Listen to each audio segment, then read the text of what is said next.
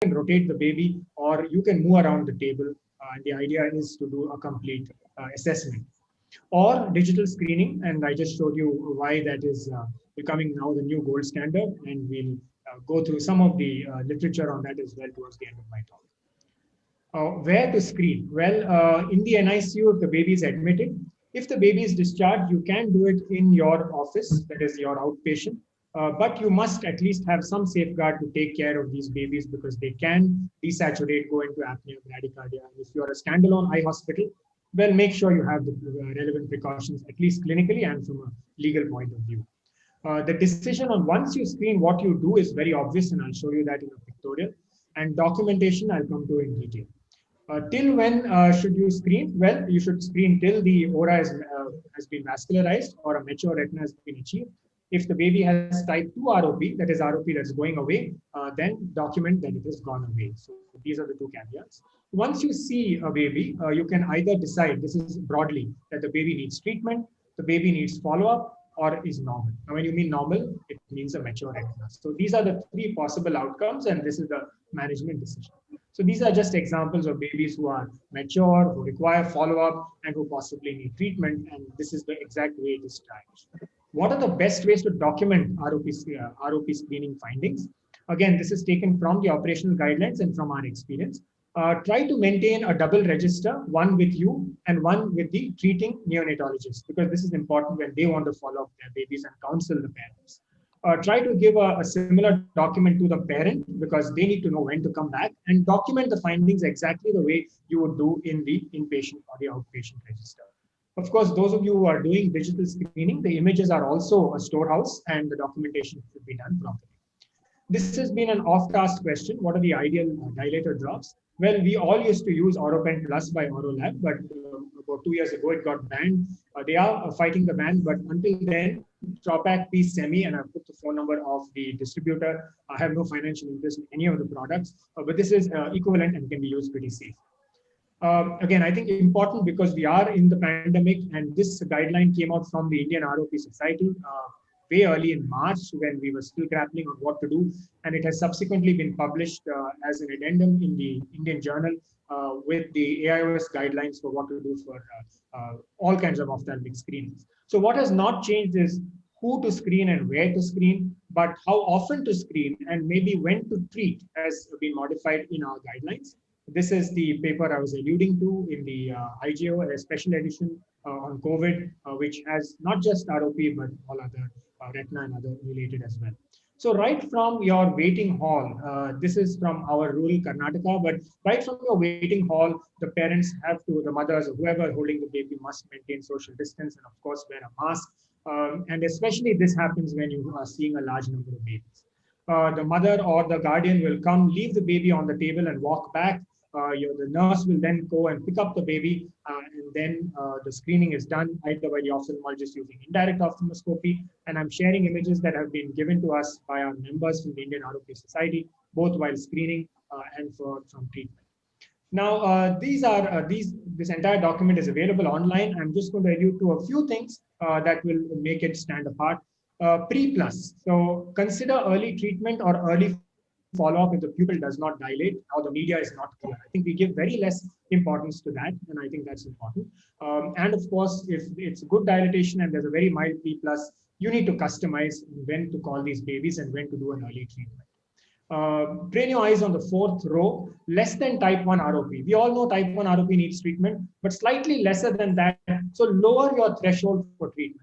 These babies are unlikely or sometimes going to find it difficult to come back for follow-up, especially during the lockdown time. Now maybe it's better, but still follow-up is an issue. So if you think this baby may need treatment next week, go ahead and treat it this week, but document the reasons for doing so because eventually this will come up for some sort of scrutiny.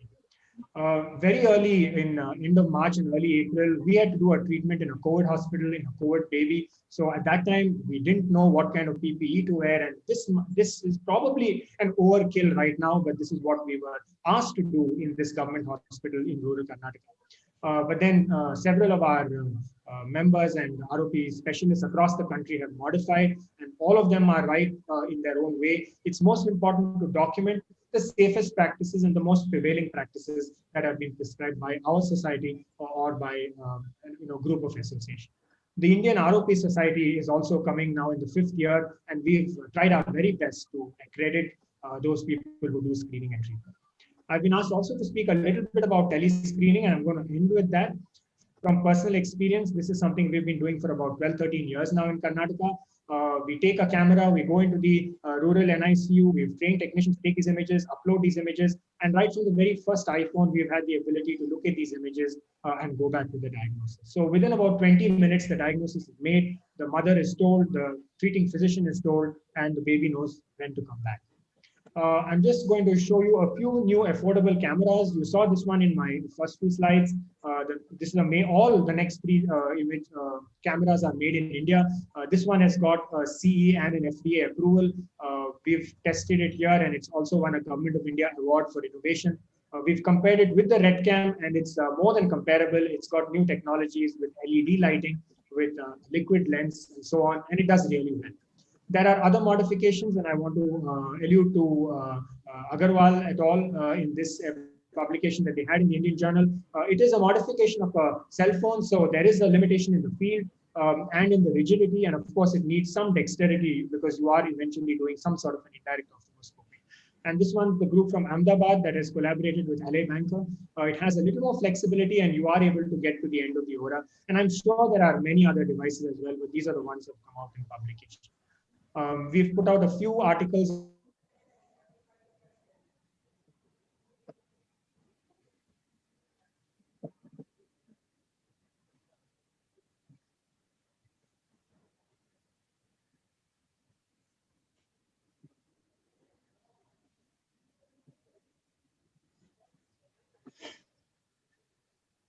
You had stop.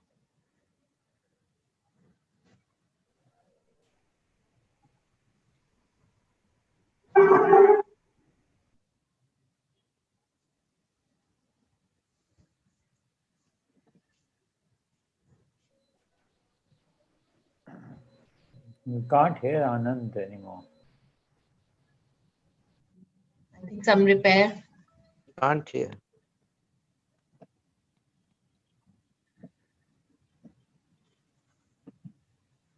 Anand, can you hear us?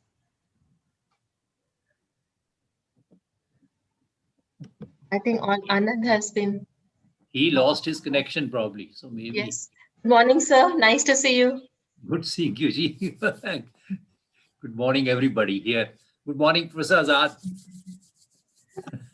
Morning, sir. Yeah, good morning. Good morning. Good morning, sir.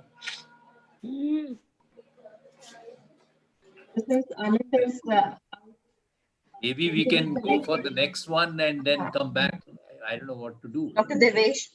Dr. Devesh he has on APROP, screening and management. I think Dr. Anand sir is back, so I think should be. I think that's fine. I lost. I'm so sorry. I had a power shutdown here, so I got came out. But that's fine. I think I just had 2 more slides, but that's totally fine. You please continue, Dr. Anand.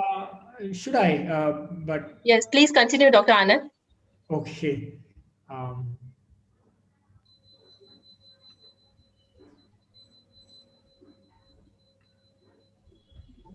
Is my screen visible? Yes, it is visible. Okay, thank you. Well, I was going to end with just a few innovations in training. As we have more and more people who want to do imaging, we are now moving this training online. So male nurses, female nurses sitting in their NICU are getting trained remotely by resource people sitting in the cities. So this is something that we have done now in at least 4 states, and it's worked well.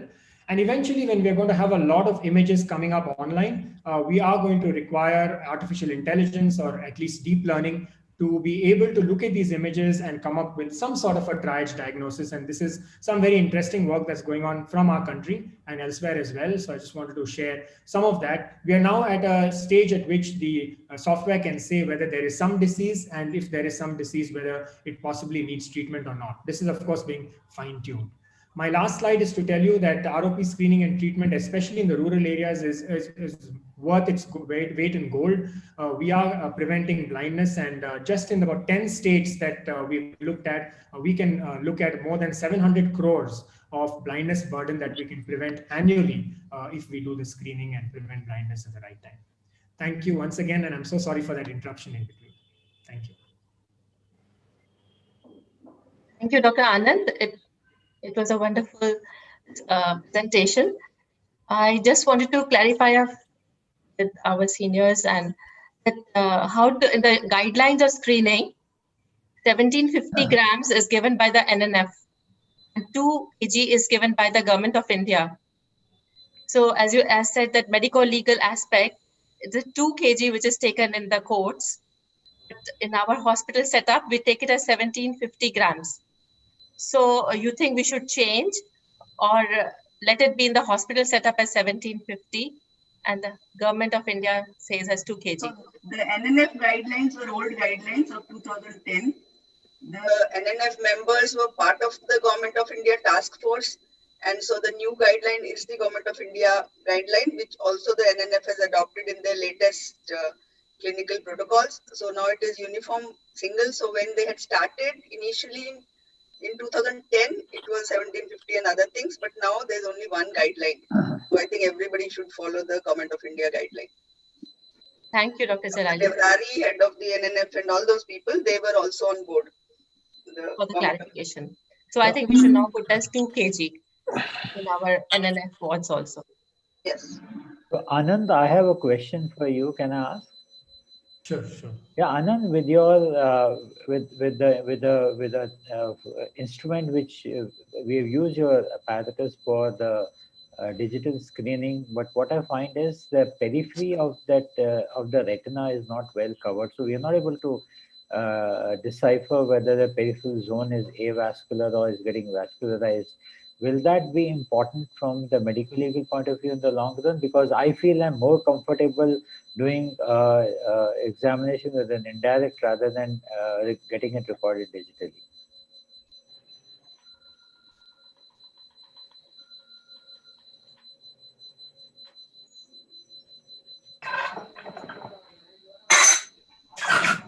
Anand is already disconnected, I think, again. Oh, okay. So I think maybe he can be asked later. We go to the next. This is the problem which we face, sir, because there is now a group of people in Delhi and Noida where they say that we'll go and screen all the ROP babies in various hospitals and generate the pictures. The doctor doesn't have to come, but the comfort level is not yet. So Ajay, the answer to that is that, see, if we cannot see the periphery, we can still pick up all the affected individuals because the posterior pole shows you whether the periphery is affected or not. We need to see the periphery to release the baby from screening, because if we can't see the periphery, we can't make out whether the retina has matured fully or not. So if you are using the strategy of using a non-wide field system, then you have to do more number of screenings and go up to 40 weeks. So if at 40 weeks the posterior pole shows no change, then that baby is not going to get any ROP or significant ROP. So what we miss in the periphery will be the release of the baby. But as far as the treatable ROP is concerned, you will not miss it. But ma'am, sometimes it all depends upon the person who is doing the examination. Sometimes they're not able to even go beyond the zone 2. Zone 2, zone 3, they're not able to cover on a digital, on a photography, which sometimes can become medico-legally important. No, that is what I'm saying. That is what I'm saying. So the protocol that you use for indirect ophthalmoscopy cannot be extrapolated to the protocol when you're using non-wide field systems. Okay. So if somebody is using non-wide field systems, they will need screenings. May I say something? Suppose there's nobody out there. Suppose you are in a place where there's nobody there, and there's no indirect, there's no doctor, nothing. I agree. That I agree. But it should not become the norm where systems are there. Okay. May I say something? Morning, sir. Morning. I think it's not the protocol which is important. Important is we must see the entire retina, and no doubt indirect ophthalmoscopy still remains one of the very important tool for early screening and early diagnosis and early detection. And if you don't have a red cam or you don't have a pediatric fundus camera, you can go ahead with the indirect ophthalmoscopy. That is the standard mode of, screening the retinopathy of prematurity, the babies.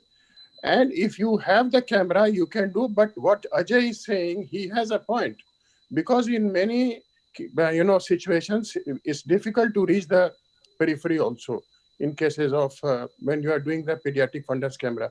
But nevertheless, I think zone 2 and even, zone 1, of course, not up to the aura, but definitely, zone 3. Zone 2, of course, you can reach.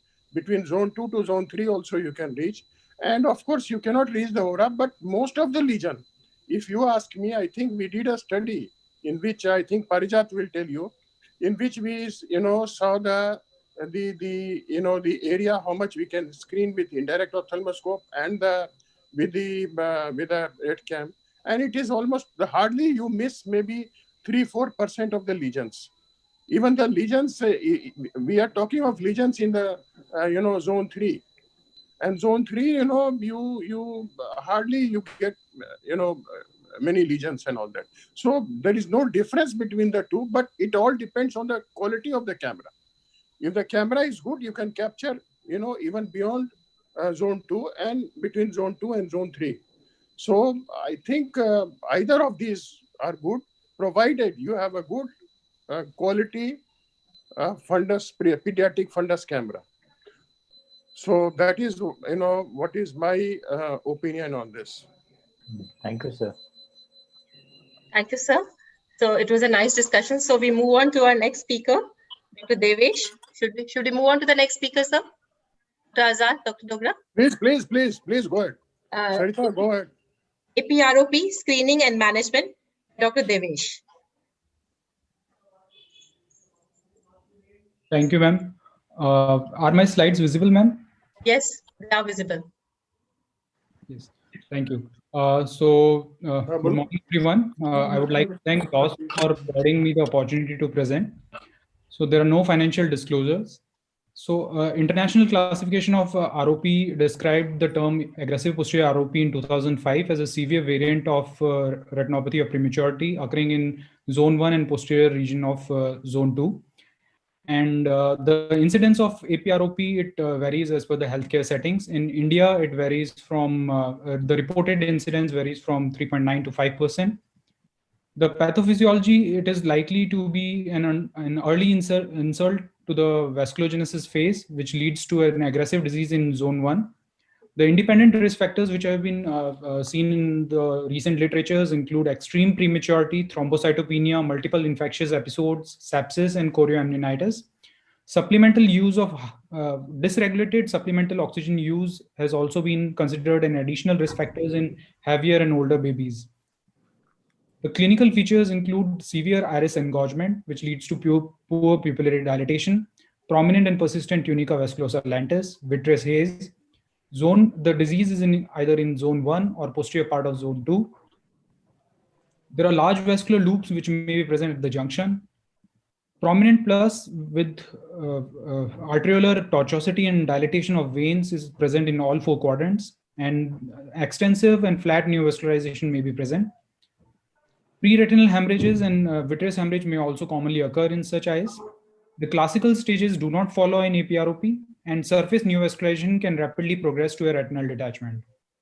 So we know that it is very different from the staged ROP, in which initially there is a demarcation line, ridge, extraretinal fibrovascular proliferation, partial and total retinal detachment. But in APROP, the eyes progress to tractional retinal detachment within a very short period of time without following these phases. So to differentiate APROP from staged ROP, there is a prominent plus which is present. The junction is very ill-defined. The location is in the posterior part of the zone 2 or in zone 1. And the progression is not very well classified, and it is very often difficult to pick up the findings if not properly visualized. There can be certain variants of APROP which have been described recently. So small zone 1 APROP has a temporal wedge-shaped avascular area which is distal to the fovea, that is termed as the temporal notch. And in certain cases, the retinal vascularization may be entirely short of the macular area. And these types are termed as posterior zone 1 disease. Hybrid ROP is when both ridge and the flat neovascularization tissue is present. It usually starts with a flat neovascularization, but later ridge develops, especially in the nasal retina as shown in the figure.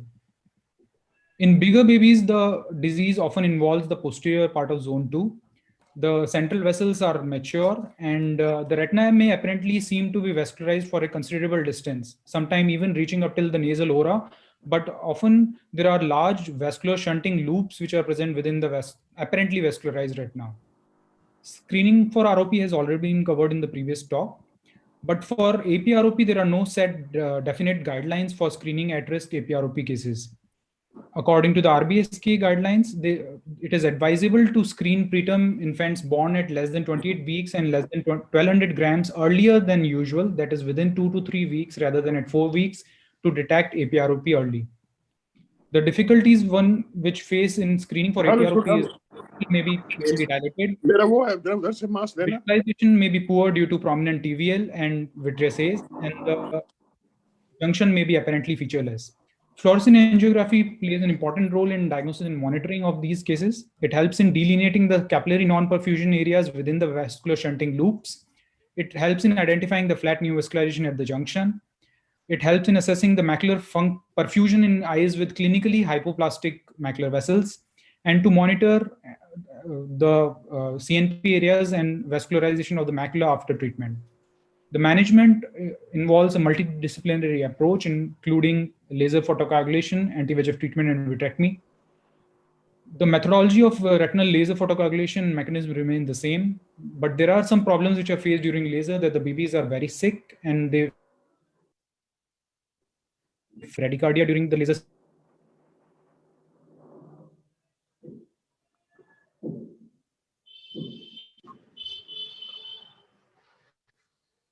Dr. Devesh, you are disconnected. Can you hear us?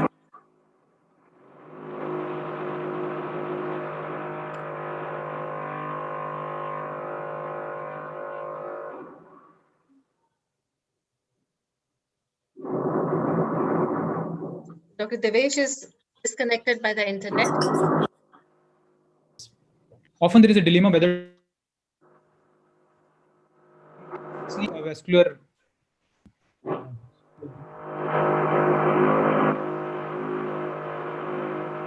connection got.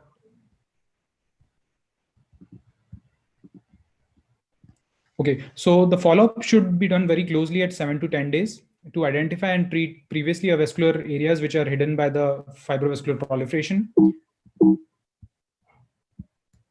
The anatomical outcomes with laser, the complete regression occurs in 70 to 80% of the cases. In the rest, because of the existing VEGF in the vitreous cavity, there may be progression of ROP till the effect of laser comes in. The limitations of laser include a severe constriction of the visual field and high myopic refractive error, and exudative RD, angle closure glaucoma, and cataract may occur as a result of heavy laser. Coming to anti-VEGF therapy, it targets the existing VEGF. So it permits, and also it permits the peripheral growth of the retinal vessels. That is the major advantage over laser. It can be used as a primary monotherapy or with combination with laser, or as a rescue therapy after laser treatment, and as an adjunctive agent before and during vitrectomy. So all these drugs have been used starting at half the adult dose, and then there are lower doses also have been used. The problem with higher doses is that there may be systemic adverse effects, and there is more likely retinal vascular arrest to occur. Lower dosages, although they don't have the more likely to have the systemic adverse effects, but lower doses have their own problem, that there can be early failure of treatment, and late recurrence of disease is more common with lower dosage. There are no head-on comparative trials between these drugs, but from type 1 ROP studies, we know that the least reactivation is with the aflibercept and lesser with bevacizumab as compared to ranibizumab. So there is an initial phase of rapid quietening which occurs within 1 week after anti-VEGF injection. And between 1 to 10 weeks, there is a slow phase of slow vascularization, second phase. And then there is a last phase of regression occurring after 10 weeks. The limitations of anti-VEGF therapy include failure of regression, vascular arrest, reactivation, local adverse effects such as intraocular infection, cataract, and worsening of traction, and systemic adverse effects like thromboembolic events and impairment of organogenesis. Vascular arrest occurs when the vascularization progresses for a while and then it stops and the retinal periphery remains avascular. So FA may help in management of such cases in which it helps in determining the vascularization end limits, and anterior to it, laser can be performed in the peripheral CNP areas. Reactivation happens when the effect of anti-VEGF wanes off, usually occurs between 2 to 10 weeks post-injection. And the recurrence in AP-ROP cases is different from that seen in classic ROP, as it occurs at the advancing edge in AP-ROP, while it occurs at both the advancing edge and initial ridge in classical ROP. The treatment of options for reactivation include repeat intravitreal injection or laser of the anterior avascular retina. Although the plus can be taken care of immediately with the help of repeat injection, but the retinal revascularization rarely proceeds. So either of the two procedures can be used. Then we have the combination treatment in which anti-VEGF injection can be given, followed closely by laser photocoagulation. The benefit of the combination treatment is that the anti-VEGF agent, it takes care of the tunica vasculosa lentis, pupillary rigidity, and vitreous hemorrhage, and allows a thorough and complete laser to be performed easily. Rescue treatment, often the modality is different from the primary treatment. If previously anti-VEGF was used, then laser may be used, or if previously laser was done and the disease recurs, then anti-VEGF may be used. Vitrectomy is indicated when tractional retinal detachment develops or there is vitreous hemorrhage. Lensectomy may be needed if the TRD is very extensive and anterior, close to the lens. There are benefits of early vitrectomy is that it not only removes the traction, but also removes the VEGF sink and clears of the vitreous hemorrhage if present. The limitations of vitrectomy include post-operative vitreous cavity bleed, recurrence of disease, and rebleed from persistent or new fibrovascular proliferation. All these can be very well prevented if the fibrovascular tissue is very well handled intraoperatively and a thorough laser of the CNP areas is done. In addition to that, intraoperative or preoperative anti-VEGF injection can also help reduce these postoperative complications. Long-term visual outcomes not only depend on the anatomical attachment of the macula, but also on macular perfusion. And one should watch out for refractive errors, strabismus, glaucoma, and rhegmatogenous retinal detachment in the long term. Lastly, prevention. The primary prevention should aim at good antenatal care and perinatal care with stringent following of the guidelines for oxygen supplementation. Secondary prevention aims at timely screening of the at-risk babies, and tertiary prevention includes prompt treatment with available modalities so that advanced stage ROP can be prevented. Thank you. Thank you, Dr. Devesh. It was a very good presentation. I will invite some questions as well as comments from our seniors and colleagues.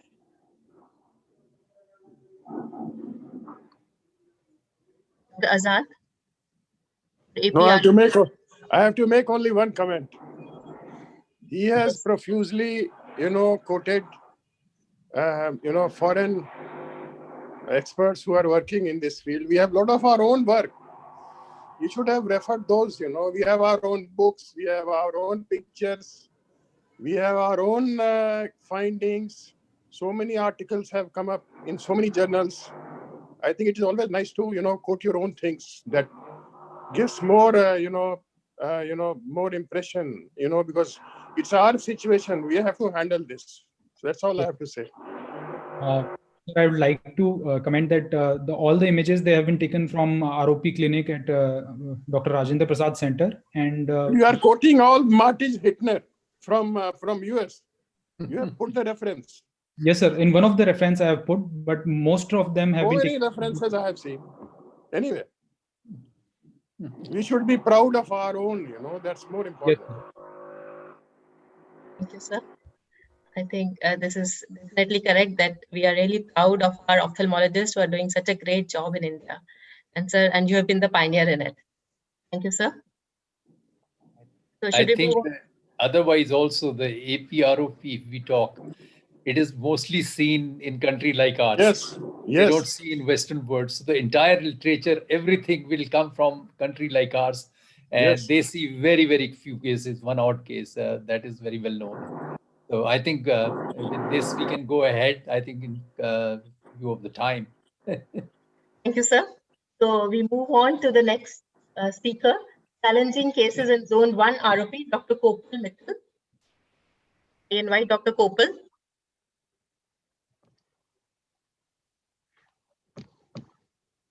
A very good morning to all. I would at first like to thank DOS for giving me the opportunity to speak in a meeting where all my mentors, teachers, and who have taught me ROP and given me the concept of ROP. And I think I'm here to learn by sharing such certain challenges that I faced in treating Zone 1 ROP.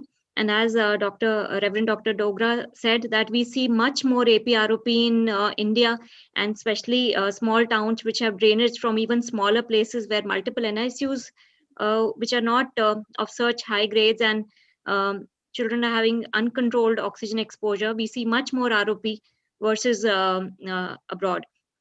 So I'm just going to share a little bit of literature and then a set of 5 cases with increasing complexity. And I would like to, like my seniors and my mentors, to help me learn through this process. So thank you, Dr. Devesh. You've already introduced AP, ROP, and Zone 1, which I'm going to speak about. And so why we need to study and know more about these diseases, as it is the cause of severe visual impairment in these preterm infants. And if it is not timely detected and treated, this can lead to severe visual impairment. So what are the challenges that we face in managing Zone 1 ROP? As I said, Zone 1 ROP needs early diagnosis and intervention. How soon we still don't know. When we say tees din roshni ke, well, this disease can come in unexpectedly earlier, 16 days, 19 days, 21 days, 28 days, we don't know. It can come in much earlier, and it is difficult to decide when to intervene. Although we know that Zone 1 ROP or AP ROP rarely regresses, but of course, all of us wish to give these babies a chance to spontaneously regress or be on a more conservative approach. So it's often difficult to decide when to intervene. Then the challenges in treatment decisions, as a treatment is not just as simple as a laser, but may involve intravitreal injections very often, or even surgery, salvage surgery. Then comes the challenges with the outcome and sequelae. Very often these babies have a vascular macula and a very vascular disease which have already bled. And the sequelae, of course, is difficult to predict. So these are certain pictures like a neovascularization of the iris, which makes examination difficult at first. And many of these babies are sent back with non-dilating pupils in ophthalmology departments, and leading to a delay in diagnosis, then media haze or underlying traction or hemorrhages. And certain topics that I would like to bring about, the posterior locate, these have mostly been touched about by Dr. Devesh. So I think I should move to my cases. What I follow, I would just like to share that what I follow, irrespective of the scenario in Zone 1 ROP, is a combined anti-VEGF followed closely by laser in all my cases, as has been the protocol that I've been trained in at LV Prasad. And so starting with my cases, case 1 is a classic Zone 1 ROP with vitreous haze and plus disease, a 28-year-old, 28-weeker, weighing 950 grams and having faced oxygen administration and ventilatory support. And the baby was followed up to 36 weeks of post-conceptional age. And as you can see here, just the Zone 1 is hardly vascularized with some vitreous hemorrhage and haze coming in. So this baby was followed up for 3 weeks and then injected intravitreal ranibizumab, but no progression of vascularization was seen, and then followed up closely, and then was lasered at 3 weeks as no further vascularization was seen. And I followed this baby for 26 months now. The child is orthotropic with no significant refractive error and is fixating and following well. And this is a representative photo of a very similar case, as I don't have follow-up pictures of that case, as I'm following it up in periphery. And here you can see just the map. The posterior pole is doing well, rest all is ablated with laser, and one of these eyes has a laser posterior to the ridge also. Then case 2, this was a set of triplets whom I screened in the NICU, fortunately very early at 19 days. 2 of these babies survived. Both very low birth weight. They'd had a prolonged ventilatory and oxygen support and had multiple transfusions of both platelets and PCV. as you can see here, I've got these snapshots from the video camera that I had 4 years back. The disc has already bled. All the vessels are occluded. There's hardly any normal vascularized retina here. So four eyes of these 2 babies were treated.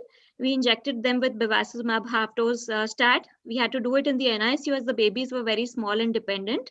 So and followed them closely, where a decrease in tortuosity was seen, and a few tufts of abnormal vessels did reach the nasal edge of the macula, and we lasered them at the end of the month, short of 1 disc diameter from the fovea, in multiple sittings, hoping that they would vascularize. And now I have a follow-up of 38 months, and both the childs are fixating and following faces and light, but both of them are having a myopia of ranging from 9 to 13 diopter, alternate esotropia, but are responding to occlusion. Then coming to case 3. This was a case which presented to me with stage 4A in 1 eye because of a late presentation. The child was not referred for ROP screening anywhere from the 2 NICUs where the child was seen. And when he went for a vaccination to a pediatrician, the pediatrician sent it to a pediatric ophthalmologist. That's how the child came to me. And the child was first seen at 35 weeks of post-conceptional age. As you can see, 1 eye has a zone 1 ROP with a bleed, and the other eye has a traction overhanging the disc. The macula was fortunately attached here. So here the decision making was difficult. I immediately contacted Dr. Parijat, who has taken care of the left eye, and in his confidence, I lasered both the eyes. And so only the left eye needed a lens spare vitrectomy. The right eye was salvaged with laser alone.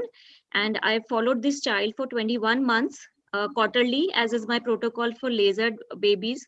And the child has no refractive error in the right eye, but the left eye, which was operated, has high myopia of intensity of 9 diopter, esotropic, but responding to glasses and occlusion. Now we're coming to the recurrence part of it. Both cases are relatively very, very rare. One of its kinds in maybe odd 700 babies that I've seen here in the zone of India, in Meerut. And so this baby was a larger baby, 30 weeks, 1.1 kg, early NICU screening. And this child, this is a follow-up picture.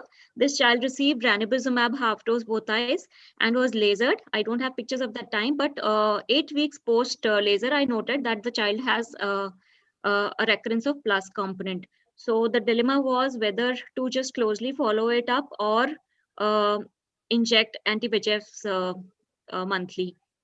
So we did inject this baby again. And we injected bevacizumab this time, as we know ranibizumab has a shorter half-life versus bevacizumab. And I also did not want to burden the patient financially. We did look for skip zones, but there were none. So what is the significance of this persistent plus component? What do I do further? Keep observing, inject when required, do an FFA. And of course, now I'm photo documenting this child. So why I'm keeping a close watch in this particular baby came from case 5. This is, so I'm going to come to case 5 before I can ask from opinions from my seniors. This is a case of a late recurrence, which is not very fortunate. The child was a precious baby of a very beautiful young couple, 750 grams, 28 weeker. Screened and injected elsewhere, probably ranibizumab, Eccentrix, I believe, because the parents have wanted the best for their child, and they were referred for laser to me. The laser was completed well within 36 weeks of post-conceptional age, and the child has been on a monthly follow-up. Unfortunately, 8 weeks post laser, the child came with a recurrence of plus. This is not 8 weeks, this is much later.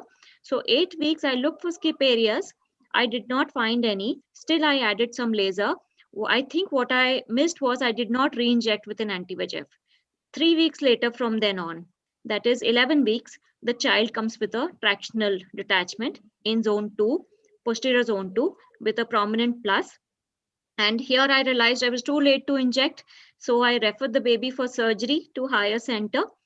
Unfortunately, the lockdown came in, it intensified. And by the time the child had a lens pairing vitrectomy, the right eye was already stage 5, left eye has been salvaged.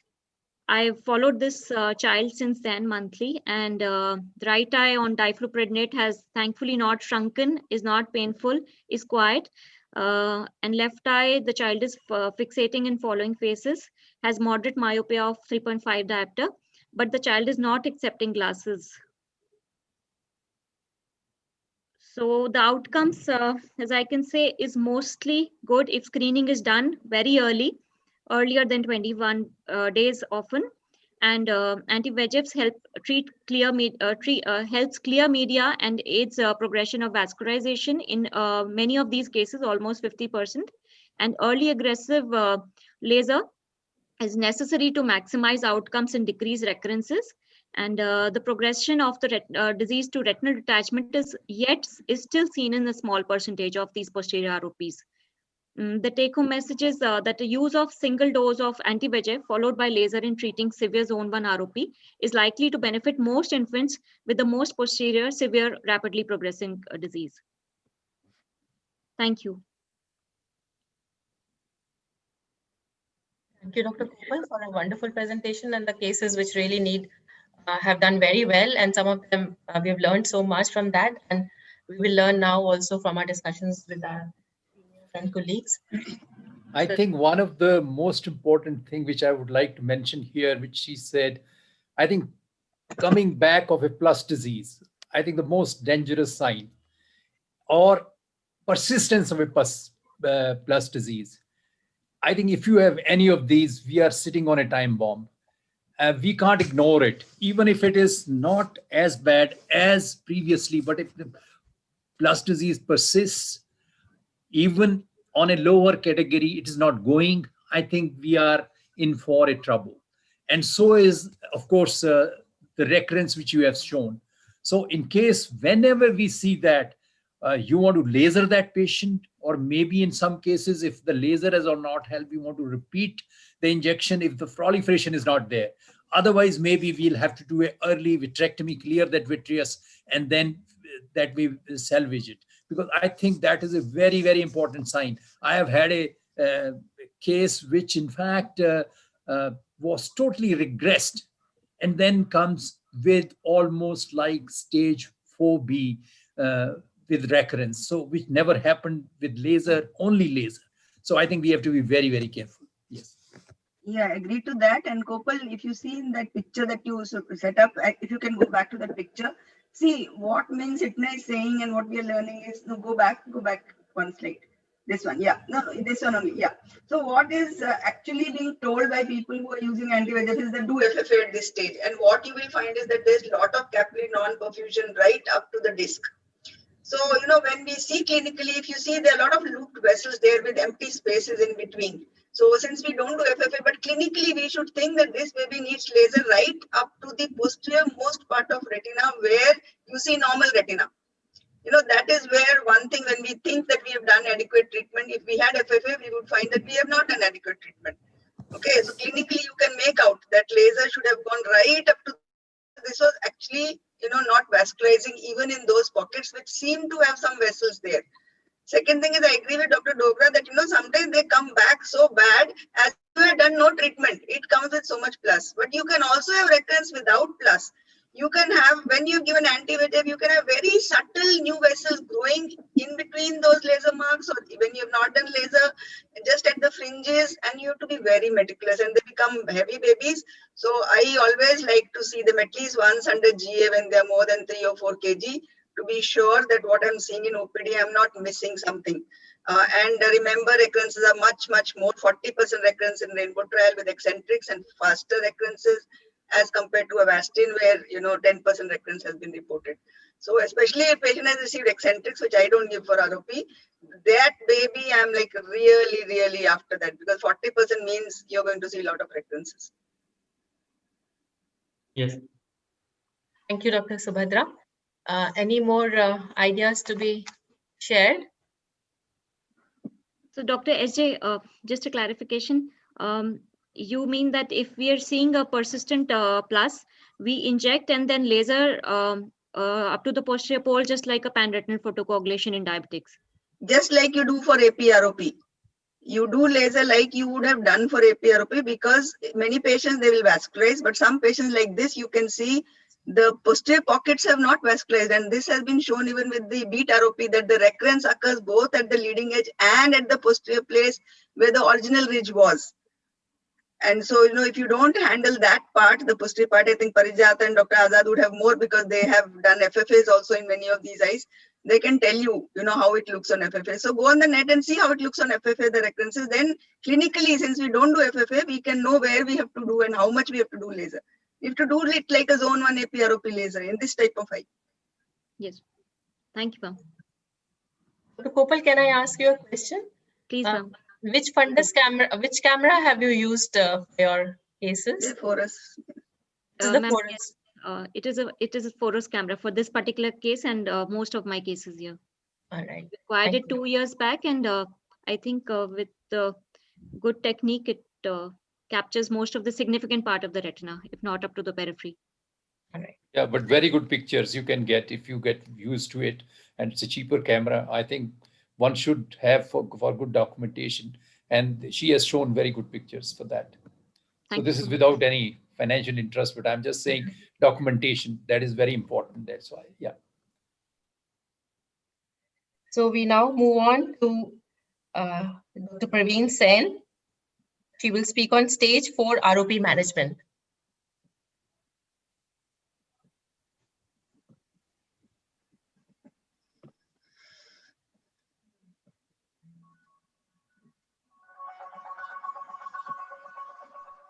Hello. Good morning, everybody. Can you hear me?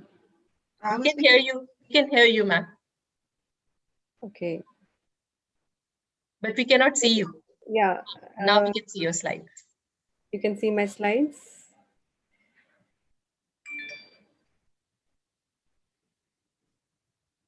Yeah, I thank you, DOS, and the esteemed panel for giving me this opportunity to share a few of my cases on stage 4 ROP. So we saw some excellent cases shown by the previous speakers on zone 1 and AP-ROP, highlighting all the difficulties that we have treating these patients. But sometimes, as we have seen, some patients, in spite of our best efforts, can go into a stage of tractional retinal detachment, which needs surgery. So once you see tractional retinal detachment, you need lens-sparing vitrectomy, and lens-sparing vitrectomy helps to relieve the traction as well as remove the scaffold for further growth. And it removes the extensive levels of VEGF which are present. This is sometimes which we overlook, as we saw the previous cases. The persistent plus disease is largely due to the high levels of VEGF which are still in the vitreous cavity and have not been neutralized either adequately by a good anti-VEGF or by sufficient laser. So when we do vitrectomy, they are quickly taken away, and it helps to a large extent to stabilize and prevent the progression of disease. So classically, we divide stage 4 into stage 4A and stage 4B, with stage 4A meaning the peripheral partial retinal detachment with macula is attached. Stage 4B is the stage of partial RD with macula off. The advantage of doing this is that sometimes in some cases of stage 4A, you can get away by doing a scleral buckle, which is an external procedure. So once you have to go inside the eye, then whether it is stage 4A, stage 4B, so either way the hazards of surgery are involved. I'll discuss some of the cases where we can get away with scleral buckle. It's a very useful technique and very handy, with a lot of us can do. We need not always refer these babies to a higher referral center. So the moment we do see the peripheral traction, you can just, tag these muscles, make sure you do everything deliberately and under visualization, because the sclera is really thin. And the aim should be to make these tunnels at the height of the TRD, which you can localize when you use an indirect ophthalmoscope. So at that place, if you just make these tunnels, you more often than not do not have to go very posterior. Most of these are very anterior. And because the size of the eyeball is very small, the moment you, reflect the muscles, you are easily able to make these tunnels there. and have the indentation just at the height of the TRD. And since the child will now be under GA, you can really cover up all the skip areas or whatever laser is deficient. You can add laser or add cryo also if there is elevation of the retina, which does not allow you laser treatment. And if you need not do SRF drainage as well, you can just do some paracentesis to attain normal intraocular pressure. Only problem with the buckle is that it has to be removed, so it needs another surgery at 1 year of age. And this is what happens when you do not remove the buckle. This child was lost to follow-up and came to us at only 5 years of age. You can see that the buccal indent is as far posterior as the optic disc, and now it becomes a really difficult situation to remove this buckle. Another place where not only belt buckle or a 240 band, but a scleral buckling in just one quadrant may be sufficient to tackle these cases. You can see from the fundus photograph, it's a very heavy laser which has been done. Maybe the patient had AP-ROP or zone 1 ROP, but the anterior laser was deficient and the anterior retina has got torn, and there's a dialysis causing a peripheral retinal detachment or a metagenous retinal detachment, which is usually not very often seen. And all which we needed to do was to do cryo to that area and put a buccal element in only that one quadrant, and no other intervention was necessary. This is another patient who developed retinoschisis because the traction was unrelieved in the periphery and caused the splitting of the retina. Again, there was a peripheral, you can see there's a ridge and there is a peripheral elevation. So all we did was put a belt buckle and did more laser. And since the retinoschitic area did not take up laser so well, so some amount of posterior laser was also done to make sure that the disease is regressed and the peripheral retina is supported on the buckle. This is the scenario which we are seeing very often. The child is treated on monotherapy. Child is now 3 to 4 months old, but the peripheral area, which is avascular, is not being lasered and now develops a slow smoldering kind of traction retinal detachment. Here you can see it very clearly, and the similar situation in the other eye also. You may not need to go in and do a LSV. You can just do a peripheral belt buckle and do laser to the peripheral avascular retina to make sure there is no further smoldering disease remaining. Once the macula is detached and the patient needs vitrectomy, you need to understand the most important thing is how to enter this small eye. These are small eyes which are different from that of the adult. Most of the time LSV is sufficient when you have this kind of a scenario. All you need to do is a simple vitrectomy and you cut off the attachment of this prolapse which is at the disc and cut it off from the peripheral retina. And you need not do anything else and this retina will beautifully settle down. But if you do not do vitrectomy, this prolapse at the disc will go on getting pulled up and get attached to the lens and cause a stage 5 retinal detachment. The anatomy is very important to understand before you do any of these pediatric surgeries, because the children are not like small adults and the eye is still growing. And the most important thing to remember is that the pars plana is only about 1.8 millimeter in a very small baby, that too between 40 weeks of age. Anything smaller than that will even have a smaller width of the pars plana. So your sclerotomies have to be very easily measured, not only because of the growth of the child or the eyeball, but also because you may have tractional RD which is present in the periphery, and you may enter in that area of tractional retinal detachment where the retina is hugely elevated and cause a retinal break even before you have started the surgery.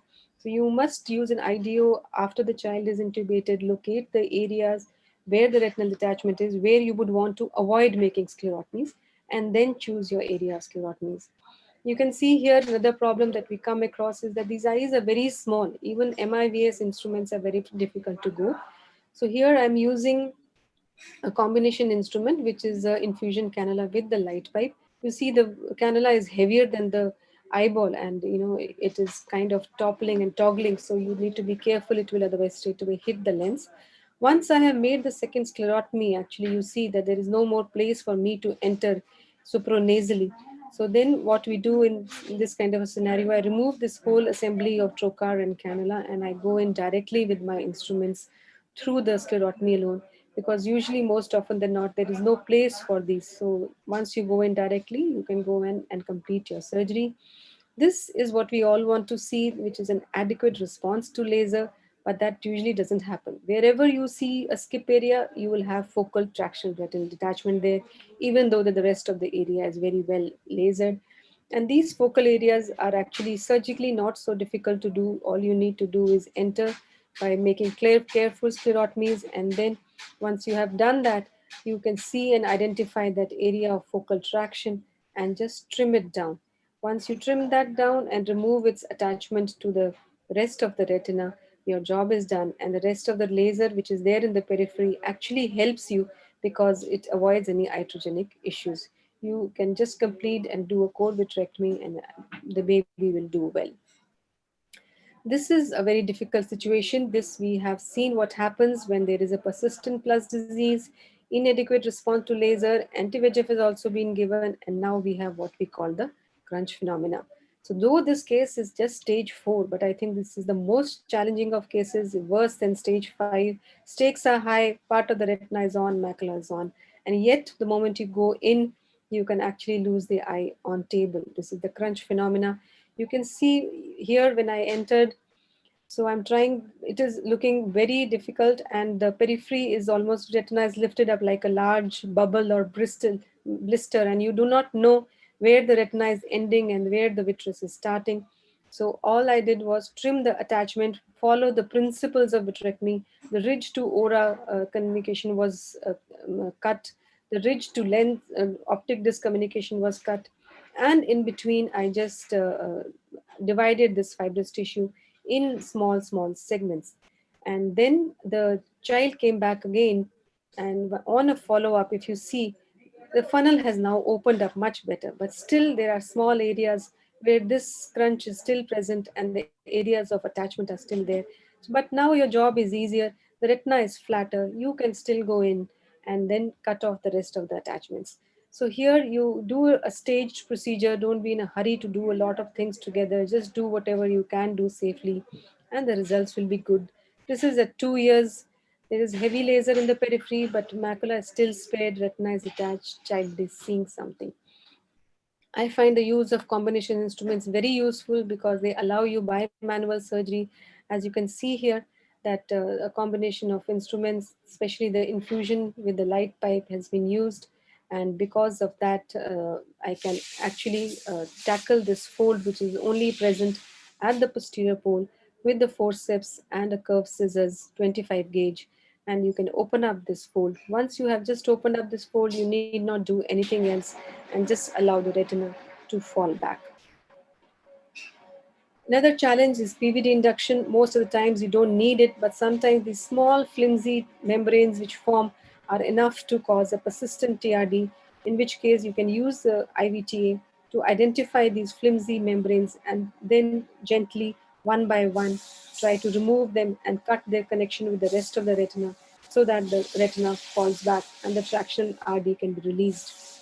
Another problem is of that scleral rigidity, which is very low in small children. So we have to be careful of the talk. Suddenly the infusion cannula will come out and it can hit the lens or the reach in the subretinal space. And invariably, I almost close sclerotomies for all cases, even if it is a 25 or 27 gauge vitrectomy. Falciform fold is another challenging scenario, though technically it falls into the stage of 4A, but you have to sacrifice the lens and then resort to a bimanual surgery so that you remove further traction and further progression of disease. Only progressive falciform folds will need this kind of intervention. If the child is already 8 months, 7 months with this kind of a sequelae and you know that the disease is already dried up, you may not need to do anything. So this is how the child looks, and at 4 or 5 years of age, the child has got at least a 660 vision in the only eye and is ambulatory. So thank you for giving me the opportunity to share a few of my cases. I would love to take comments and from my seniors as well. Thank you.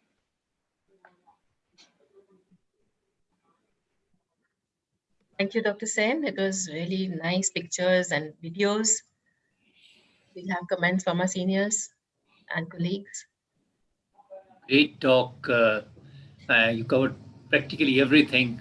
And also probably you trying to revive the scleral buckling again. So that is something very interesting, which in fact, probably most people, they have, I think one of the concern you already raised here is removing that band and also a refractive error.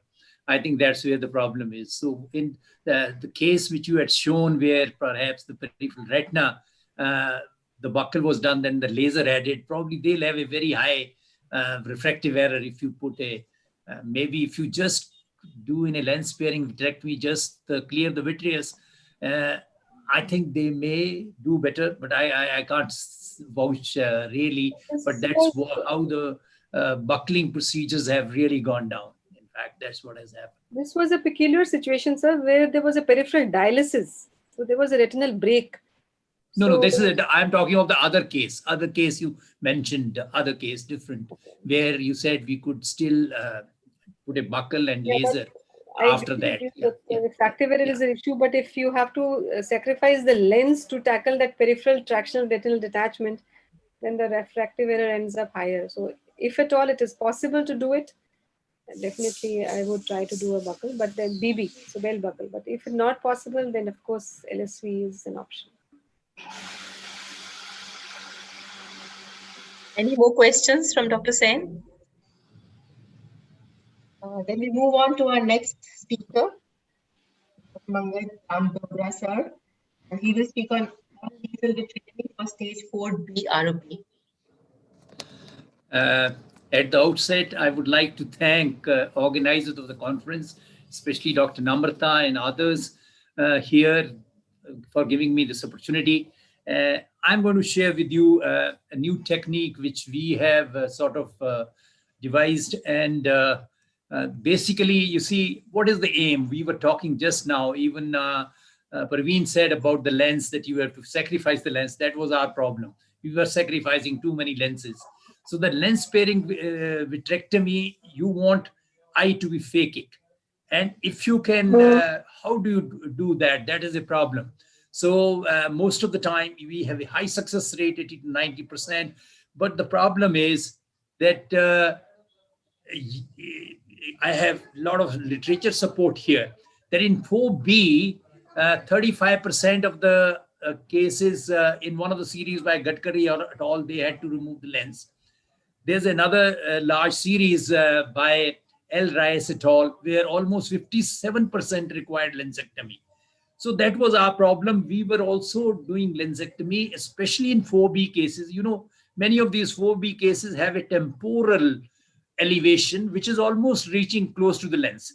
So that was a challenge all the time.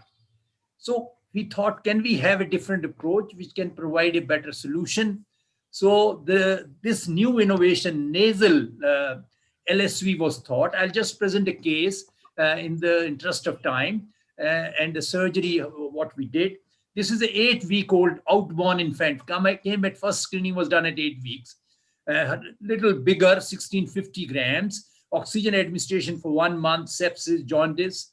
And that is the way it came. I think it came in stage 4A in right eye, 3 clock hours. In the left eye, it was already something like 6 clock hours.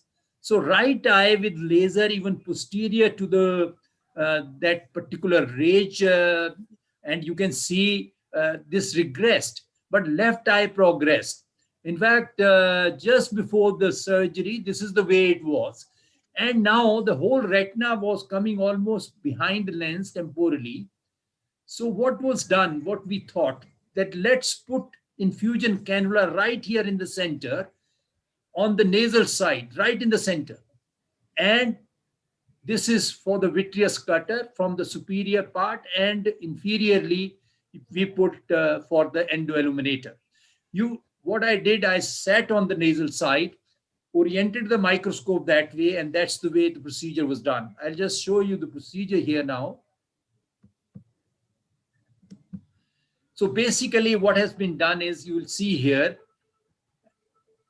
and like Praveen mentions, I try to suture most of them. And also that's how I make this little conjunctival peritomy, because since we are suturing it, so it does very well. So right at 9 o'clock here, went in, right at nasal in the center. And in fact, one of the best part of this is that this nasal bridge supports this cannula. It doesn't touch the lens. What Praveen was telling about dangling of cannula, it doesn't happen. So that was the advantage.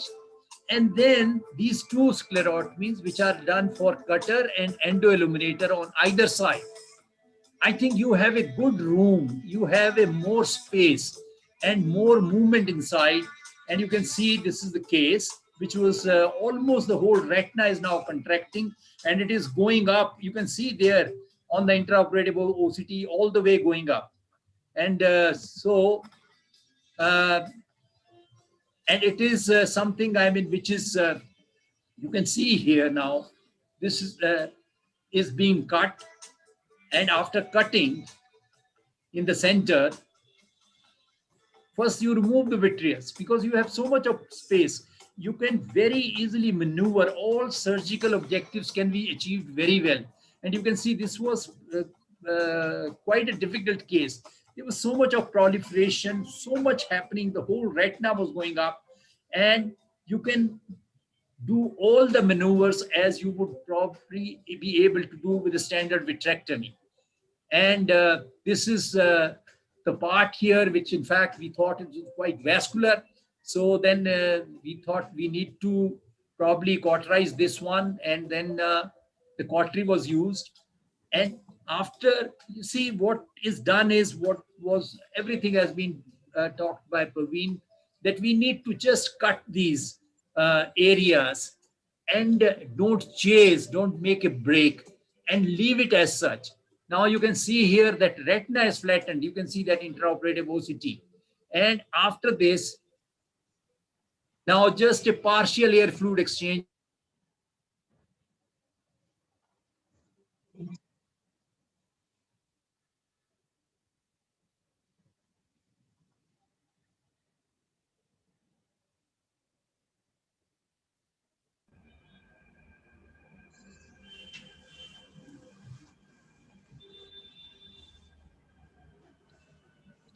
That connection is gone. Sir, the connection has gone. We'll wait for a minute.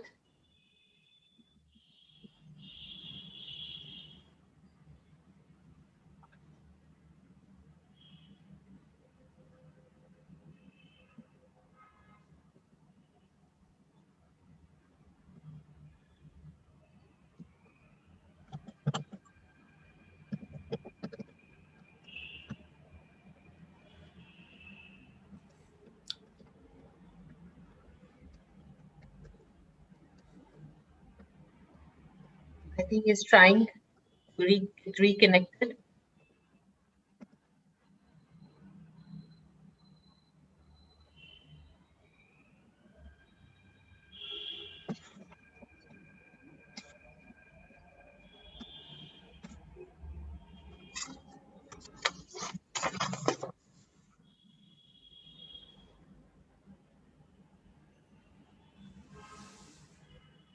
Because of short of time, should we move on to the next one?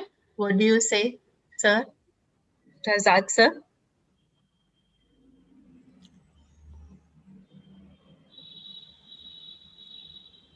Yeah, maybe we can move and then we can Come back. That's right. So we can move to Dr. Parijat Chandra's slides and videos. Dr. Parijat Chandra. Okay, yes, ma'am. Stage 5 ROP management. And we will come back to Dr. Dougras later.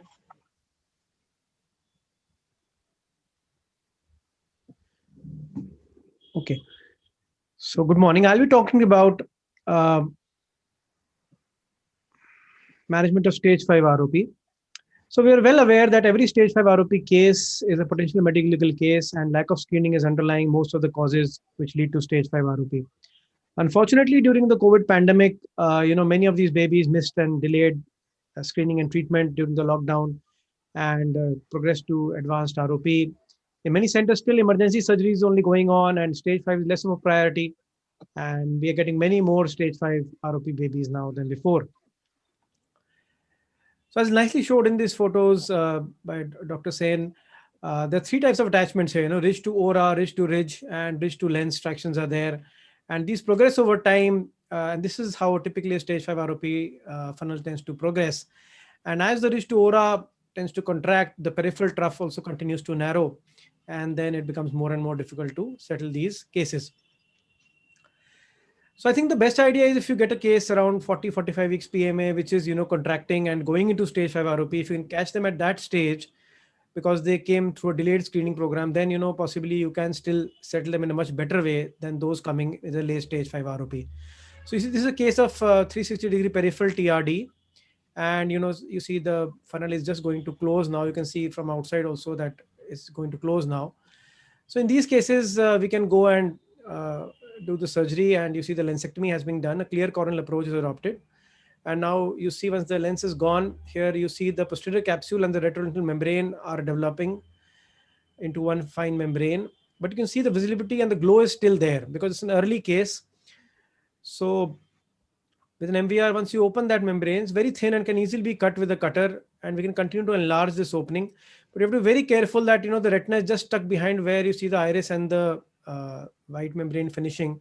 So if you cut there, then a big break is going to happen and the retina is going to balloon. You can see it's a 360 TRD, but the macula is drag, but the central funnel is still pretty much open, and it can stay open if you perform a surgery early in these cases.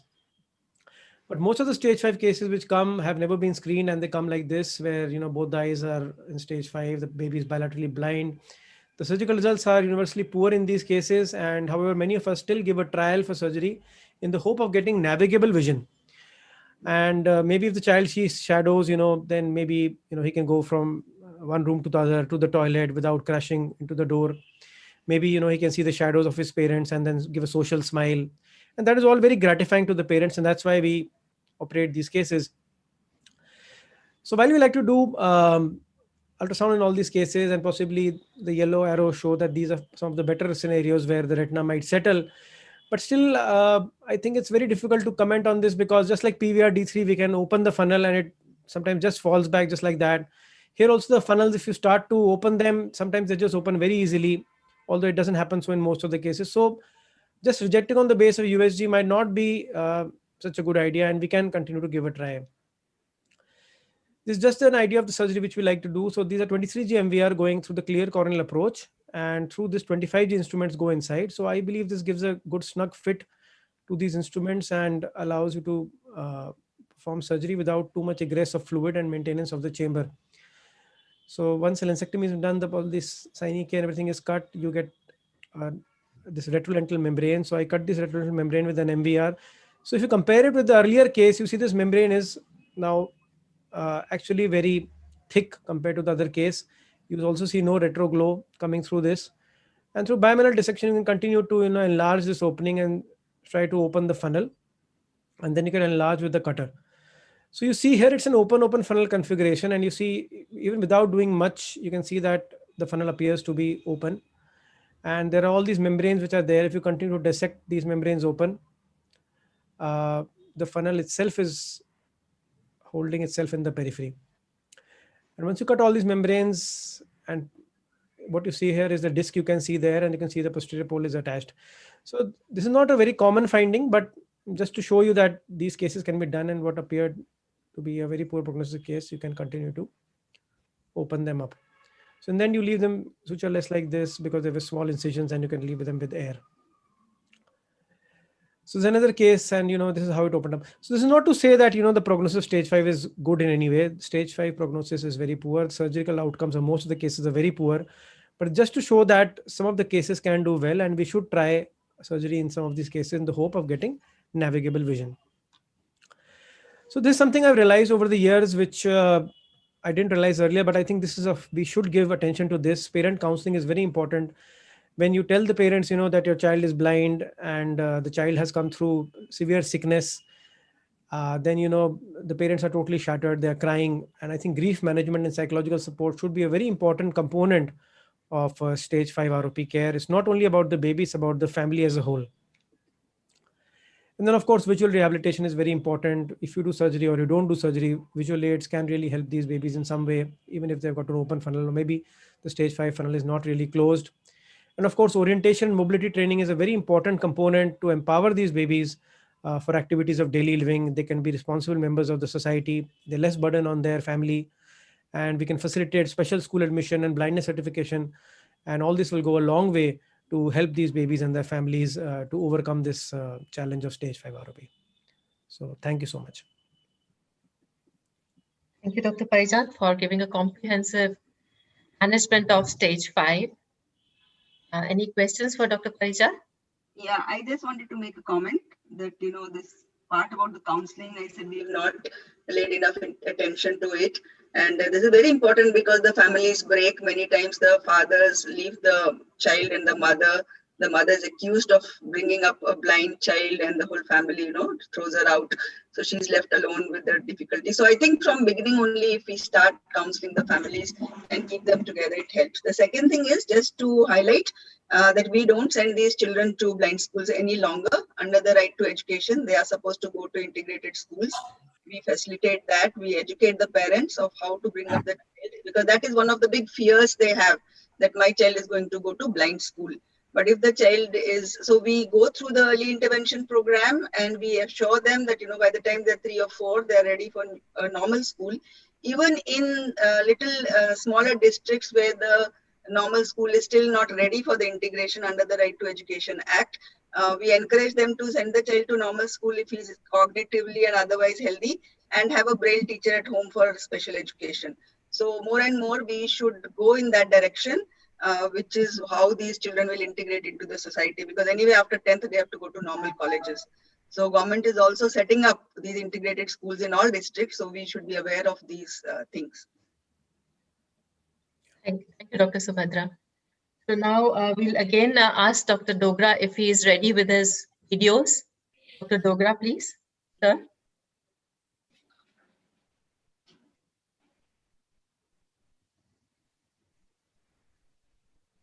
I think we can go on with the next one and then call Dr. Dogra once again. So we now move to Dr. Subhadra Julali. We will be talking on unusual ROP presentations and differentiating from ROP, etc. Okay, so I'm starting with this picture, which for me is an unusual ROP, because this is what Parijat said, the unscreened stage 5. We all in India seem to have accepted this. You don't see this in the West. You only see failed treatment stage 5. But here somehow we are seeing this stage 5 unscreened, which I think we have to really tackle, do something about it. But going back up to the next level, that is, there are various detachments which we see in ROP. Most of these are tractional, but you can have unusual detachments like those with exudative component. And more recently, I've started recognizing that even some of the early RDs which are unscreened, or even after treatment, they have a reg component, because when I went inside and tried to operate, I suddenly realized that this is a reg component. And so while the reg RDs in acute phases of ROP have not been described well, I think we do see these also, and we should start recognizing them. Most of these are bilateral, and the tractional RD or exudative RDs, they start very early. Of course, they'll be early in AP-ROP, and they have various configurations. So it's important to differentiate from other conditions of leukocoria, which happen depending on what stage patient comes, especially endogenous endophthalmitis. We have been seeing, especially in COVID times, we've seen more endogenous endophthalmitis, both in children and adults. So all these detachments are usually progressive. Very few cases spontaneously become stable. So one of the conditions we recently described was the bleb-shaped posterior ROP. So these were all unscreened children, but recently I also saw a bleb-shaped detachment in a post-eccentric eye, which was very unusual and looked exactly like this, as if nothing had been done, although that baby had received eccentrics earlier for AP-ROP. So these eyes have to undergo triple therapy. I think recently Simran also presented some of these. So these are emergencies. You give them anti-VEGF, you do laser, first one, second one, and then third immediate surgery, prepare. And then the eyes which had rapid succession of these 3 treatments did well, where we had to delay because we didn't get fitness or some patient didn't come or whatever. Those I did poorly. And after treatment also, because we are giving anti-VEGF, and during surgery, we are not able to laser the whole area properly. It's very important to go back under GA after a few weeks and do additional laser. Otherwise, they come back with a recurrence. So this is very important. So you douse the fire immediately, don't do too much, but then be prepared for a second sting. We also recently published in JAPOS these exudative detachments. I think Dr. Tiwari had also presented from Patna one of such cases. So when I saw this case initially, this patient had been on sepsis. She had Pseudomonas, Acinetobacter, a lot of sepsis. So I thought this is some sort of an endophthalmitis along with AP-ROP. And these are two different cases. So in one eye, I did a vitreous biopsy and injected Avastin and did laser. But the other eye, it was exactly like same. In that eye, we didn't do biopsy. The biopsy came negative. And that I did very well just with anti-VEGF and laser. So now we don't do biopsy in these eyes. We treat them as exudative RDs. These are two different cases. So when they present, give anti-VEGF, it responds very well. And then you add the laser, and they did pretty well, most of them. Then we had this case which we reported again about CRVO during laser. So this is the right eye, and the left eye picture I don't have because we didn't photograph it because it was like a very ordinary mild ROP which was undergoing laser by a fellow. It didn't seem anything spectacular, but during laser, he noticed suddenly a CRVO which developed. This was very scary. And when we examined this baby, of course, this baby, we gave anti-VEGF for the CRVO within 48 hours. And what we found was that this baby actually had a protein C deficiency, very severe deficiency, which can happen after our research of literature showed happens because of sepsis. So sepsis can lead to acquired protein C deficiency. So they can get a thrombotic or thromboembolic tendency, and a renal artery thrombosis and CNS thrombosis have been reported. I think they may be getting retinal vein thrombosis, but nobody would look into the retina in normal babies. But here we were doing laser and we found this out, and we could manage it with. So this has to be treated with fresh frozen plasma that corrects that protein C, and then they recover. So this is another thing that we reported. I have not seen any reports from other centers. I would encourage if anybody has seen these cases. So these are cases which regressed very well. These were 27, 26 weekers. They did extremely well, and then after 8 months to 8 years later, they came back with floaters and vitreous hemorrhage. And on UBM and clinical examination under GA found that they had anti-hyaloid fibrovascular proliferation, which actually happens only in diabetic or VRVO patients, but we saw it in these patients. And what we did was that we treated it with additional laser, ARC, and Avastin. One patient who had total vitreous hemorrhage, we treated with vitrectomy. And what we found was that our thinking is that these are babies who were treated very early. And now we are seeing 25, 26 weekers where we do laser within 2-3 weeks of birth.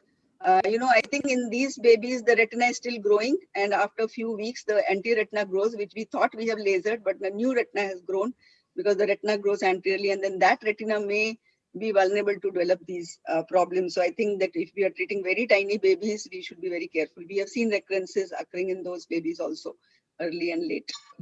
So this was another study we published on combined treatment where we did only, peripheral laser and anti-VEGF and did not do laser towards the posterior pole. And most of these did well. But what I wanted to highlight was that anti-VEGFs can cause these RP ruptures. These have been reported from Thailand. We have also noticed this. So in your anti-VEGF eyes, look out for these small ruptures. I don't know what is the significance of these, whether these are choroidal ruptures or just RP rupture, but we do see these lesions in different parts of the eye, and these have not been reported. So we know that the choroid is still not developed in these eyes. Also, as you see in the lower panel picture, this one, after anti-VEGF, sometimes you can get sudden onset of hemorrhage, and this is very scary because it's a new hemorrhage which happens. I don't know why it happens. I think there's some tug from a persistent hyaloid vessel or some vessel where the vitreous is pulling on that vessel, and the anti-VEGF causes contraction of that vitreous. These hemorrhages mostly go away on their own. So what we need to see is that is there still vessels which are active, or this is inactive disease and there's just a hemorrhage. So this becomes a little dilemma to detect, is this a case for more anti-VEGF and more laser, or this is just a PVD-induced hemorrhage and this will go away on its own. So I just put this slide because Dr. Dogra talked about belt buckle. I still do significant number of belt buckles, as Praveen showed, for the peripheral traction where you don't want to go ahead and do a vitrectomy. Vitrectomy causes high myopia actually. And if it is very peripheral, then you can't tackle it with vitrectomy. So you will touch the lens. So in those cases, this buckle was the first one which Dr. Gopal actually did for this child, and he has -7 diopter myopia. He's a university topper now. This was years back before I was doing, but I still routinely use that. So I think it's good to know which eyes to be, buckled. And this is just a picture to show for people who are new here and when to refer for vitrectomy. I think if you see that the retina is lifting up, even if it is 1 o'clock hours, if it is nasal, please immediately refer after blood transfusion and all, making GA fitness to the vitrectomy surgeon. Otherwise, we waited for this patient. This was my learning curve. Within a week, the whole macula started detaching. And then I operated here. And of course, we got a good outcome, but I think I should have operated here at the first visit itself. So the literature says if there's more than 2 or 3 o'clock hours of elevation, but I think for people who are not doing vitrectomy and you've done laser, it's always good to refer immediately the moment you see after laser that there's some lifting of the ridge, so that you get an opinion whether, because that is the best time to operate. They get very good outcome. So stage 5, yes, we keep on operating. We do get good outcomes in that group. But what I wanted to highlight is the rare patients, if they don't come on time, then they get this Peters-like change. And these patients can be tackled with open sky surgery, which we learned from Dr. Hiroshi. And you can see that, inside the retina was quite living. You can see the macula, you can see the very good blood supply, which is there. So you can tackle these here. So what you do is remove the, cover and then put a cover slip, sterile cover slip. And under that cover slip and viscoelastic, you can do the surgery like any other ROP surgery that you do. Now coming to this condition called Roper. So in Roper, how to differentiate, because can a preterm baby get, FEVR? Yes, preterm babies can be actually having FEVR and not ROP. So how to differentiate the two? I always get phone calls from people that, retina is not vascularizing. So is this FEVR? So one of the ways to differentiate is because ROP can also take its own time. Sometimes it doesn't vascularize the retina even up to 6 months. So one of the very important differentiating features is that in ROP, the retina will keep on growing. It may grow at a slower pace, but it will keep on growing. So you will see the vessels move from where they were 2 weeks back or 3 weeks back. But in FEVR, whatever you see at day of birth or whenever you first screen, the vessels will not move. It is arrested growth. It will just be there.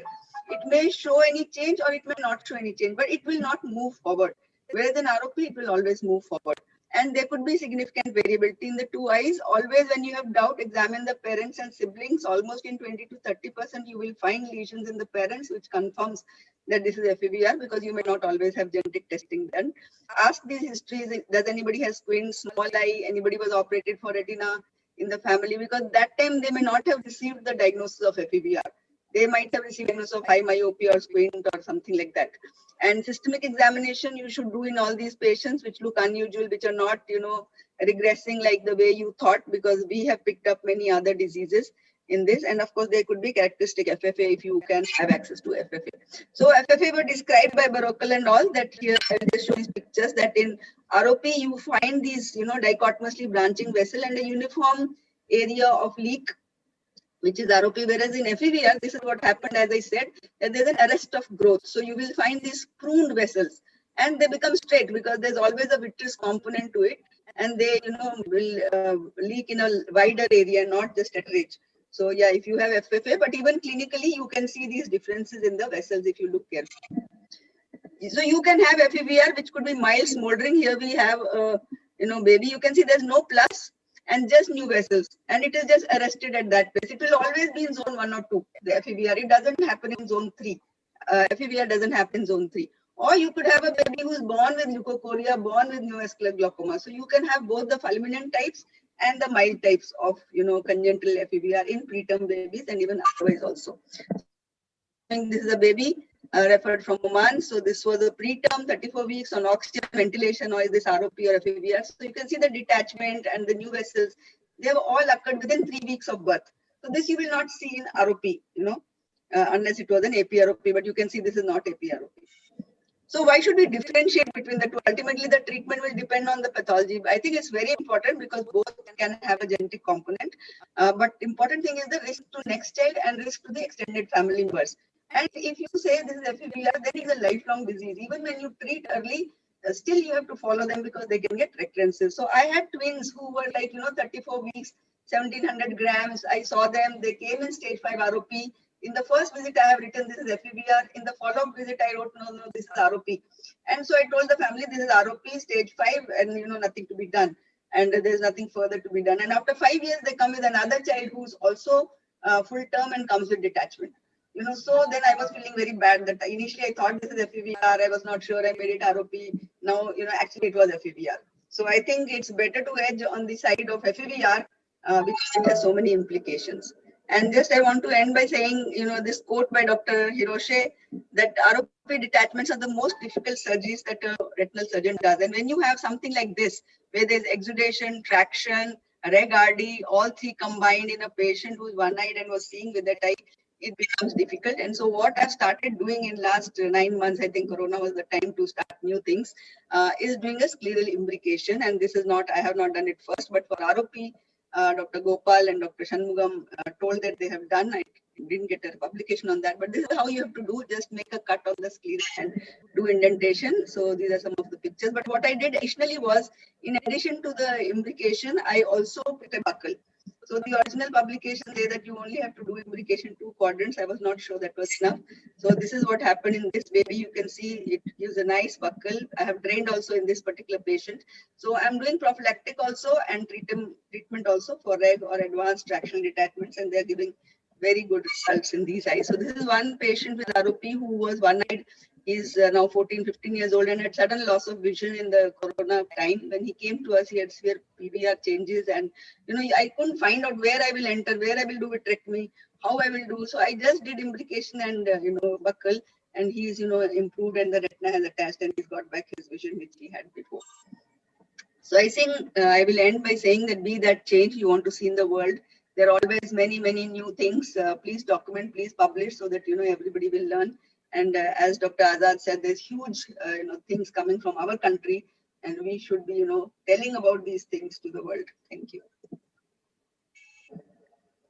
Thank you, Dr. Jalali, with the very excellent presentations. Now, any questions for Dr. Jalali? Then we move on to our last speaker. Medico-legal cases. Anand, please. Should we wait for Professor Dogra because sir has to complete his talk, or if should he's we? Ready, if he's ready, then we'll take him. Okay, You're muted, Dr. Dogra. You're muted. Please unmute. I think it's okay. You will see this. This is coming up in a Retina journal, accepted in the Retina, and it will be published. It is already ahead of this thing publication, the May issue. So you will find this. And so this the video will not be there, sir. We'd like to see your video. I think the time, because of the time, there may be a problem. So I don't know. You can show your video clip, sir. Okay, I'll just let me see if it plays immediately. I'll share it.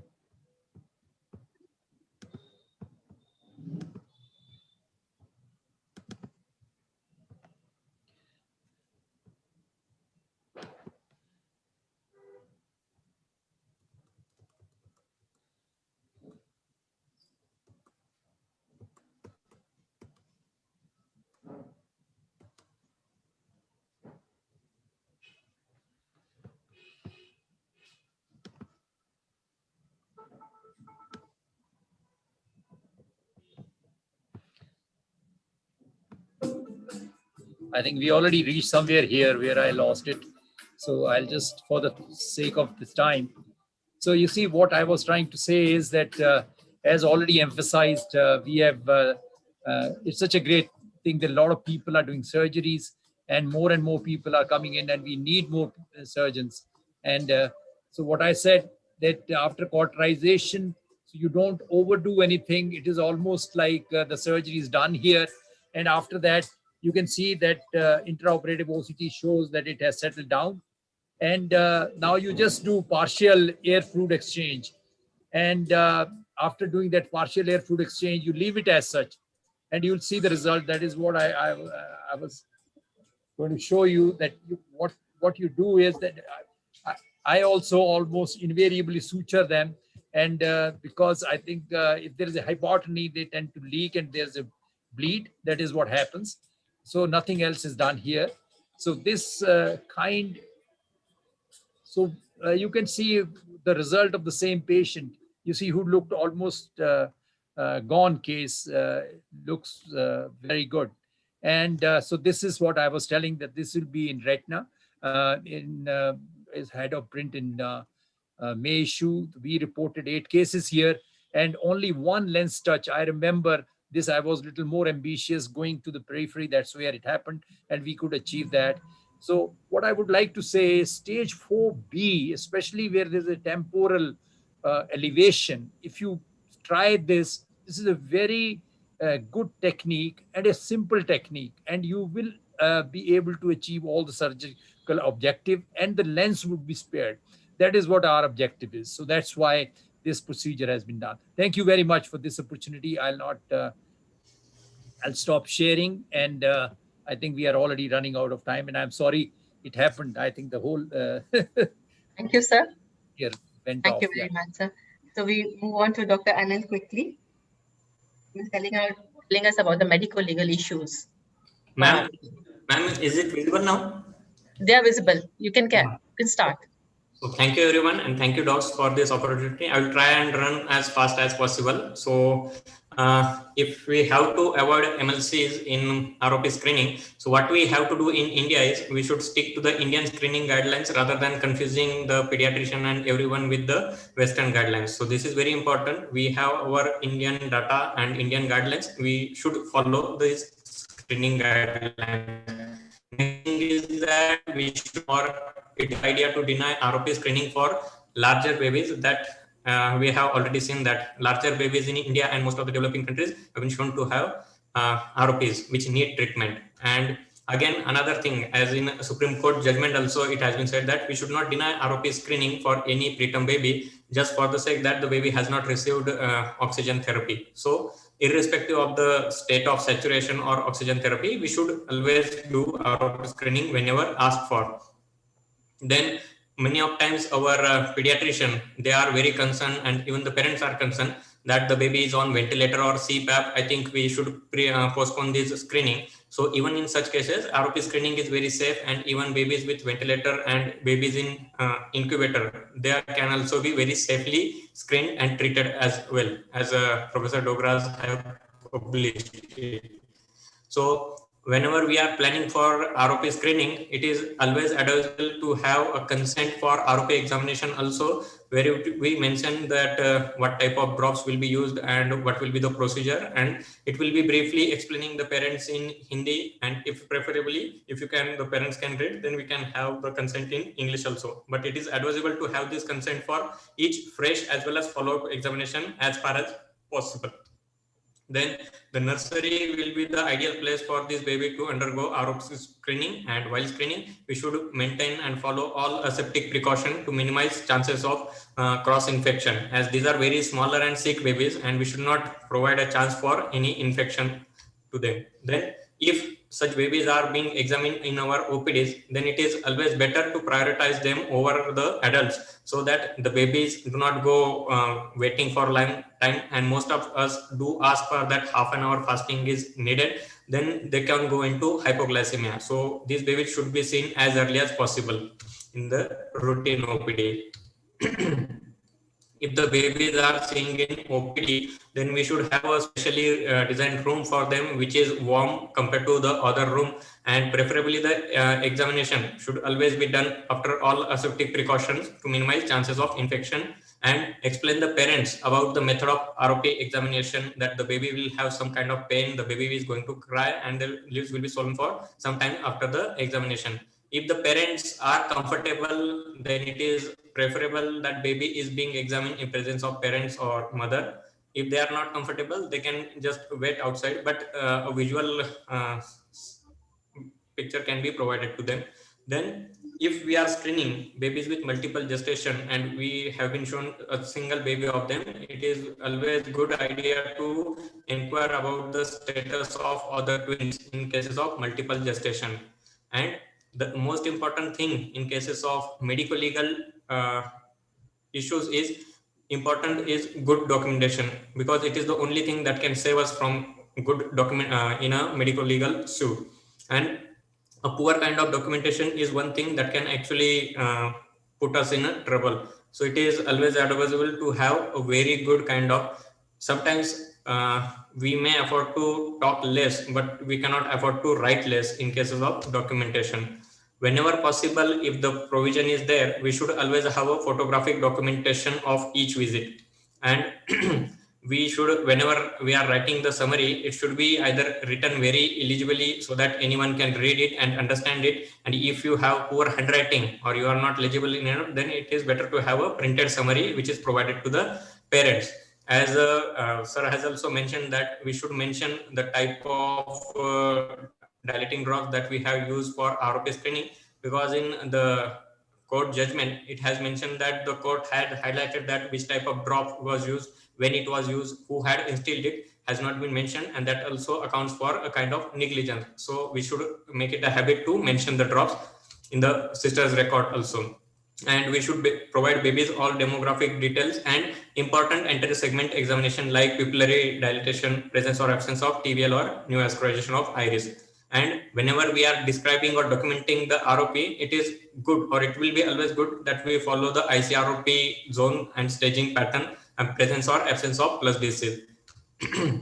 So if baby is being screened and there is no ROP, so it is always important to mention the state of retinal vascularization at that particular visit, whether it was zone 2 immature or it was zone 3 immature. If ROP is there, then definitely we will need to have a good kind of documentation describing the zone, stage, extent of disease, absence or presence of plus disease. And it will be very good idea to have a photograph documentation, and if it is not there, it is good to have a diagrammatic representation as per the ICROP.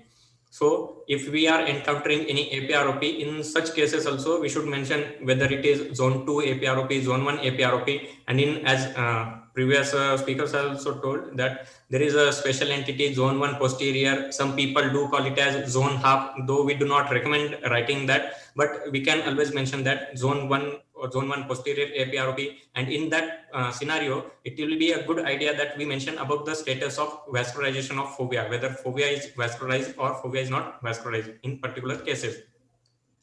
So it will be again a good idea to have additional findings which may be very helpful. For example, presence of hybrid disease, popcorn lesion, if there is any ridge hemorrhage, if any second opinion or anything is needed from that perspective. Then additional findings which are related to ROP disease itself and baby's health can also be mentioned, like if the baby had anemia, sepsis, if the baby had recently received blood transfusion. So these kind of additional findings, if we can incorporate into our summary, should help us.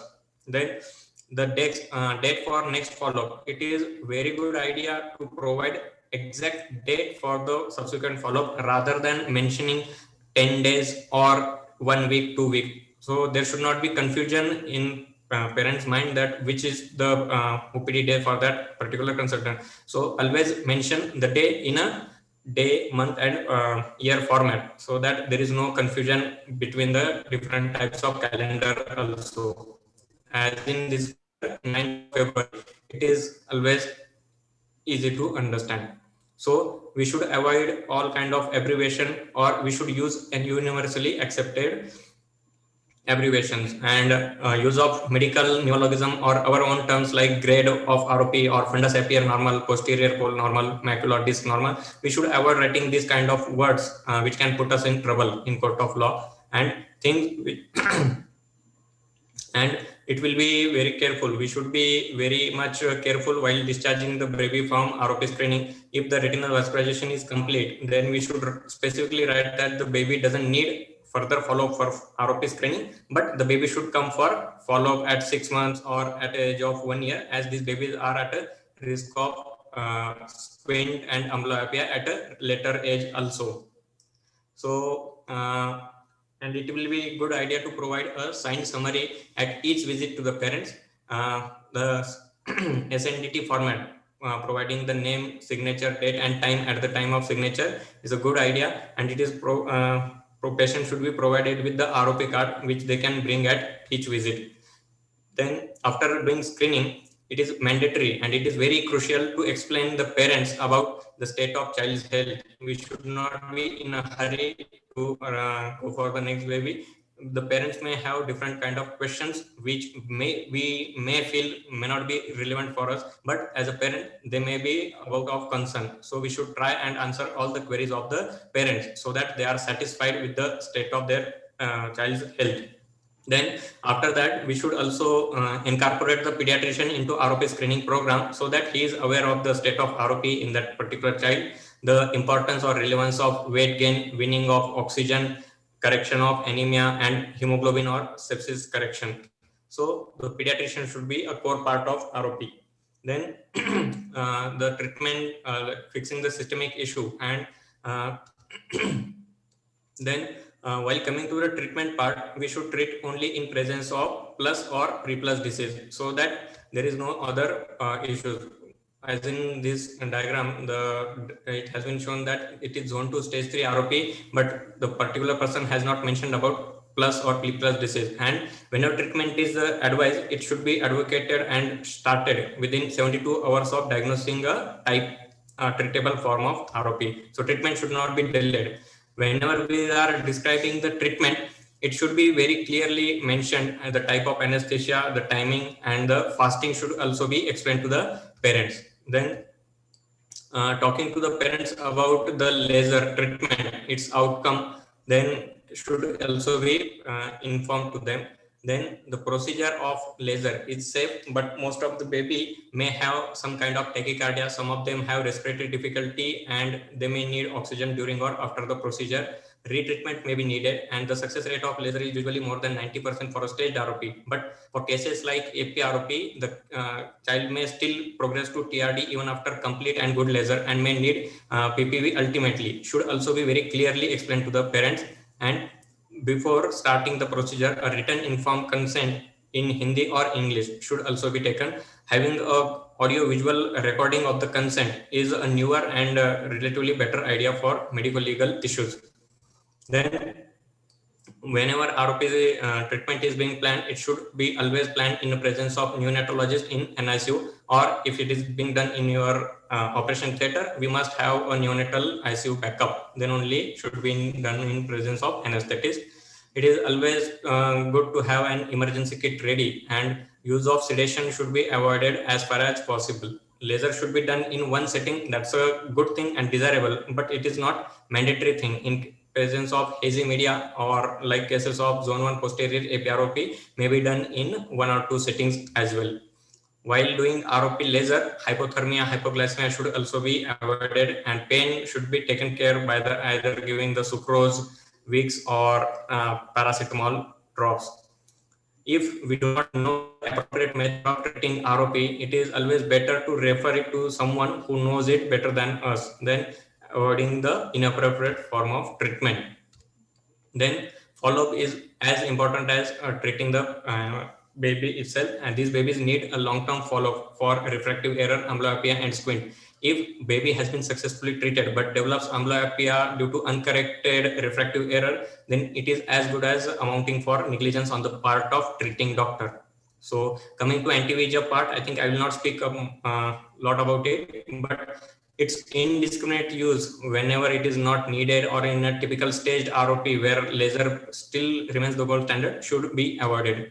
So prevention, to coming to my conclusion of this talk, what I will say is to prevent any medical legal issues related to ROP screening, what we should do is we should follow the preferred practice pattern about screening guidelines, the treatment methodology, and follow-up. We should always have very good form of documentation. Then we should keep ourselves updated with the latest literature which are coming up, like management role of anti-VEGF, then cases with zone 1 posterior AP-ROP, to avoid these kind of issues. And we should have finally a very good professional indemnity cover so that unfortunately if something happens, we should be safeguard ourselves.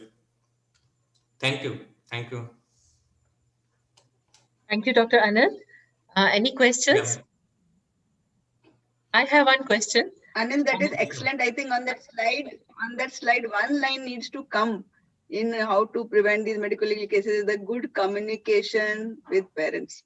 That is your main protective guild. You know, you can do everything, but it is the breakdown of communication which makes the parents angry. Or somebody made a loose talk, you know, somebody in the reception or in the nurses or somebody made a loose talk, and you know, somebody gave some other information that just triggers, then they lose all trust.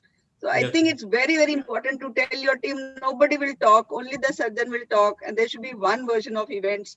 You know, we have shown that even babies died, but we didn't have any litigation because there was one version, and that communication and honesty is what parents appreciate. That is very, very critical, which many people don't do. And even in places, ma'am, like us, we are not doing ROP surgeries. So even we are encountering some of the cases of AP-ROP, even with best of the treatment, even with anti-VEGF followed by laser, meticulous follow, there are certain cases which will actually progress. They will develop some kind of traction. So we never hesitate to take a second opinion and refer these babies for a higher center to undergo lens sparing vitrectomy. So we should never hesitate to take a second opinion whenever it is needed from our side. I think the basic is you must talk. Counsel. If you do that, I think some of us, like I did for 30 years, ROP. And I think if I had not followed that, many cases, especially coming from others, I can tell you, lot of stage 5 coming and with loading questions. So you have to counsel in a different way. I would do that most of the time. I would tell, was your child very sick?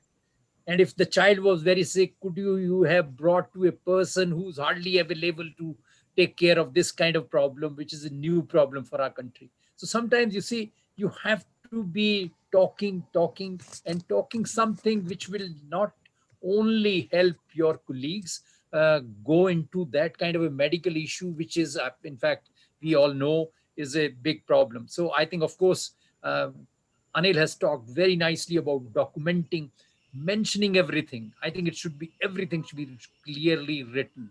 I think if we do that, we keep a good record and we don't just keep on just writing that review. He already said in 1 week or in 1 month.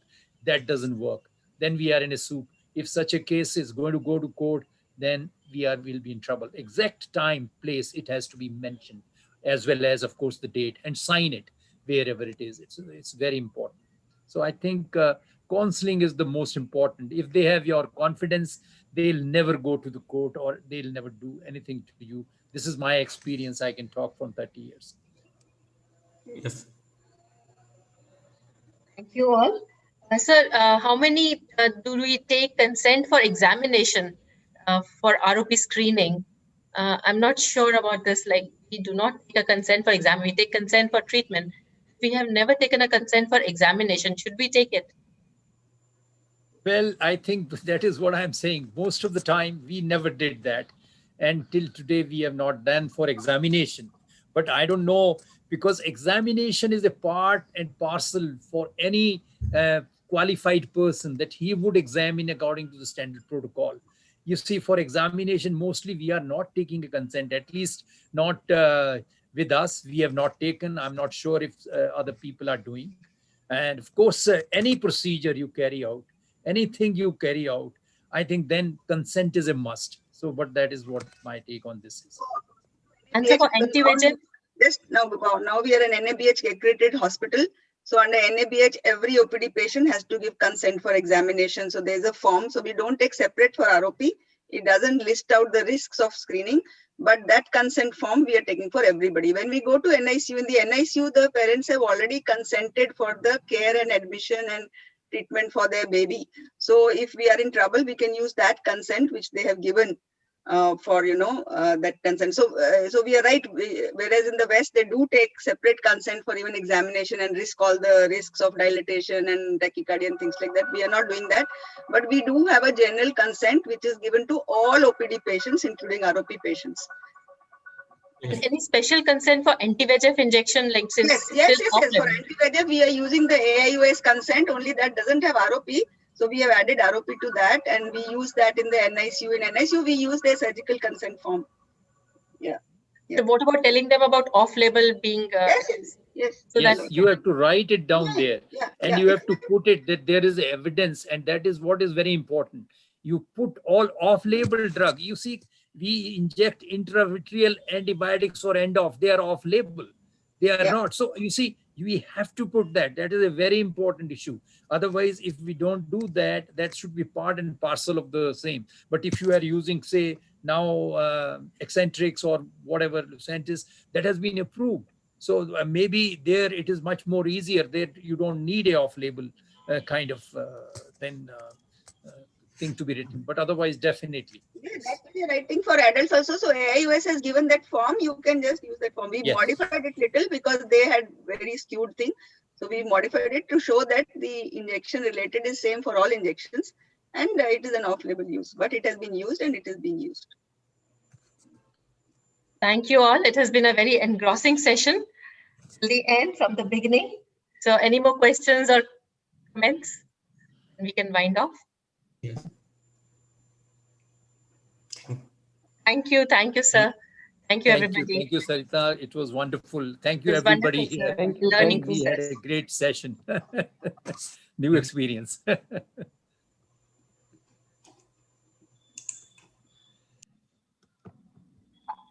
Okay, bye. Bye, bye, bye, bye, everybody.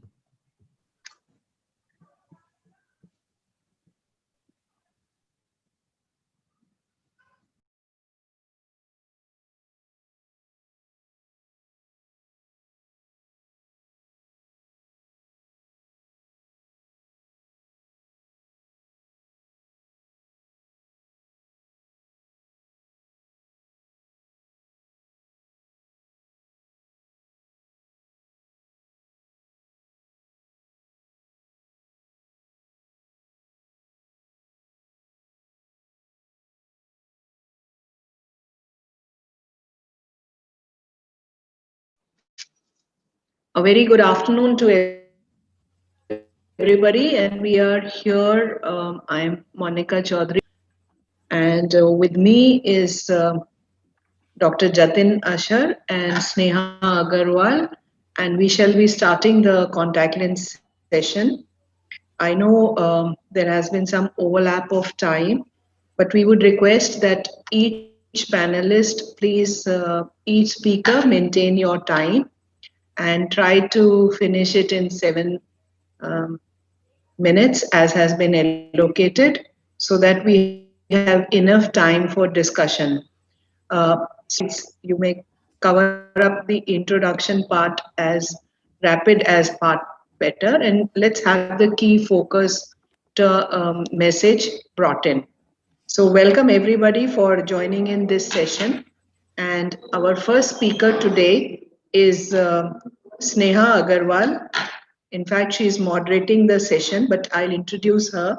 Sneha is an optometrist who graduated from AIIMS, and she's presently an optometrist working also in RP Center, AIIMS. She has been fitting contact lenses and low vision, which is her expertise. I invite you, Sneha, to start your lecture on specialty contact lens fitting for the visual rehabilitation of irregular cornea. The event manager, how are we maintaining the timings? Do we have a timekeeper or something in this? Okay, so Sneha, I think after about, as you're about 6 minutes or so, then I'll try to bring in to inform you that you need to wind up in 1 minute. Sure, ma'am. So we'll do it that way. Right. So welcome, Sneha, over to you. Thank you so much, ma'am. Good afternoon, everyone. Thank you, DOS, for the opportunity, and I'll be talking about specialty contact lens fitting for the visual rehabilitation of irregular cornea. So what is what is irregular cornea? So here we see in the picture, we all do the topographies and we all do the refractions, and when there is a chaotic refraction of the corneal surface and the point focus image is not formed, there is a lot of glare and double vision sort of, and ghost images are brought into the patient's visual aspects, and that's how on evaluation we know that's an irregular cornea. Though there are a lot of lenses, the RGP lenses, scleral lenses, all the specialty lenses which help in visual rehabilitation, and they form a crystal clear image, and we are doing it from a long time. So so what are the specialty lenses or the scleral contact lenses, and how they are used? So they have been used for multiple applications, and the primary indications are irregular cornea, ectasias like keratoconus, PMCD, post-graft, post-RK, post-LASIK ectasias, dry eye syndromes, and a lot of LSCD or chemical dystrophies. Secondary indications in terms of sports or working environment, piggyback substitute, and higher refractive corrections. So these, specialty lenses help in restoring vision in compromised corneas, and they create an artificial tear layer to help improve the dry eye symptoms. They reduce glare and provide exceptional optics by their advanced design, and change the quality of life for our patients. So, quality and quantity of vision both are very important when we are talking about this.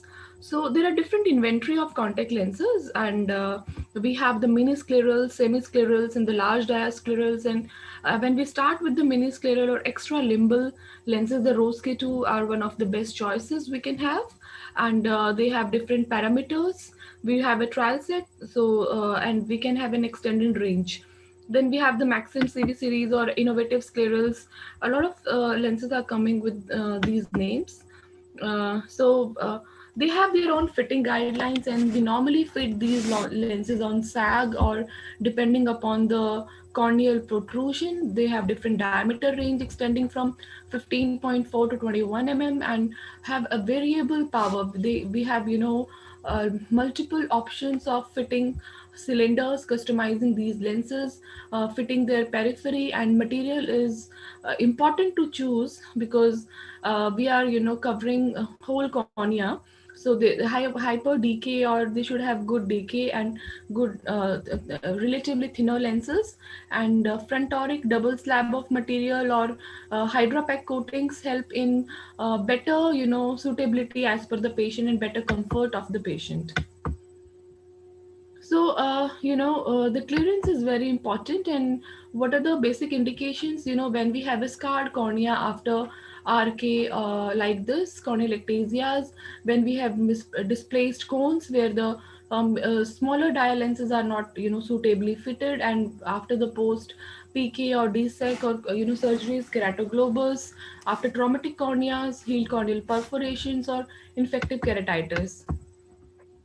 So when to consider, basically, when we see, we are not able to fit the smaller dia lenses appropriately in cases of, suppose in cases of repaired corneal perforations, when there is, big edge lift, the lens is touching the cornea, the bubbles are trapped inside, or the cases of pellucid marginal degenerations where the satisfactory fitting is not achieved. So we are not only giving a good visual acuity, though patients can achieve a good visual acuity with these lenses as well, but a good, the healthy vision is important, where the cornea remains intact and it is not disturbed. So the pre-fitting examination, like corneal topography, ocular surface evaluation, anterior segment OCT, and wide to wide diameter is important. And how do we select the scleral CL size? The overall lens diameter should extend 2 mm beyond the limbus, and it should be around the sclera. Choosing base curve and seg, how do we determine the initial trial lens for a distorted cornea? Though there are not clear-cut guidelines, but we can help. By fitting sag value and not base curve normally. And how do we determine the sag values? While we can take the help of Pentacam or corneal topographers, which estimate the sag, or we can see while seeing the periphery like this. So, while opening the eye properly, and when we see the periphery of from the periphery, when we evaluate the cornea, we can see the shape of the cornea and evaluate the protrusion, how much it is, because it will vary in cases of different degenerations, like PMCD and keratoconus will have different protrusions, and we can have a better idea when we are going to do this. So this is one of the most important, list evaluating parameters for miniscleral scleral lenses. We evaluate the lens, tear reservoir, cornea, and anterior chamber. So evaluating the tear reservoir and whether the lens is touching the cornea or not is one of the, one of the important aspects when we are fitting, and evaluating the periphery, which we will see. What should be the ideal vault? When we place the lens on the eye, the lens takes time to settle down, and the initial vault might vary from 250 to 300 to 350 microns, and we evaluate the patient after some time, like 130 to 60 to 90 minutes, and it should settle by 150 to 200 microns, and that's how we should see the periphery as well. In cases of the issues, troubleshooting, if there is corneal edema, excessive edge lift, sag is not proper, there are punctate staining, decreased visual acuity, excessive redness, and how we should troubleshoot this. So too much of vault and too much of very less vaults is not good for the lens fitting. Lens edge impingement should be taken care of. We should flatten the periphery, or we should maintain appropriate sag. Peripheral curves are important to see. A preserved saline should be used. Timing of the lenses should be, if the patient should not use the lenses for, continuously for 10 to 12 hours, they can take out their lenses, replace saline, put the proper lubricating eye drops. So these guidelines are very important for a healthy visual acuity. So lens insertion should be taught proper. Instill saline with fluorescein into the concave side of the lens while we are evaluating the fit. Fluorescein is not instilled by the patient, and we should judge the central fit immediately after insertion. We should select flatter or steeper base curve depending upon the type of the cornea. Feather touch, a small feather touch in cases of rose to XL miniscleral lenses, or a tear vault of around 100 to 120 microns should be there after 3 to 4 hours of lens wear. And depending upon the different lenses, a desirable vault of even by 250 microns is also considered appropriate. So this is a good picture which is representing the different types of lens thickness. So in this case, the tear vault is very high, which is around 400 microns, which is not preferred. It might lead to the corneal edema and decreased visual acuity, plus a debris collection. And the last picture is showing the touch. The posterior part of the lens is touching the anterior part of the cornea. There is no pool of tears, and the lens is bearing on the cornea, which is not desirable. So ideal tear vault is of prime importance when we are fitting a scleral contact lens. We should see the edges. The lens edges should be properly fitted. No impingement should be seen. The vessel should flow smoothly, inside the lens. You can see, the picture is in this. The eye is turning very red, and the blanching of vessels is seen as the periphery of the lenses impinging the vessels, and it is, compressing sclera.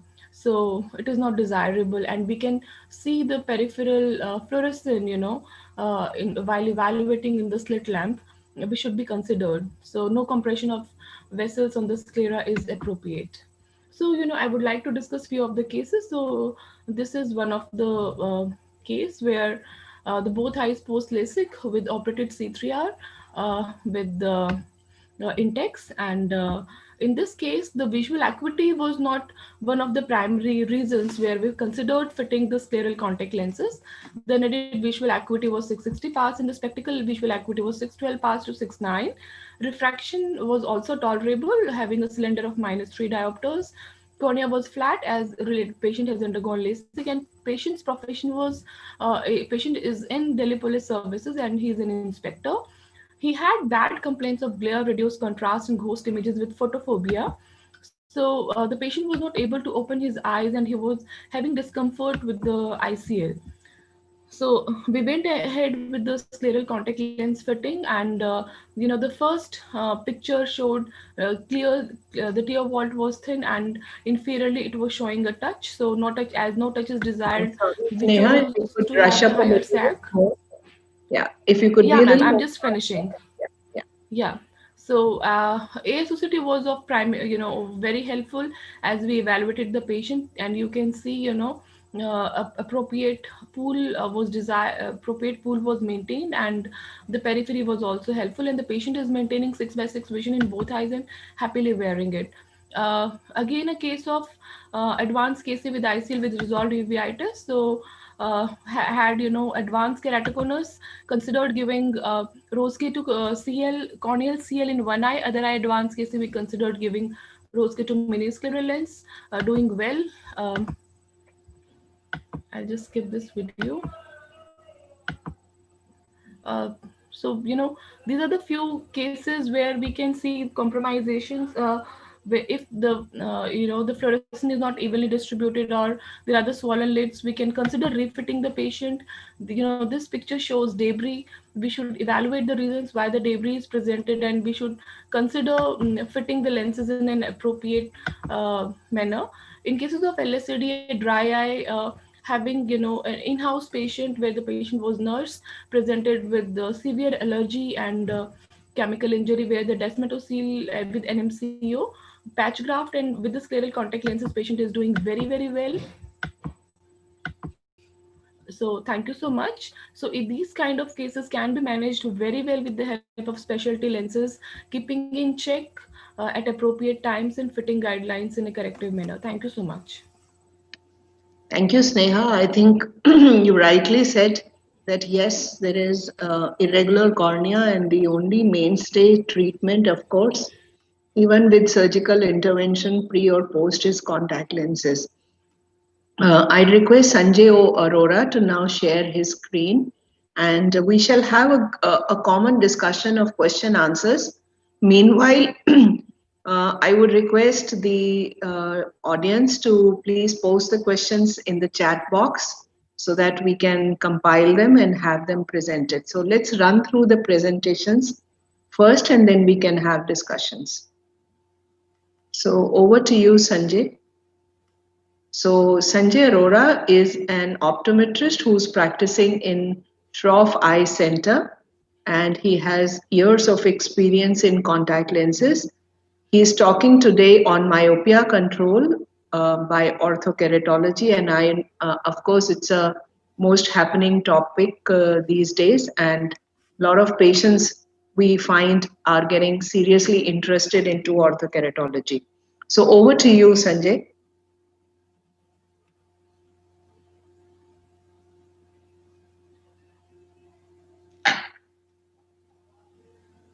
Unmute yourself.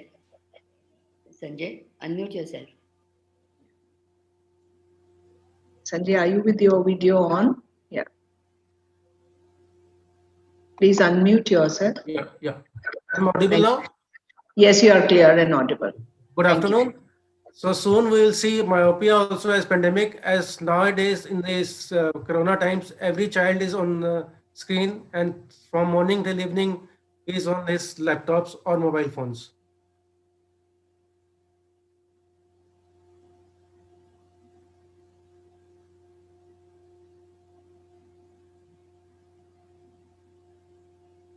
Why is this not moving? Why is your screen not moving? Yeah, your slides not shifting. Yes. Tap at the bottom. Try tapping at the bottom or on your laptop.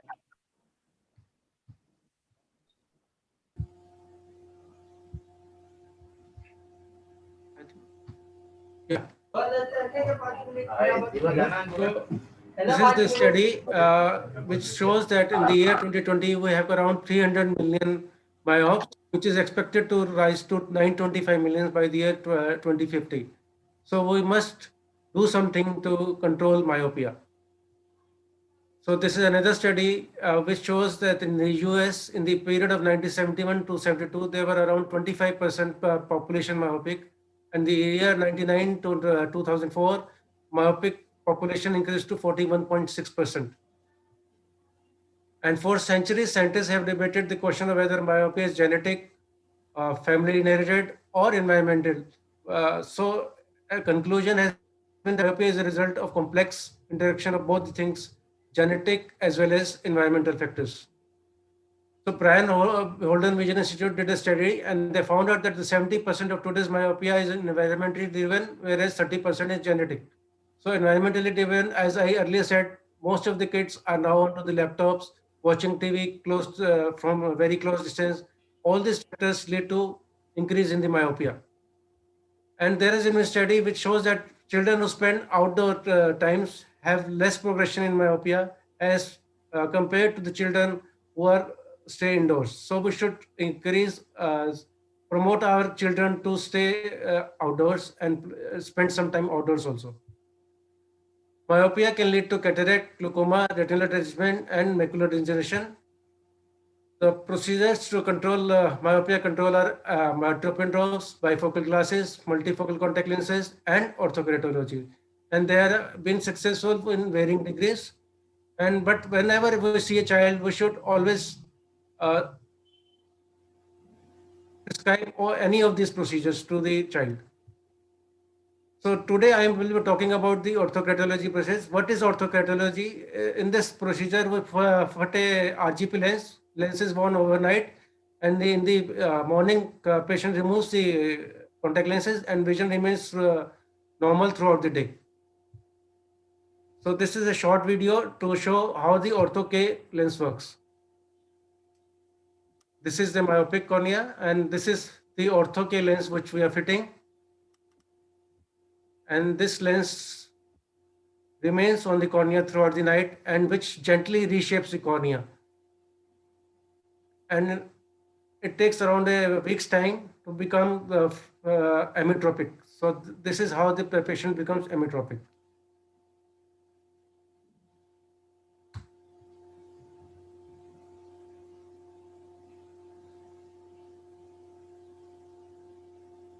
So I am discussing a case where I have tried Ortho-K in a young patient, 12-year-old girl.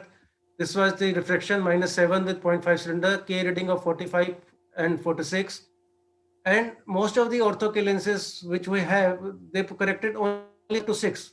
And this was high myopic. So this was a challenge. So recently a new company, GOV, has launched a lens with which we can correct myopia up to 10 diopters. So I tried fitting in this patient, and this was the fluorescent pattern, a perfect bullseye pattern.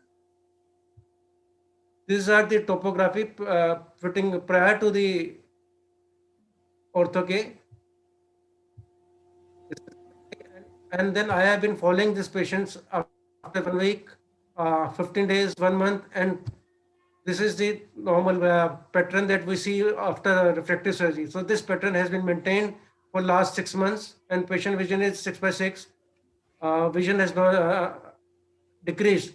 So patient is maintaining 6/6 vision with this contact lens. So these are various topographies done over the last 6 months time, and which are consistent. And earlier patient used to have a 1 diopter increase every year, but with these for last 6 months it is constant. These are various photographs showing the fittings procedure of Ortho-K lens, and this is a small video to show the fitting procedure. This is an alignment fit.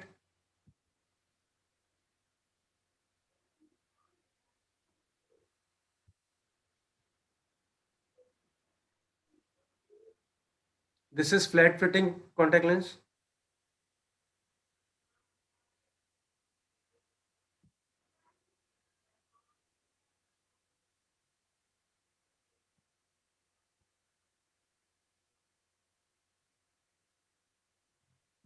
And this is a steep fitting lens.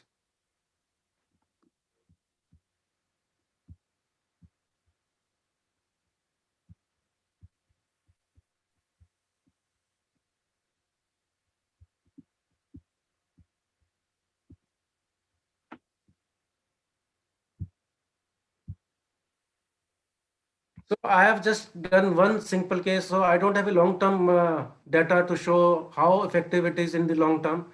But this is a data of the GOV company, which shows the progression has slowed with the Ortho-K lens.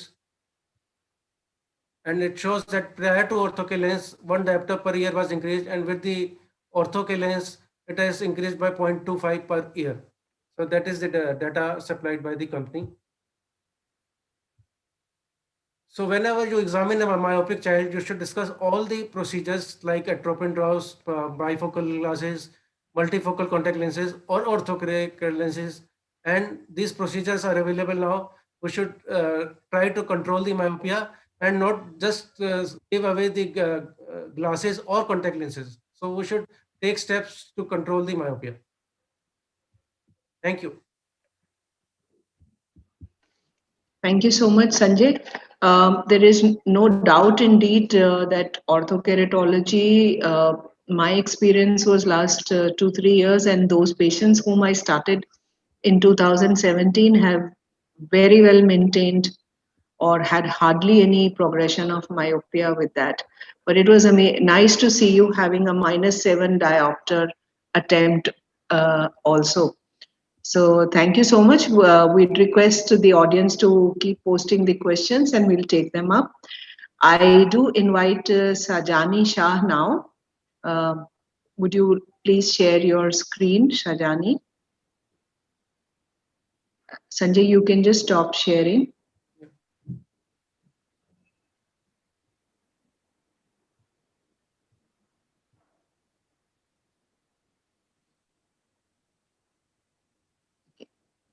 So Sajani Shah is going to talk on pediatric contact lenses. And of course, I know there are many times therapeutic indications for pediatric patients when they need when they need to be fitted with these contact lenses, and there are special materials and special considerations when we fit these patients. So I do not see Sajani joining in. Is she here in the panel? I don't see her actually. So, ma'am, you can go on to the next. Yeah, I think I'll go on to the next.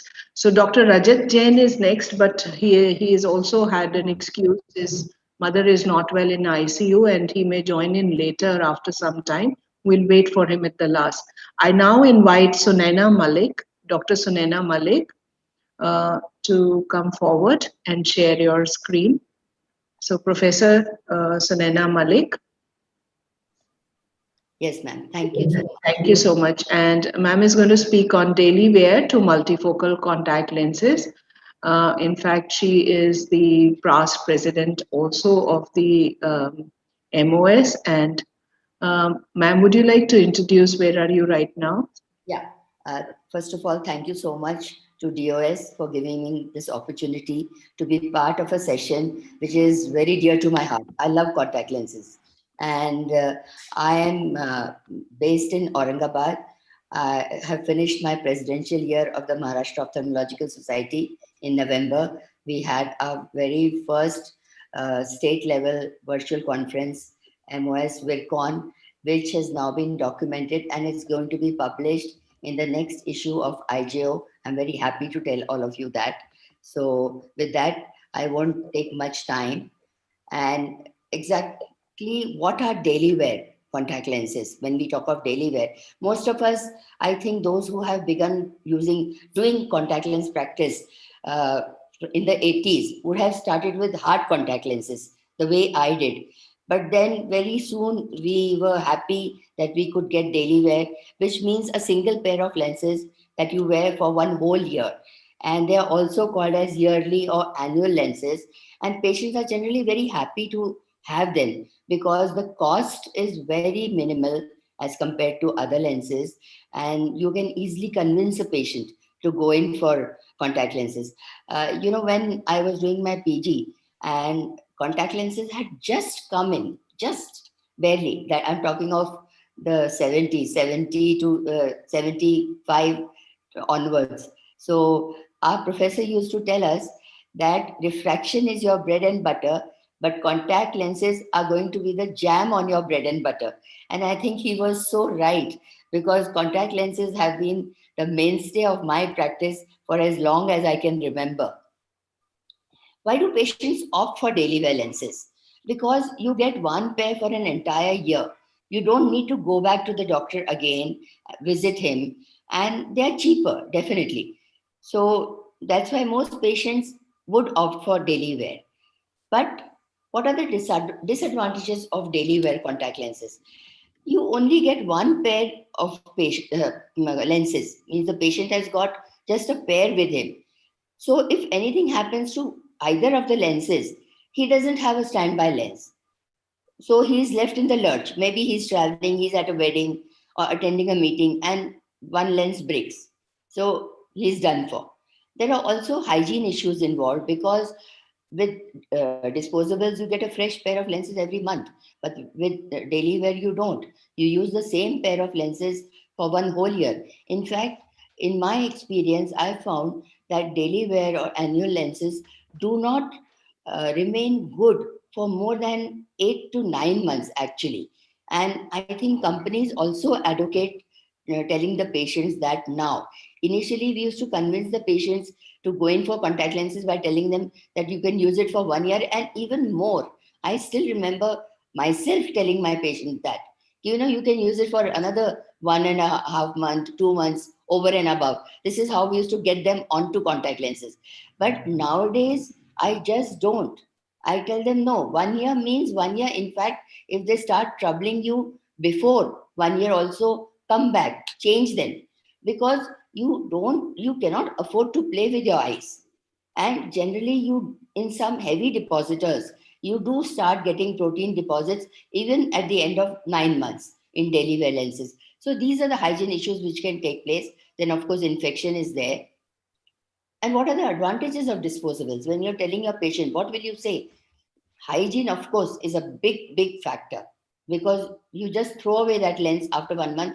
And believe me, I tell the patient to mark the date on their calendar and actually throw away that lens. You know, we Indians are very bad with disposables. We love to hang on to our disposables, be it plates, spoons, whatever. We don't dispose of them at all. And the same goes for contact lenses.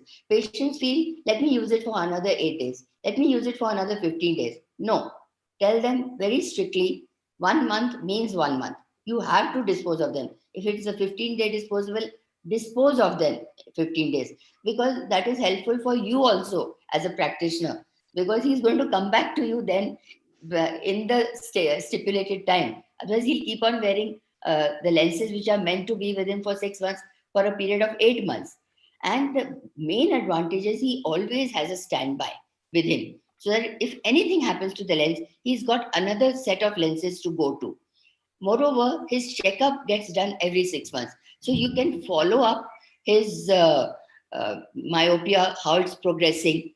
And of course, they're much more comfortable because they're thinner. What are the disadvantages of disposables? Like everything, you know, there's a flip side to it.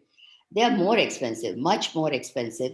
You would need to go to the doctor every 6 months to get yourself checked, to get your lenses. And they're very thin for first-time users. Believe me, once I had a patient and they were well off. My family friend had brought his daughter to me. And I felt that since they can afford it, why shouldn't I give her disposables? And they were good with handling lenses. So I put her on disposables. Believe me, she couldn't use a single pair. Her lenses just went to waste. I felt very bad about it. And I asked her, what was the problem? She said they were so thin that I just couldn't use them. And I realized that for first-time users, always better to try daily wear lenses because they're slightly thicker and easier to handle for patients who are using them for the first time. After that, I have never given disposables to first-time users. How do you shift the patient? It's easy, not really difficult. You stress on the advantages of disposables. And you stress on the fact that in case of lens tear or loss, there is another lens available with you at all times. So you can afford to be mentally relaxed. You are not tense that what will you do? And stress on the very minor cost difference between the two, but just between the two. If the patient is even slightly inclined and the refractive error is the same in both the eyes, another way to convince the patient is offer one pack to the patient. For example, if his number is -3.5 both eyes, give him just one set, one pack, which will mean a 3 monthly set. So that gives him an opportunity to try them out also. The cost factor goes down and patient gets a trial of it. If he or she refuses even after this, then my advice is just forget about it. Just let them do whatever they want. And now coming to multifocal disposables, which are the easiest of all to give. Because believe me, your patient is already on lenses since his teenage years. He's been wearing lenses, he's never worn spectacles. Now he's touched 40. He doesn't want to wear glasses, especially even if they are progressive ones, and definitely not the bifocals. So voila, you have multifocal disposables available for him or her, and you offer them to her. And just send the correct spectacle prescription to the company. The rest of the job is done by them. All you have to do is low ad or high ad. So if the patient is about 45, then you will prefer a low ad. If he is more than 45 years of age, you will always ask for a high ad.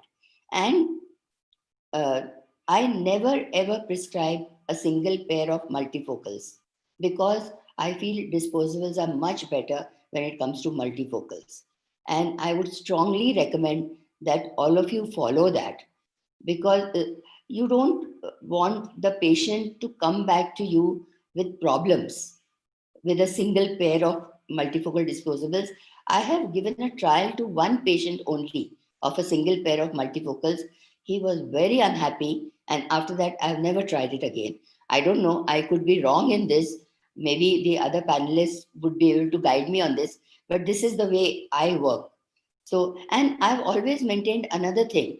You know, one of my colleagues once told me when I was asking her to learn SICS and PHACO, she said, but my patients are very happy with my ECCE. They are not asking me to do SICS or PHACO. I told her, they will not ask you.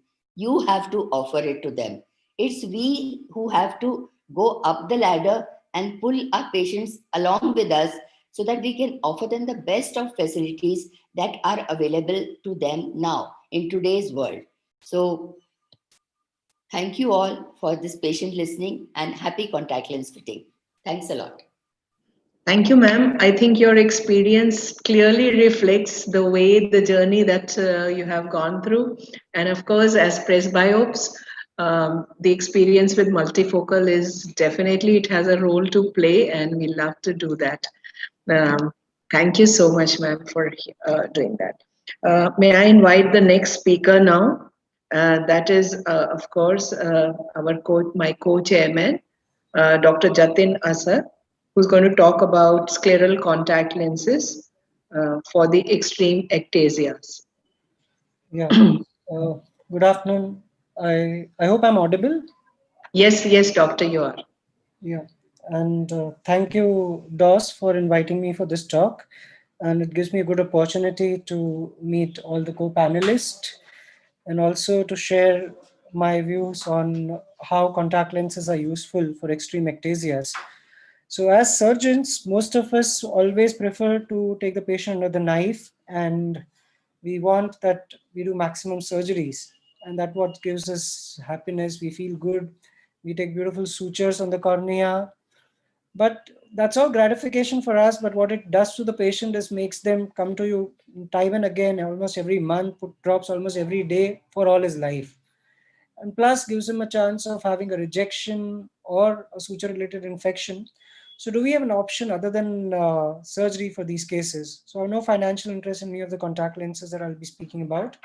I'll be discussing a few cases. One of them is of a 28-year-old male, again a young guy, whose uncorrected visual acuity in the right eye is, whose keratoconus in both eyes is 2 meters, and 6/60 is the best corrected, spectacle corrected visual acuity. This patient was referred to me for a deep anterior lamellar keratoplasty. This is the topography of the patient. If you can just see, the maximum K value is nearly around 60 in the right eye and around, again, 60 in the left eye. So the patient has got an extreme ectasia with a very steep cornea, thin cornea. This was his OPD scan showing a very poor point spread function and a very bad visual quality that the patient had in both the eyes. Moving to another case of a similar patient, this patient had traveled all the way from Africa. He was a 32-year-old male with the left eye corneal ectasia. Right eye was already operated for corneal transplant 3 years back. The visual acuity in the right eye was 6/36, and the left eye was again finger counting 2 meters. This guy was referred for a left eye surgical opinion, and this was a clinical picture. He had some apical scarring. You can see that the cornea is quite bulged. And again, the topography shows the K values of nearly reaching around 65 to 66. Moving to a third patient who was a 28-year-old female who had undergone LASIK 7 years back with good visual outcome, however, followed by rapid increase in a refractive error. Her visual acuity in the left eye was 4/60, and she was referred for left eye post LASIK ectasia management. So if you can just see, this is the patient's topography. The maximum K value is reaching around 65 diopters. So the common baseline to all these three cases are they are having extreme ectasia, poor visual acuity, and all refer for surgical treatment. So is surgery the final answer to almost all cases of extreme ectasia? However, what I thought that why not to try them contact lenses. So what it is to really fit in a contact lens or a rigid glass permeable lens in a case of extreme ectasia. You can notice that sometimes these lenses don't fit well to these patients. You can have touch in these cases, or the lens may fall off on the eye. You may not get a good lens fit, and the patient may not be comfortable by using an RGP lens in these cases. So what option do we have in these cases of extreme ectasia? So when we look at our age-old scleral contact lenses, so this is nothing but an old wine in a new bottle. The patient, we have multiple options in these cases. We have either semi-scleral or full scleral contact lenses. There are hybrid contact lenses and Rose-K XL, which is amongst the new one in the armamentarium. No longer new now, it's also been quite some time. Whenever we look at the classical fitting for any contact lens in cases of corneal ectasia, it is typically based on topography.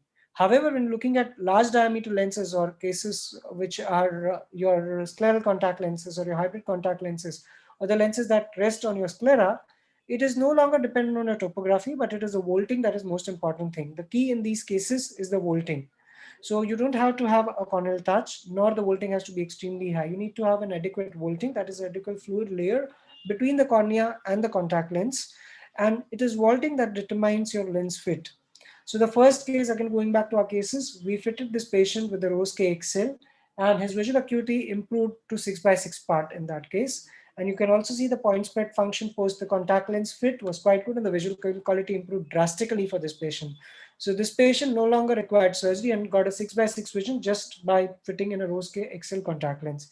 The next patient underwent a fit with a Europa scleral contact lens in the left eye. The right eye already was operated for cornea transplantation with again not a very good visual gain. This patient improved to 6/9, and you can see that the point spread function has improved drastically, and the patient is doing quite well. The third patient, that was a post-LASIK ectasia patient who had only a 4/60 vision. She improved with the hybrid contact lens to 6/9 vision. So if you look at all these contact lenses, the common baseline is these are young patients who are a very productive age group. We could have helped them by even doing a surgery. But if you do a surgery, you're actually making these patients come to you lifelong with them dependent on steroid drops, and also then having complications of steroid associated glaucoma, cataract, and then a vicious cycle. That is what begins in these patients. Vis-a-vis, you can fit these patients with appropriate contact lenses and have good visual acuity. So now you have multiple contact lenses for these extreme ectasia. Which one is the one which would stand out in these cases? So what we looked at, we compared the Rose-K XL, the hybrid, the semi-scleral and the scleral contact lenses in terms of the visual outcome, their comfort, and the chair time. So we had patients who had extreme ectasia with K values more than 60 diopters, of which 10 were that of keratoconus, 6 pellucid marginal, 4 post-LASIK ectasia, and 4 post-RK. So we have fitted them with all these lenses sequentially at the time of the trial. All the lenses gave a good improvement in the visual acuity from a mean 0.1 to 0.9.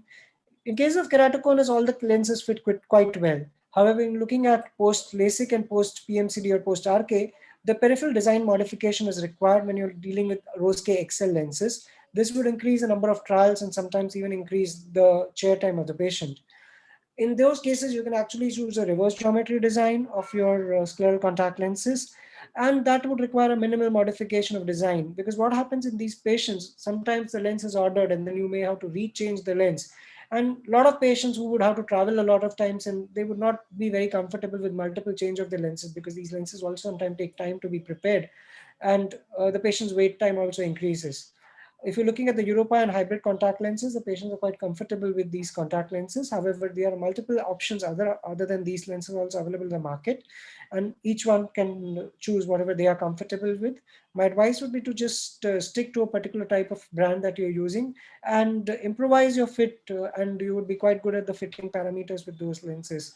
Subjective improvement again was good in all the lenses, and you can see that most of the patients do quite well. And this is another case which I would like to share. This patient got a lot of scarring in the left eye. And despite that, we did a trial of contact lenses, and it'd be surprising that this patient improved to almost 612, though the visual quality may not be as good, but patient was comfortable and he chose to wear contact lenses over doing surgery. So even in cases of extreme ectasia, it's not really required that you actually subject the patient to a surgery every time. What you can do is give them appropriate contact lenses, and you can tide over that period till the time patient really says that I don't want to wear contact lenses and I want a full stop solution. Then surgery may be given as an option. But however, before you tell the patient surgery, it's always important that do your trial of contact lens. That would help you in two ways. One, would also be able to motivate the patient and show him what the visual outcome can be. And second, you would also know what is the visual potential in those patients. So in both ways, you will be having an advantage if you do a contact lens trial before even planning the surgery for these patients. Thank you very much for your kind attention. Thank you, Dr. Jatin. And it is perfectly rightly said that most of the cases with ectasias, even 70 diopter, 80 diopters, these scleral lenses have worked beautifully. And some of our patients have been here for years with these lenses, and they didn't have to go in for a graft. And there was really a deferment of the graft in many such cases, successfully wearing all throughout waking hours. Thank you so much. And of course, we'll wait for the question answers. And of course, as you are here with me, I think we have the next speaker, Sneha. I invite you. Sneha is now actually moving on to tell us about low vision pearls, one of my interest areas along with contact lenses. And it's something which is badly neglected, I would say, and we would love many more people to be doing low vision services. So Sneha, if we can restrict the time to 7 minutes, and you could just skip over if you have large number of slides. Thank you. Over to you, Sneha. Thank you, ma'am. Very rightly said. This is one of the most neglected areas, and I'm happy that DOS has included, and low vision is becoming a part of many conferences and events now. So I would like to talk about examination and management and what are the pearls basically when we carry out. So we all know about the definition of blindness and low vision, and happy to share that the blindness and low vision have been regarded as two different disabilities in the Disabilities Act 2016. So that brings about a lot of care and attention to in prospect of blindness and low vision. So these older guidelines have been replaced. We all know that. I'll just skip to that. So what is about low vision and how does it differ from the functional vision basically? So when we talk about low vision, it doesn't include a lot of functional aspects of vision like contrast, the perception, depth perception, binocularity. It includes the visual acuity in the better eye and the visual field. So when the vision is not corrected by standard glasses, contact lenses, or any medicine or surgery, and it interferes with the person's ability to perform everyday activities, and when a patient is having a residual vision and a potential to maximize that vision with the help of devices, we go on to the low vision and prescription. So there are different elements of vision, and visual impairment is the functional limitation of either visual system, which compares the visual acuity, reduced contrast sensitivity, visual field loss, photophobia, diplopia, visual distortion, and perceptual difficulties. It can be congenital, hereditary, and acquired conditions. So when we talk about what are the elements, we focus on vision. So size, distance, field, position, light, contrast, and color. These are the different elements we focus on, and we target them as the elements to have the visual upgradation in terms of low vision devices. What is all about the low vision aim to make the patient more apt by reducing visual disability by improving, suitable optical and low vision devices by minimizing their time, to make their life better by vocational and occupational rehabilitation programs. So we need to identify and evaluate the visual functioning, emphasize the need, maintain and improve. Information and education along with counseling is very, very important aspect, and we increase access for evaluation and rehabilitation. So there are the different goals which have been listed here for the comprehensive low vision care and rehabilitation. And low vision assessment is totally a customized approach. It is requires patience and practitioners patience and persistence. So not only the patient needs to have this, or practitioner both needs to have, and there is a synchrony required to carry out the low vision examination and acceptance of devices. So a positive pulse is required. History taking is one of the important components for the low vision diagnosis. A clinical diagnosis helps in trial of examination and trial of devices. We carry out different components of history like employment or school history, vocations, social assessment, and patient goals and expectations. Like a same device can't be tried on all patients depending upon the diagnosis. Measurement of visual acuity is very important. Why do we want to measure? Because a baseline visual acuity is required to monitor pathology and predict the magnification and the level of optical devices. Plus, the most important, to establish legal blindness, driving privileges, job eligibility, etc. So the distance in near visual acuity should always be recorded along with the distance.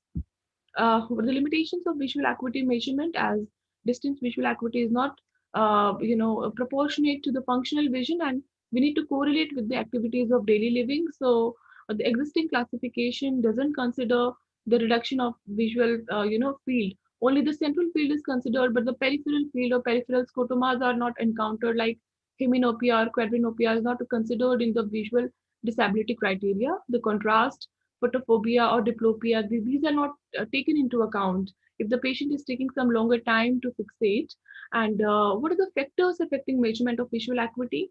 Lighting, autotype, mental state of the patient, glare, educational. Why I'm discussing is that because it is the baseline, we ignore. We don't evaluate what is the difference between 2x60, 3x60, and in OPD cards we see different acuities measured for the same patient. But it is important, and we should use the recommended charts as per the low vision guidelines for the visual acuity assessment. Refraction is very important to obtain, and we should always use the objective refraction technique and subjective refraction to carry out the proper acceptance. Autorefractors might have a very limited use due to the media problems or eccentric viewing or off-axis fixation. Previous glasses, keratometry, and retinoscopy are of very much use. Retinoscopy bars are of can be very helpful for the quick refraction, especially for the kids and children. Distance in near visual acuity measurement along with visual notation, acuity chart design, currently used charts and distance visual acuity measurement. So what we should observe when we are seeing a patient? Speed and accuracy, head and eye position, whether the patient is having any eccentric viewing or patient is attaining any null point in cases of nystagmus, or it tells about the field loss. Consistent errors tells about scotomas and missing one side of the chart. So subjective refraction should be carried out with proper frame. JND, just noticeable difference, also should always be considered, and spherical and cylindrical refraction should be rechecked. Non-standard distance stenopic slit or multiple pinholes can be used. Sometimes single pinhole or single pinhole cannot be used because in cases of media opacities or central scotomas. So multiple pinhole can be used. What are the approach for low vision management? Identification and proper referral is of prime importance. Clinical assessment and prescription of appropriate low vision devices. If we don't have the facility, we should refer the patient to a higher center. Functional and educational assessment of a patient should always be done. And non-optical devices are very, very important. Training and monitoring and follow-up. So the concept of the low vision is bigger, bolder, brighter. And there is always the benefits and limitations for better services. As we try out bigger, font or bolder font or brighter illuminations, there are always benefits and limitations. So we should take care, consider the pros and cons and we should maintain the pros on the higher side. There are the different types of low vision devices, ranging from uniocular handheld telescope to binoculars, e-sight, sight scope, and ocutic devices. Nowadays, a lot of digital devices are coming into the market. The recent ones are OrCams and New Eyes 2 and New Eyes Pro. Optical devices for distance, we should try out depending upon the patient's need. Near low vision devices like spectacle magnifiers, handheld magnifiers, dome magnifiers, video magnifiers, they can be assessed depending upon the need and depending upon the magnification. Low vision devices for near, this is the this is the video of the portable this desktop magnifier. We can see the higher resolution, and so as we are moving towards the digital magnifiers, we have the better facility of having a resolution, more easy to use. So we can consider and give the options, though cost remains one of the factors to decide about it. Non-optical devices very costly, are very cost effective and very, very useful to protect the patient from different types of glare, photophobias. For these are the writing guides, Notex, signature guide, enhanced telephones, easy to calculate in patients' life and activities of daily living. We must consider them. So this is one of the case of optic atrophy, where the patient is 20 years old and male, best corrected visual acuity in right eye is 1/60, left eye finger counting close to face. The patient falls under the blind category but was referred to low vision services. Patient had right eye scotoma, and left eye had poor fixation, so we cannot chart the visual field.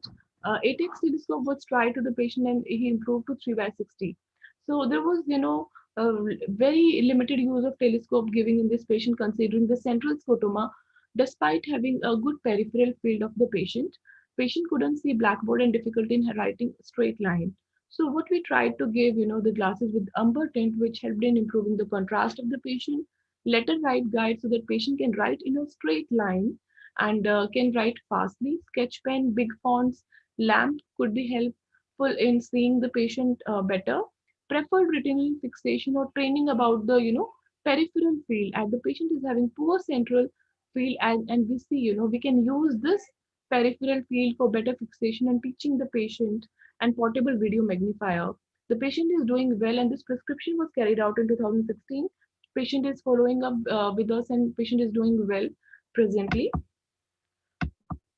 So when we talk about visual handicap, so once we start seeing the patient interfering with one's disability to function independently and to perform activities of daily living or to travel safely, the visual handicap certificate can be of prime importance. They have certain benefits and certain limitations, but mostly useful for professional benefits. So proper visual evaluation and prescription is important before we certify the patient for the visual handicap certificate. Visual rehabilitation plays a very important role. There are many areas and many things where we cannot give the devices. Orientation and mobility services are of prime importance. Motivation and eccentric viewing training. Rehabilitation should be taken care on proper specific goals and needs, and we should try to manage the realistic patient goals, not set a wind up fast because we're crossing. I'm done with the slide. So the last message, early the referral or intervention, better the outcomes. We should not wait for the patient to have the poor visual acuity or fall into the criteria of low vision. Rather than we should send the patient early. Thank you so much. Thank you so much, Neha. Indeed, there is no doubt that the independence and the low vision device, which may just seem to be a magnifier or something, can be a life changer for many patients. And there are many, digitalization has happened in low vision devices, and a lot more of these optical devices, what we see, are really getting obsolete with time, and there are more smarter apps and other things which are moving into it.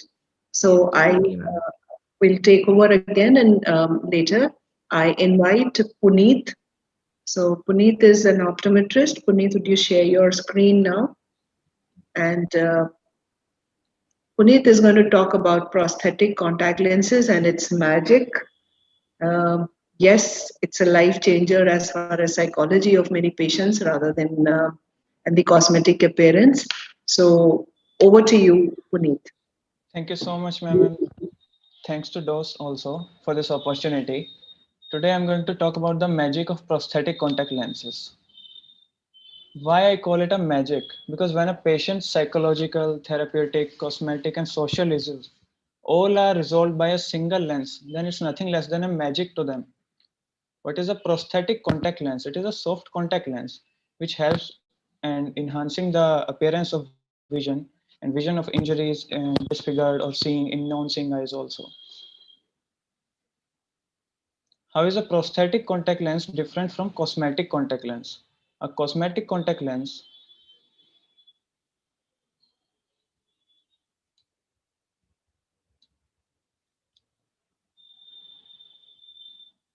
So a cosmetic contact lens, it is just a tinted contact lens which is used to enhance the appearance of a normal eye. I will again stress on the points. It is used to just enhance the appearance of a normal eye, whereas a prosthetic contact lens is a tinted or painted contact lens which is used to improve the appearance of a disfigured eye. Coming to the patient selection and the expectations, potential patient must be able to wear a soft prosthetic contact lens, and the patient's emotional status must be carefully noted. We should discuss the patient's expectation prior to fitting a prosthetic contact lens. And you must advise your patient from beginning that we will not be able to have the exact matching eye appearance to replace the disfigured cornea. There might be a slight variation which would be possible in the prosthesis. Coming to the indications of prosthetic contact lens, we can use the prosthetic contact lens in the cases of trauma or injury. This is the major section. Next, in the congenital defects, aniridia, and then in the surgical complications of the cornea, infectious diseases such as trachoma or keratoconjunctivitis, and it can also be used in occlusion during the amblyopia therapy. We should occlude the fellow eye, which is not amblyopic, to stress the amblyopic eye in the therapy section. How should we go to the workup part? How to start the workup? First, we need to note the patient's history. Then we need to determine what patients want to achieve. What's his ultimate goal? Then we need to be aware of the patient's emotional status. We should know what we have in the lab. We should know how far we can go with the contact lenses. And we should explain the options to the patient. Then only we can come to the cost and proceed further. Well, lens properties and production range is available in this criteria. We have base curve ranging from 7.2 to 10 mm. Power range is available for plus and minus 15, and lens diameter is also variable from 12 to 20 mm, and visible iris diameter, that is also in the range of 10 to 12.5 mm. We have the material Filcon 2, water content of 70% and light transmission of more than 95%. And there's a shade card which is very much helpful in deciding which exact color or which exact contrast the patient needs in that prosthetic contact lens. So it is always better to click a picture of the patient's eye and send it to the manufacturer. Then they will provide you with a customized prosthetic lens. Coming to the fitting technique, prosthetic contact lens, it involves fitting additional fitting considerations compared to a normal contact lens fitting. The normal contraindication that is used for contact lenses that should be followed here also, including the dry eyes and ocular allergies. Coming to the pupil size, we need to very much precisely measure the pupil size. Why? Because if it is a black occluder pupil, then we need to block the complete light. There should not be any light coming inwards from it. So we need to measure the pupil size in dim light also and under the non-room illumination. Coming to the iris diameter, matching the iris size of the healthy eye is important to process much exact responses. Now the base curve, keratometry reading cannot always be obtained because of the disfigurement. So we need to try with the hit and trial method. Then comes the lens diameter. Using the largest diameter will ensure better centration always, as this is we are talking about disfigured cornea, disfigured eye. So a larger diameter lens will always fit centration to the eye. Next is prescription.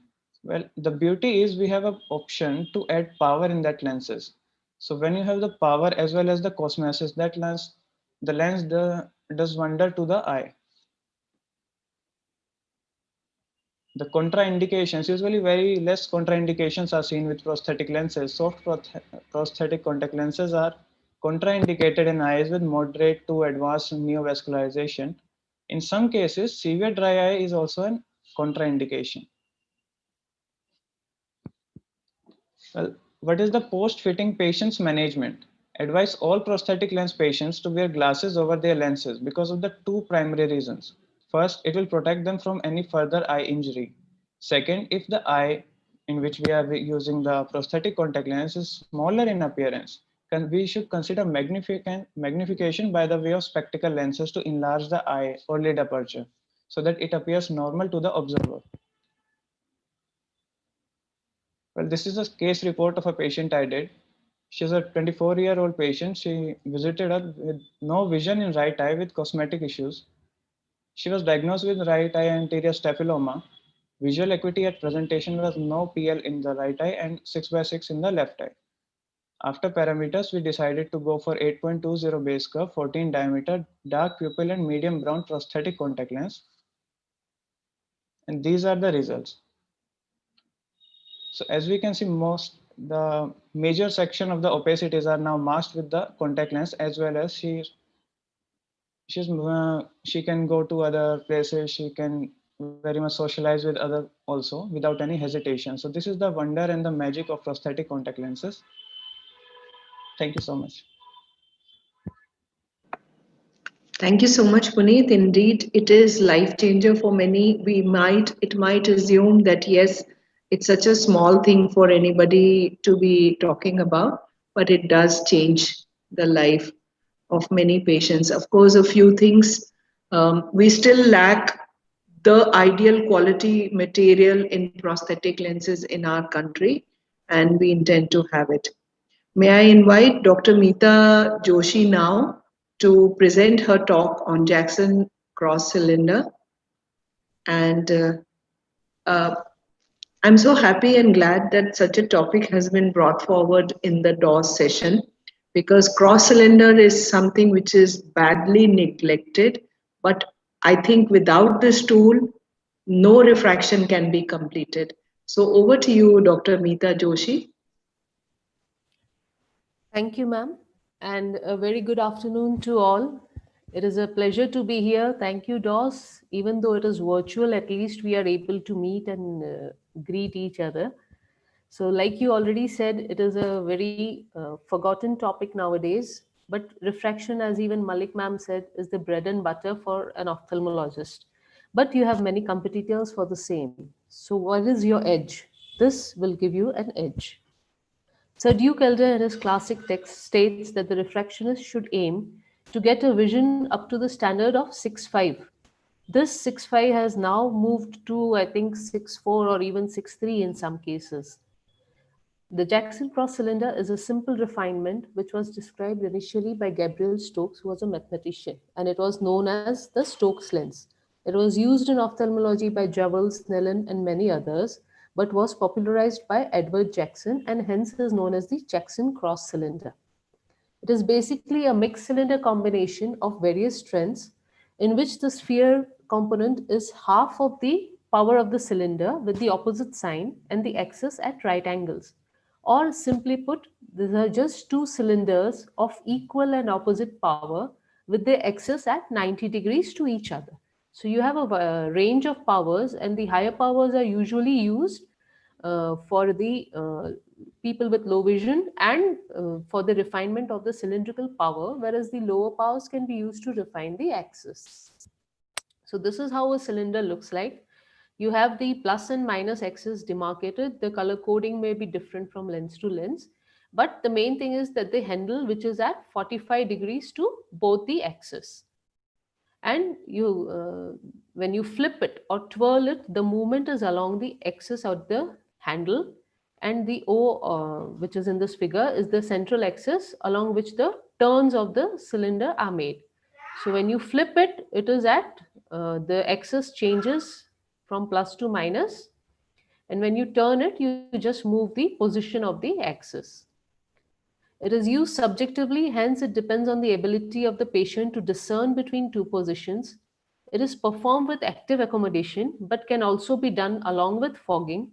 And like any other test for cylinder, the correcting axis is checked first, and then the power is checked. This figure is something which we all remember and which is very important, especially when you are doing the toric contact lenses or the toric IOLs. But the thing is, with the cylinder, at the axis, the power is maximum. At the axis 90 degrees away, the power is 0. And in between, the power changes. So in the trial frame, if you have put a cylinder which is not in the axis corresponding to the refractive error of correction of the patient, the power which you will be getting would not be adequate.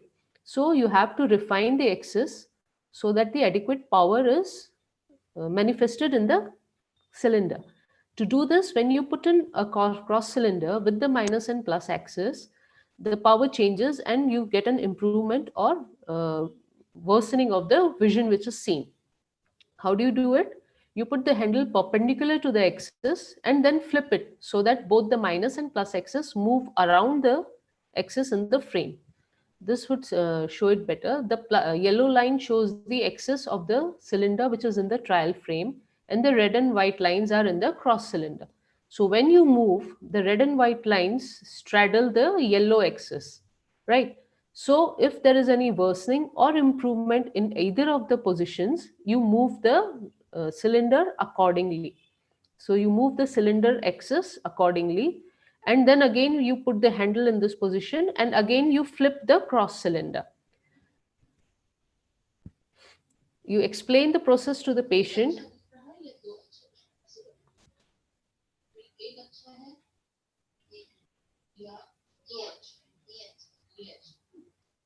And then based on the response, you rotate the cylinder axis.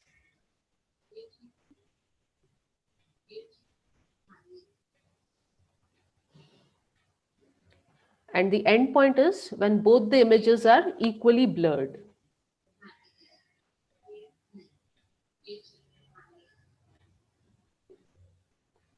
Once the axis is determined, then you can move on to the power. Usually we use the visual, the line 612 or 618 in this Snellen's chart so that the letters are larger and patient is able to see the minor changes which are occurring, right? So if, for example, if you have a -1 diopter cylinder which is required, and in the correcting lens, you have put in a 0.75 diopter cylinder. In the cross cylinder, you have a 0.25 diopter cylinder which is acting. So with the plus cylinder aligned to the cylinder in the trial frame, you get a refractive addition which would cause a worsening of the visual acuity. And with the minus axis aligned, you will get an refractive correction which would be towards the patient's actual error. So in this way, both the positions, either one would be worse and one would be better, and you move the lens towards the better position. That is, you add the minus or subtract the plus, whichever is required. And once this is done, again, you will get an endpoint which will tell you that both the images are now worsened, and thus you have reached the endpoint. Another use of the Jackson cross is for verification whether a cylinder is present in the correction or not. So once you are done with your spherical correction, what you can do is just put in the cross cylinder at 90 and 180 axis and at 45 and 135, and then just flip and see. If the patient says that all 4 images are bad, that indicates that there is no cylinder in the correction. One very important aspect is patient's response. Patient has to be smart enough to understand what is going on. Otherwise, it's a very cheap option, easy to use, and gives you a remarkable refraction which can be used very well in your day-to-day glass prescription, in your LASIK surgery, and even in your cataract surgeries. Thank you.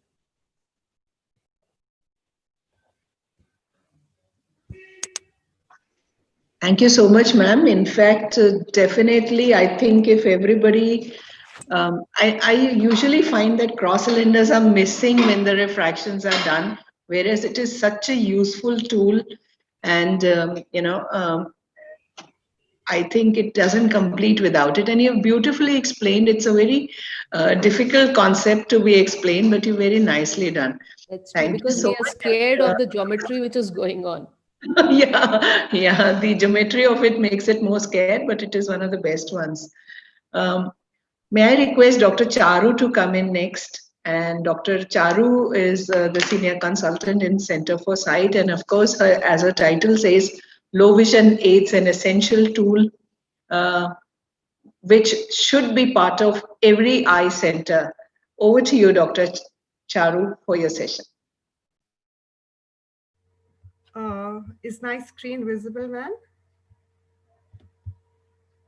Yes, ma'am. Very much visible. All right. If you can have your videos also on coming forward then. All right. Thank you very much, Monica, ma'am. I mean, it's nice to be here with all the experts. I see only the panelists are here, and we should possibly, this talk is targeted more at, the general ophthalmologist, which I really wanted to address. But nevertheless, since I'm here, we'll begin. So we've already had an introduction of what low vision is. I won't take much time. A vision less than 6/18 and visual field less than 10 degrees. So as doctors, we're forever in our clinic seeing patients with macular degeneration or peripheral vision loss, tunnel vision with glaucoma and retinitis pigmentosa, and of course, diabetic retinopathy. Now, these patients, we do our best, we do the medical and surgical treatment, but we do not realize sometimes that beyond that, also they have a lot of social challenges with the sight loss, including difficulty in reading or facial recognition or watching TV or moving around. And so, only in the last few years have we at Center for Sight, especially at our Dwarka branch, started the low vision aid clinic, and we've often consulted Monica ma'am for, help. So thank you, ma'am, for all those times that you've reached out and, helped us get better. So this is a brief introduction into what we've been doing for the last couple of years. And like I said, this is just my little effort. I'm a glaucoma, cataract, and refractive surgeon. But even in our clinic, we feel that a little extra help for these patients, goes a long way in making them see much better. So these are simple devices that almost most of us can use, advise and guide our patients. And these help our patients to really, really improve their vision to a large extent. These are simple spectacle magnifiers, stand and handheld magnifiers, which may be illuminated or non-illuminated. Of course, the video magnifiers have helped in a big way. They not only act as reading aids, but they also improve the contrast. They're self-illuminated, and they can be connected to a larger screen. So especially now, we have a lot of elderly patients who are, at home, and the children are far away, and they don't know how to spend their time. And if they don't have good vision, then it's very, very difficult. So these can even be connected to a TV screen, and you can, project your newspaper or your book onto a TV screen and see it there, and help pass your time or read something that interests you. Similarly, for distance vision, we have these commonly used devices. So this is not a high-end talk at all. These are just basic things that we've been doing for the last few years. CTV, the binocular telescope, monocular spectacle telescope. They all have their own advantages. The CTV being much more lighter, though gives a lower magnification, is very easily accepted. The binocular telescope is more for students who are in their classrooms, gives a much better magnification. And the monocular spectacle, even though it's handheld, gives you a very high magnification, so helps patients with high myopia, whoever are not able to read very well. And of course, these writing and reading aids, Sneha has already discussed them, but they're not very expensive.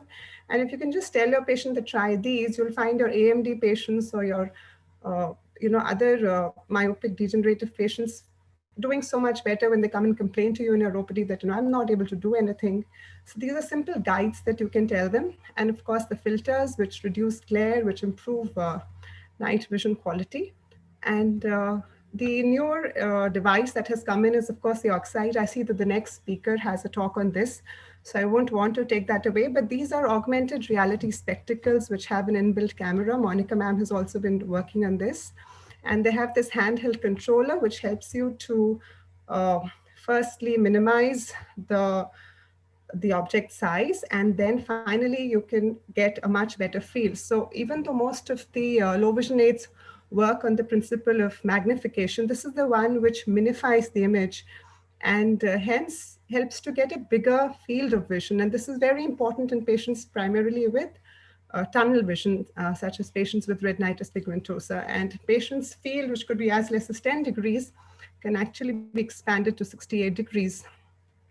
And once the patient has zeroed in on what he wants to focus on, then he can, of course, employ the zoom magnification and see those things so much better. I think the next talk will deal with it in detail. This also gives glare protection. You can enhance the color and contrast. The point again being that all our patients with RP and advanced glaucoma and diabetic retinopathy may not necessarily be told that, you know, this is the end of the road for you.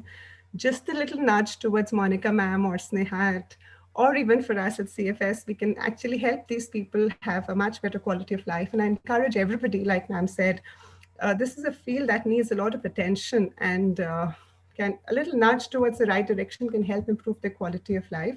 So I'll show you a few examples that we've had. This is, we had a 70-year-old lady. This is a common sort of a patient you'll see both in private and government practice. Both eyes corneal scar, one-eyed, having a vision of 20 by 600, stays alone, cannot identify her family members or relatives, cannot see her phone. And a simple spectacle-mounted telescope and a spectacle magnifier really helped her, as you can see, operate her phone and improve her distance visual acuity. She could see her relatives. And in yet another patient, a 14-year-old with congenital stationary night blindness. Now, this girl was very fond of reading, but could not see the blackboard very well and could not go out at night. So we gave her this binocular telescope, and her vision improved to 20 by 40. And the yellow filter glasses also helped her move around at night much more comfortably. This was another patient, retired headmistress. You know, some of them are very brilliant people who sadly, because they develop these scarred CNVMs, are then completely disabled because they don't know what to do. They can't watch TV, they can't read, write, or stitch. And again, a CTV and a spectacle magnifier gave a much, much better vision quality and a better quality of life. This was another grocer we had who had heredomacular degeneration. His difficulty was he could not write his bills and could not do the work that helps the profession. So we gave him a stand magnifier, which was illuminated, and he was so much happier because he could do his billing. He actually complained that somebody was cheating him that work. This was a dentist. He was an international patient who had both eyes glaucoma with the corneal opacity. Again, unable to read or write, 20 by 120 vision. And this is him with the translator. And we gave him the Winimax electronic magnifier. His vision actually improved to N6. He was very, very happy. In fact, gave us a very good review. This was one of my old glaucoma patients, 78-year-old, myopic with glaucoma with aphakia. Again, not able to do things that he needed to do. He had a very caring family. And even though his vision improved, these patients are not the ones who are going to go up to 6.6 or N6, which is what I would normally talk about in our refractive sessions. They improve only to 20 by 200. But for them, even that 20 by 200, which allows them to see the TV, this is the patient sitting here, helps them, gives them a lot of confidence and helps them feel much better overall. And this is the last patient that I'm sharing. Another patient with PBK advanced glaucoma, 20 by 40 vision. And this patient finally improved, what happened? Yeah, this patient improved so much with the CTV that, he forgot about his glaucoma medicine, and I had to say, no, you have to do that as well. But you see how well they can read, and the family was so much happy. So we did a little study. We had about 435 patients in the last 2 years. Common causes, ARMD, optic atrophy, HMD, glaucoma, myopia, and all of us, whatever branch we are specializing in, will see some of these patients in our daily practice. And what we gave them were not very high-end things. In fact, we haven't been able to prescribe oxide to too many people. But simple telescopes, spectacle magnifiers, video magnifiers, and glasses can help improve their distance visual acuity from 0.2 almost to 0.5 for distance, and 0.2 to almost 0.9 for near, which significantly helps them a lot. So if you look at the practical impact of low vision aids, it is in the daily activities which matter a great deal to us. They may not be 20 by 20 or even 20 by 40, but they're able to watch TV. They're able to sign the checks. They're able to go out a bit and have a better field of vision, have a safer life in some patients, and have a much better quality of life. So just that one little extra thing can help improve the quality of patients that we see in our daily practice. So that was really the purpose of my talk, to help everybody know that there is a little more that we can do at the end of all our medical and surgical treatments. Thank you. Thank you, Dr. Charu. I think these are subjects close to our heart, and as you have wonderfully presented that case examples which have reflected on how it has been impacting the life of the people. And we would love more questions coming in from the audience. But in continuity to your session, of course, may I invite Sanjay Arora now, who's talking about Oxide glasses and his experience with the Oxide, which is the augmented reality spectacle lenses. Of course, I am still the clinical advisor, and I was part of the prototype trials also when we had it, and we had the next version also coming in. So over to you, Sanjay, to share the experiences of Oxide smart glasses with everybody. Good afternoon. I've been using Oxide smart glasses for over the last 2 years, and I will be sharing my experience with you. Oxide is a fast-growing digital eye care technology company which was established in the year 2016, but its R&D started in the year 2010. And in the 2014, Oxide won the Google Impact Challenge Award. And in 2016, it was spun from the Oxide is spun also from the University of Oxford as a company. And in 2018, Oxford launched the Prism and the Crystal smart glasses. And I have been associated with the company much before they launched the Prism and Crystal. And I've tried their basic spectacles, which they had done the R&D. And I tried it in our clinic on around 40 to 50 patients.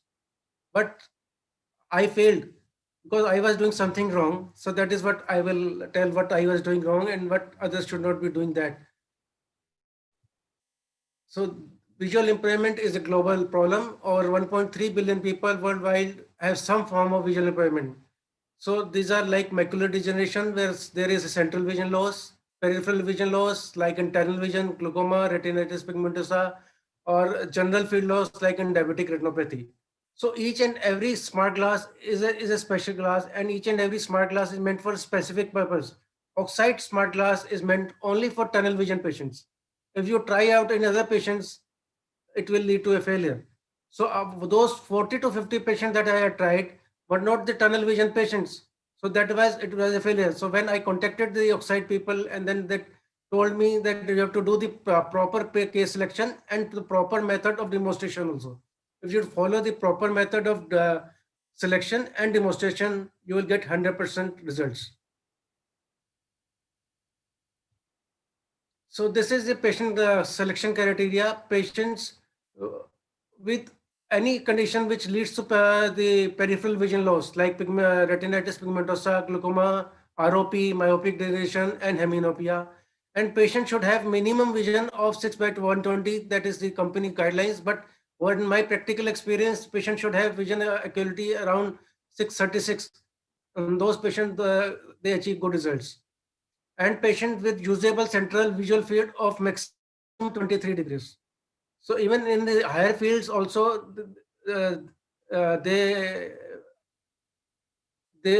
you can see, but the patient appreciates only when the patient vision or it is less than 23 degrees or less than 20 degrees. Only those patients are get benefit from these glasses. So tunnel vision patients usually have good central vision. So their distance vision is around 6/18 to 6/9. Near vision is N8 to N6. So most of the time, these patients are not even referred for low vision patients. And some of the people just see that the vision is N8. They just give the small magnifier, hand magnifier to give it to N6. But then their vision problems are not solved because their vision problem is different. Central, they already have good central vision. So we need to expand the field. So till now, we didn't have anything to expand the peripheral field. We had prisms, but that didn't work. And only this is the Oxide smart glass with which we can increase the peripheral field of vision. So these are the type of fields. So you should do the VFA before trying on the Oxford sunglasses so that you are sure that you will work, or do the confrontation test. So these are some of the visual fields where these patients benefit. Visual should be just within 10-degree field of vision or less than 20-degree field of vision. These patients do very well. So proper demonstration, you should not demonstrate this oxide smiler in front of a surveillance chart and not in clinical settings. Do it the trial in the waiting room, other rooms where patient can see the benefit, and second trial should be at the patient's home, where the patient is more comfortable and see the patient what the problem or what the difficulties he is facing. Main difficulties are moving from one room to the other. These patients keep on banging with the walls. So with this, their peripheral vision increases and that problem is solved. So try to do the home trial, not in the clinical setting, but outdoors or in the patient's home.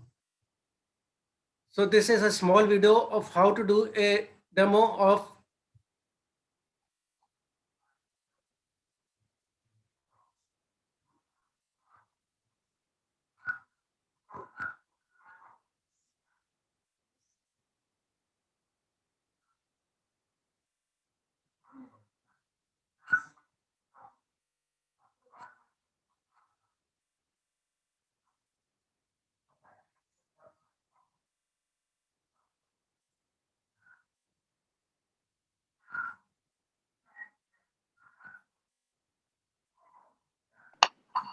Sanjay, the audio, is there an audio in it? Because your audio is...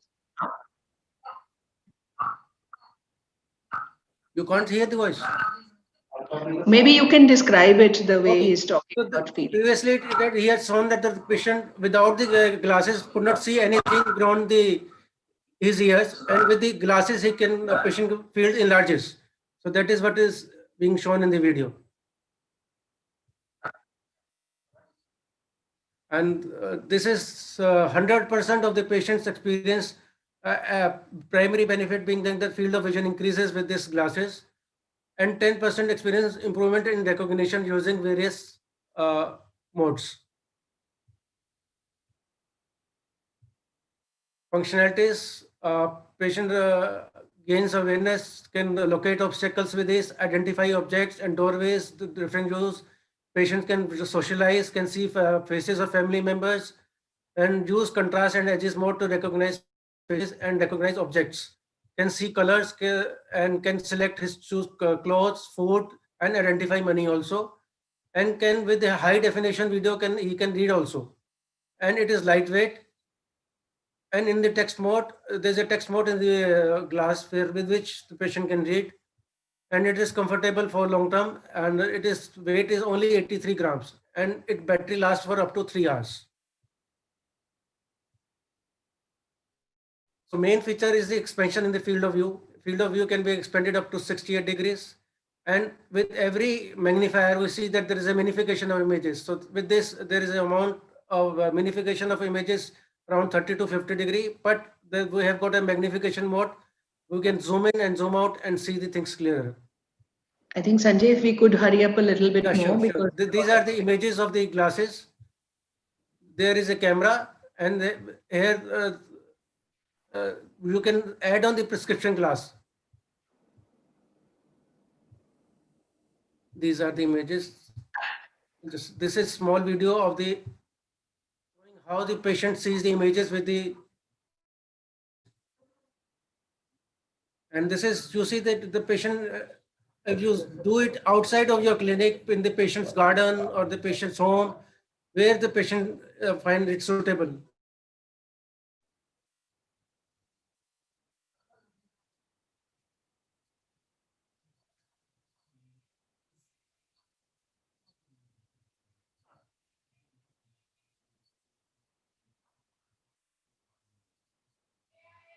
So these are the type of different modes under which patient can see.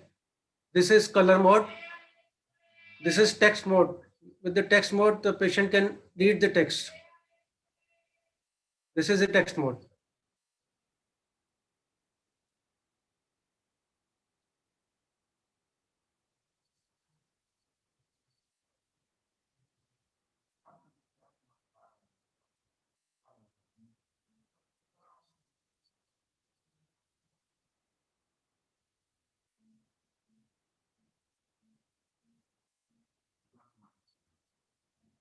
This is black and white edge mode, contrast mode.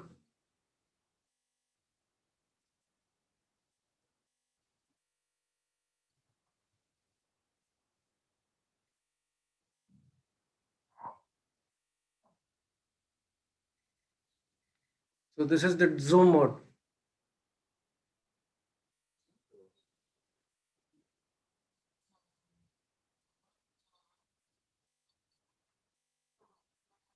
So when you give these glasses, patients often have tears of joy. So one of my reaction was I gave these glasses. The patient said that he could see her wife's face for the first time after so many years. So that is the advantage of these. And when the patient is having dinner on the dinner table, patient can see whole of the dinner which is served to him. Earlier he could see just the chapatis part. Other things, other fruits are kept on the table that he's not able to see. But with these glasses, he can see. This is a recent one I've fitted last 1 week, just 4 to 5 days. This is Central 10-2. You can see the visual field is just 5 degrees. And these are how I did the demo. This is patient could not even see my peripheral fingers without the glasses. And then we just put on the glasses. And after we put on the glasses, patient was able to see the peripheral field of vision. That is how the peripheral vision was extended.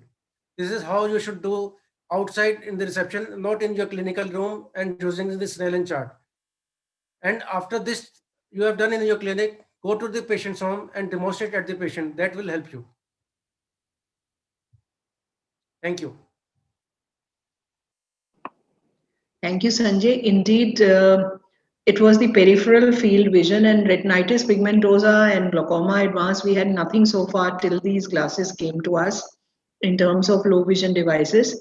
The next from Oxite is, of course, the central field loss, which is more promising device.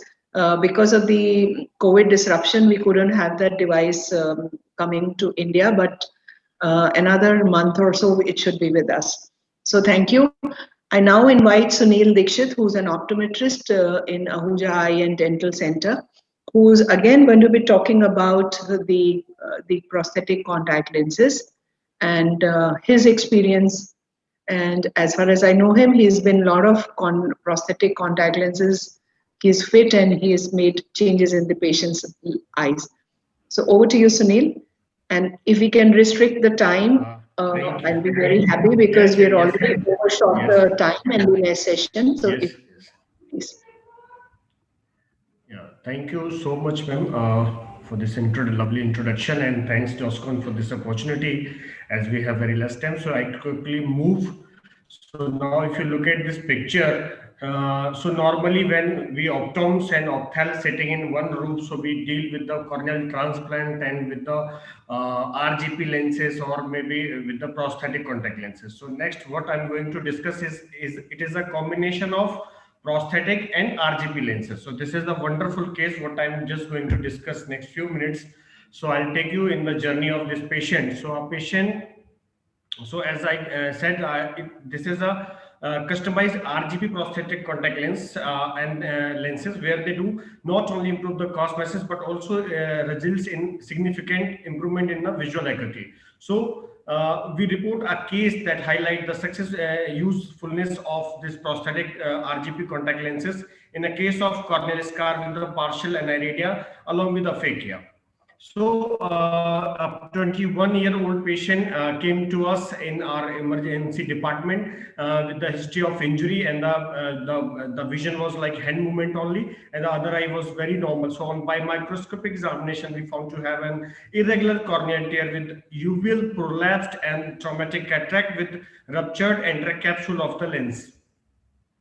And there was no view of the fundus because of lot of eye edema. So we did the B scan, and B scan was confirmed there, and that was showing intraocular foreign body in the vitreous cavity. But there was no retinal detachment. The patient underwent for the immediate corneal tear repair, as we prefer, as our surgeons prefer to go for the first corneal tear repair, and then they plan the second time surgery for the other kind of like foreign body or any retinal diagnosis. So suddenly they move for the corneal tear repair under local anesthesia. And post-operative patient was referred to the retina OPD, where he was advised for intraocular foreign body removal after the cornea stabilized. The patient underwent lensectomy, pars plana vitrectomy, intraocular foreign body removal, retinal laser, silicone oil, and under the general anesthesia after a week. At 1 week post-operative, his unaided vision was counting finger at 1 meter, which was not improving any further with the normal spectacle power. And after 6 months, when the silicone oil was after the removal of silicone oil, again he visited to us for the normal follow-ups, and the patient was doing, otherwise the patient was doing well, but the all suture was already removed. His visual acuity was 160, which was actually improving to only 660 with the normal spectacle power, which was 10 diopter.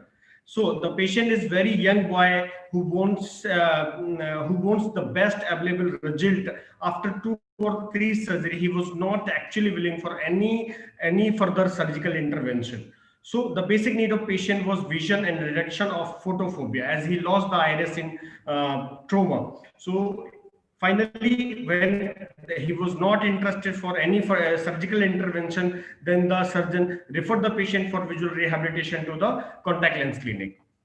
So when I saw this patient in our contact lens clinic, so on slit lamp examination, we found to have central irregular cornea, the corneal scar involving the visual axis, large irregular pupil with the sectoral loss of iris inferotemporal, and surgical aphakia. So this was the center, as you can see here, the pics, the patient lost the iris, there was a lot of scar, as you can see here in the central part of the cornea. So in such cases, if even suppose we plan for the SF-IOL surgery, suppose if we are looking for any surgical intervention, so we can have an option of SF-IOL. So even after SF-IOL, as the cornea is very irregular, then again patient require RGP contact lenses. But the only RGP contact lens cannot correct this situation because the patient has a lot of photophobia as he lost the iris, so he may require something new or something advanced, which I'm just going to discuss in the next few slides. So we decided to give a RGP contact lenses. So dynamic fitting assessment, as you can see here, the good centration and the lens movement was lag of 0.5 mm only. The static fitting assessment shows uniform fluorescent pattern. The over refraction was 14 diopter and the vision was 6.6 in this eye. So now look at these lenses, as it is a customized RGP cum prosthetic contact lenses. So this is the normal RGP contact lenses which we customize in prosthetic. So now this is the customized prosthetic RGP cum prosthetic contact lenses. And these were the parameters. The base curve was 8.3, diameter was 10.5 mm. The refractive value was 11 diopter, and the material what we have used for this particular lenses was Boston Exo, and we keep it light brown tint. So now here it is a small video. So I'll quickly move on, prefer to move on next slide as we have very restricted time. So the video is also explaining the same thing. So I'll quickly move on the last slide, which is a discussion. So in such cases, the fitting of RGP prosthetic contact lens is aimed to provide the better vision with the reduced associated complaint. Through the fitting task, definitely take a longer chair time with the availability of newer material and design in the market. So we should be optimists, we should aware about these all the things, and if once we are aware, then we have better coordination with the ophthalmologist, and then we can plan such cases. Because as an optometrist, we should treat the patient as per their economical condition and need to. So suppose the patient is not willing for any surgical intervention, and if suppose we leave the eyes as it is, then the eye becomes lazy and myopic. So with the normal soft these RGP lenses, we can treat these all the condition, and the patient as you have seen, the patient vision was 6.6, so we can achieve the adequate vision. So this is this presentation also carries the sense of good understanding between optometrist and ophthalmologist. Thank you so much. Thank you, Sunil. Of course, all these are co-managed eyes because these are compromised corneas, and wonderful experiences in terms of aniridia and albinism. Our next talk is by Dr. Soumya, And it was very interesting to see the sterilization and disinfection for optometrist, a nice interesting topic.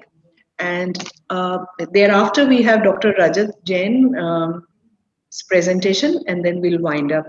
I'm sorry for the next session, Chair, because we were given time much later. So I request you that we'll wind up with all the talks as early as possible.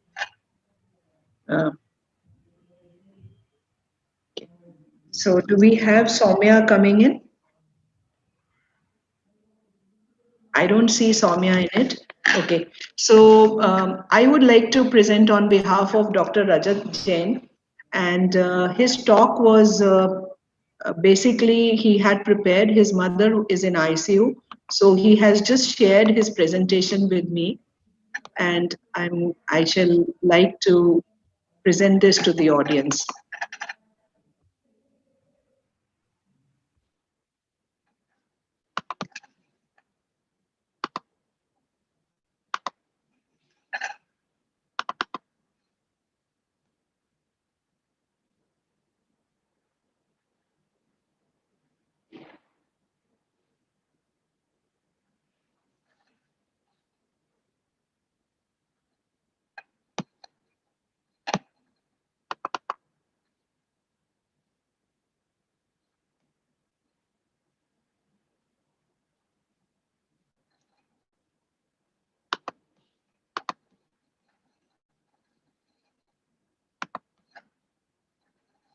I'm trying to just open up his presentation.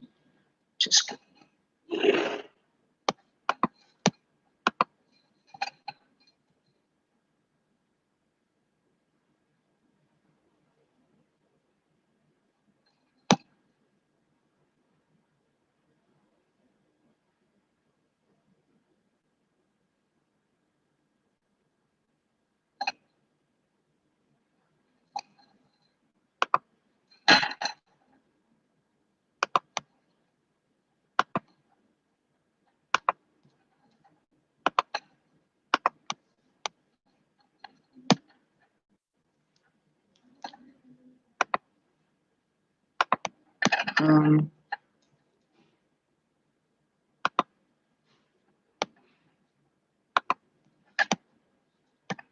I can't see the application window yet here. Thank you. So this is the talk by Dr. Rajat Jain, who had made this beautiful presentation, and I still thought it is time for all of us to hear this out. He's talking about ocular surface prosthesis, and there are patients with chronic corneal problems, and we come across this, and this is what we have been going across, whether it is keratoconus, ectasias, grafts, dystrophies, post-LASIK eyes that we come across. So these corneas are scarred, compromised, and of course there is a significant vision loss that we see in these patients. We also see patients with the irregular anterior surface, which leads to poor visual acuities and irregular astigmatisms. The topography typically is showing us irregular astigmatism, and it's not at all a defined regular surface. It's very, very asymmetric with crusts and troughs in these topographies. The vision outcome is very, very poor in these cases. Whatever best spectacle we may try to prescribe, it is not achieved. So how do we actually get that point focus instead of a diffuse focus? It's definitely bringing in the surface, making it more regular out of it. And we have, of course, other conditions like dry eyes, which are which of course the quality of vision is totally not because of the topography also, but because of the severe tear film which is disrupted in. And the patients, whatever best we may try to give in with the medications, their vision is bad, they have headaches, they have photophobias, tearing, and there is no other choice for these patients. Look at the eye condition that you see in this. There is intolerance, he is lubricating every seconds I would say, these patients and these complaints. Of course, symptomatic relief is there by medication, but how do we restore vision in these? So the prosthetic replacement of these ocular systems is the only way out, and we have these scleral lenses which rest above the cornea and on the sclera, which are filled with the fluid, and they are the ideal ones which bring back the vision to the patient. So these were few case examples which sir would have explained much better, which of course we all know which are strong indications for these scleral lenses: post-trauma aphakic eye, ectasias, post-intacs, SJS, and post-RK, and many of these patients coming up, or severe keratoconus as we had in the earliest presentations also. Even, in fact, for SJS, you have no way out, but ideal solution is these prosthetic lenses. Ideally, yes, these scleral lenses define anything which goes beyond 16 millimeter, but the world is shifting over to lesser size. And in my own practice, I just had 5 patients where we had to go to 23 mm size sclerals. But most of these patients with severe dry eye, especially the Stephens and Johnson's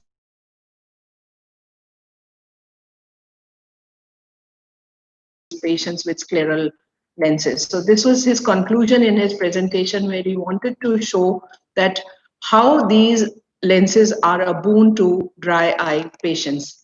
And thank you, Dr. Rajit. We really wish your mother a speedy recovery. We missed you today, but of course your message is well taken by everybody. And we are trying to understand that, yes, this is how everybody with severe dry eye should be tackled in the OPD.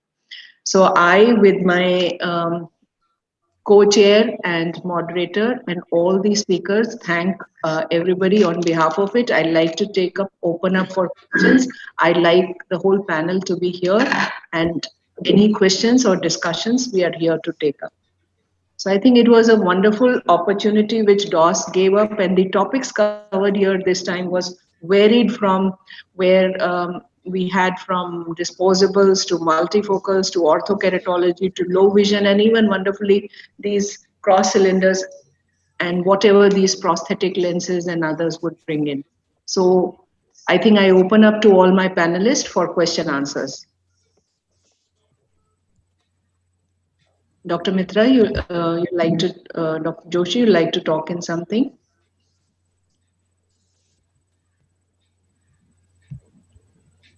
I'd like to know about the prosthetic contact lenses. This thing. So would they mostly be RGP, or the soft ones would be only? So you were talking about the cosmetic ones. The ones which are there for the cosmetic enhancement are typically the soft contact lenses, and they're not available in disposable modality. They are conventional material.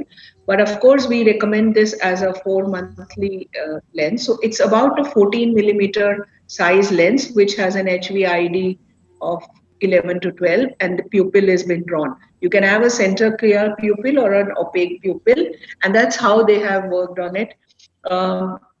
In fact, Sunil's experience and Puneet and others in aniridias, albinisms, in low vision, in all cosmetics. So we have even been improving these visions. Nystagmus cases, if you fit these lenses, you can actually have the amplitude of nystagmus also reduced. And where can you order them? Where customize the lenses? Yeah, we have Indian manufacturing labs who have a trial set where you can color match with them. There are some multinationals also which provide it. These are not the regular cosmetic lenses, which are disposable lenses for eye enhancement, not those blues and greens. It has a dye which is painted in it, and these are available from the local soft contact lens manufacturing labs. So your one which you tie up, he will be able to provide you his color matching trial sets, which you can then fit on the patient and have a combination of shades also produced. So I think Sunil and Puneet, yours were Puricon contact lenses, I believe, Silver Line. Silver line. Yes, yes, and especially, ma'am, as ma'am already explained, so the soft contact lens is like in a prosthetic, it is available. So you can just keep some trial lenses and you can just trial on the patients. And when you feel this is the comfortable shade, then you can, those particular shade, even you can place the order to the company. And if any kind of customization you want, suppose you are dealing with the micro cornea, then you can keep the iris is smaller. If you suppose dealing with the globulus cornea, yeah, in interstitial phyloma cornea, then you can increase the overall diameter. So all type of customization, if you suppose it's totally a customized clear pupillary area, then you can manipulate. You can even incorporate the refractive value in those particular clear area. So these all the options are available with the prosthetic contact lens. As I said in my cases, this was the RGP come prosthetic contact lenses. So normal, you have to just do the trial with the normal like RGP trial sets, and that particular lens, whatever you finalize with the parameters, you can place the order and you can like guide them to make it tinted contact lenses so that the tint can reduce the photophobia. So that helps for all those things. Right. I think we are already overshot our session. Of course, we started much late. And I would request the chair of the next session to take over. And I think wonderfully, we had the varied topics. The presenters have done their session. And thank you, DOS, for actually including in such topics. And it's all co-management in contact lenses, specialty contact lenses, as I would say. So thank you, speakers, for all your efforts. And thank you, DOS, for this opportunity. Thank I you. will Thank you so open the much. mic to the next chair now.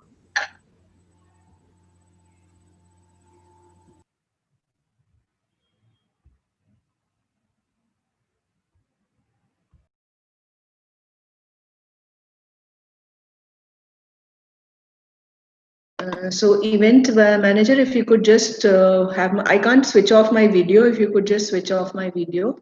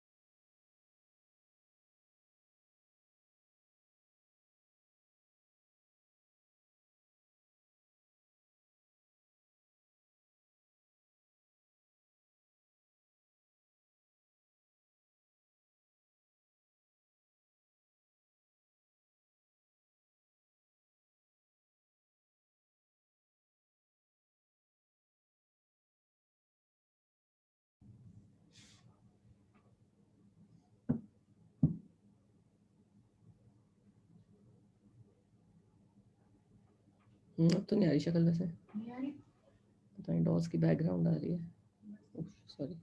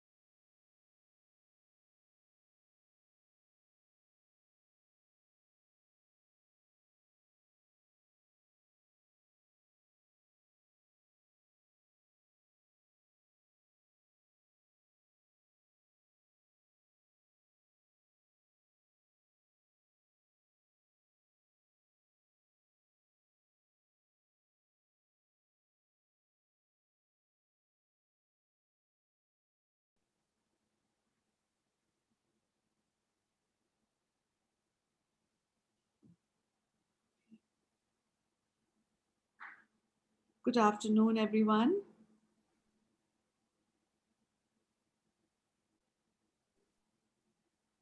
I have messaged Dr. Ashok Grover, who is the chairman of this session. I think he may be busy in some pressing commitment. Similarly, Dipankar and Piyush Kapoor and Bhupesh Singh, they are all busy. So let me take the opportunity to welcome you all to this afternoon session on refractive surgery, workup and investigations. We know how important it is to do a very meticulous and thorough preoperative assessment. All refractive surgeons know that it is a very crucial step of the process of giving a happy situation to a very troubled patient who then will become completely free from the previous impediments and enjoy perfect vision. So we do have excellent speakers, and there is apparently the number of speakers and the time given is less compared to the duration. So I will allow the speakers to I would encourage you to stay to your time limit, but you do. Oh, hello, sir. Good afternoon. So here we have Dr. Grover as well. I would say that you try to stick to time because it will be nice to have extra few minutes for discussion. So let's use the benefit of the extra time for discussion rather than prolongation of the talks. But you don't have to feel rushed, and you please speak comfortably. So hello, Dr. Grover. Hello, how are you, Radhika? How are you all of you? How's Vanati? Nice to see you all. Nice. So how many of our speakers are present? So as of now, four speakers. So we have Chintan, Amit Gupta, Tushar Grover, and Vanati. And we have two who may be joining later on. So, okay. Yes. So we can give 10 minutes to each speaker for the time being. Yes. We can tell the time people to at least make it 10 minutes for all our speakers then. Yes.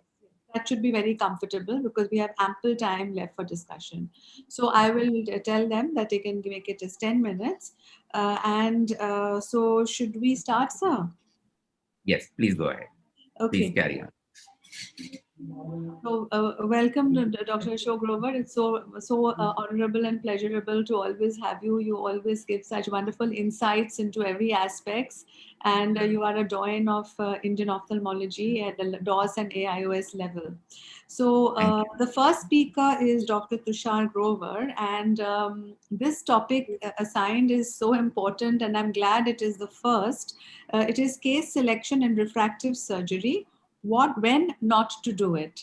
So over to you, Dr. Tushar, and you can share your screen, and I will make it clear to the coordinators that we have extended the time to 10 minutes.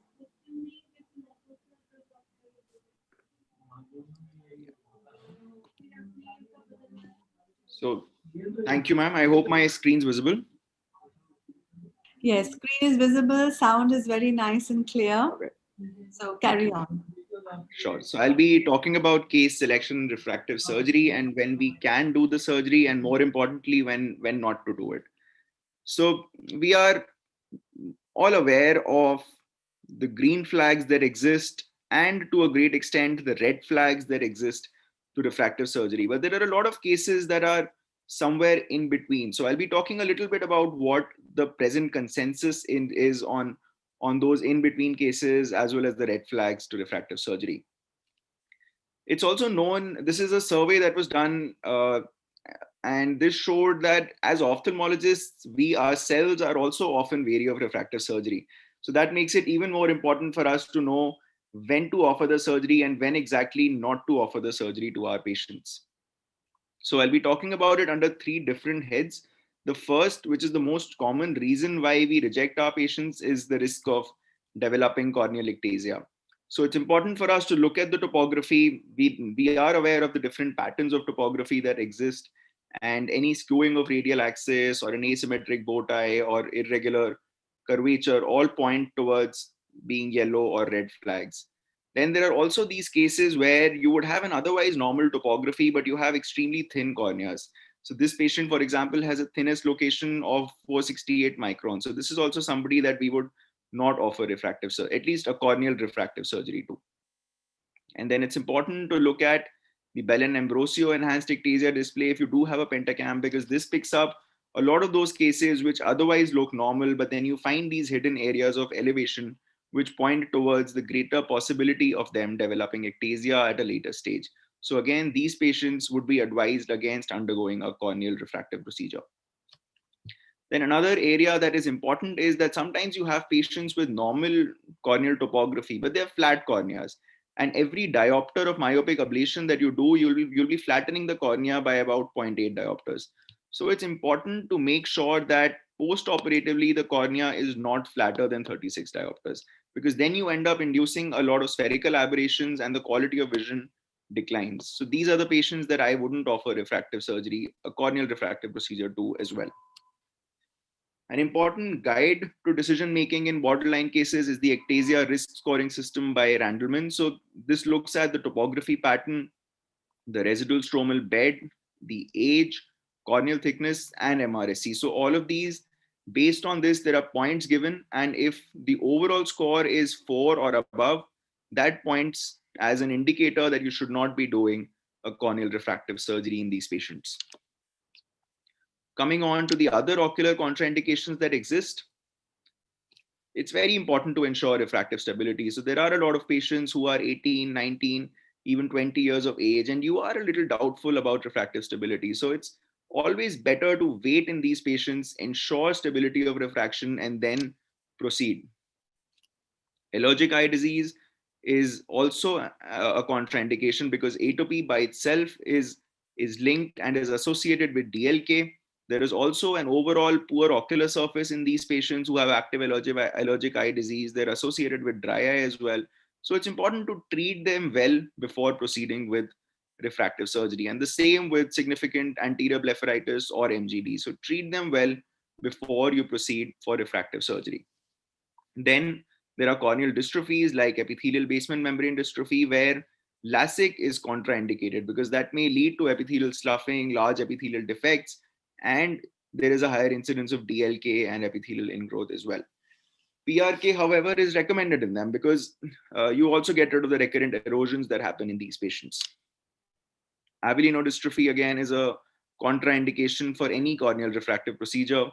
And you often have these patients who have otherwise normal topography, but the corneal thickness is quite high. It's about 600 microns or above. So I recommend doing a specular microscopy in these cases because occasionally you find these guttae, which points towards the fact that they have early Fuchs dystrophy. And that, again, is a contraindication to LASIK. So you might miss that, which is why I would recommend a specular in patients with extremely thick corneas.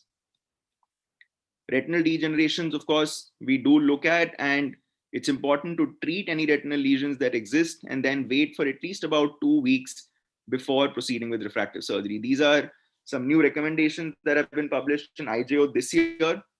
So this is something that can be looked at, and even after refractive surgery, it's important to follow these patients, warn them about the symptoms of flashes and floaters, and follow them up long-term for development of new retinal lesions as well. The coexistence of glaucoma has also been considered a contraindication for refractive surgery. The new literature that is available now, however, has pointed out that glaucoma per se doesn't worsen with LASIK, though you have those acute IOP rises, but progression in terms of increased RNFL damage has not been associated with doing a refractive surgery. So the current consensus remains that it is a relative contraindication more because of the issues that you have with post-operative IOP surveillance rather than any intraoperative complications that do ensue. But so if you have patients who are extremely well controlled with glaucoma with medication, LASIK is not an absolute contraindication there. It can be done, but you need to be very careful, warn them, and make sure you monitor the IOPs well.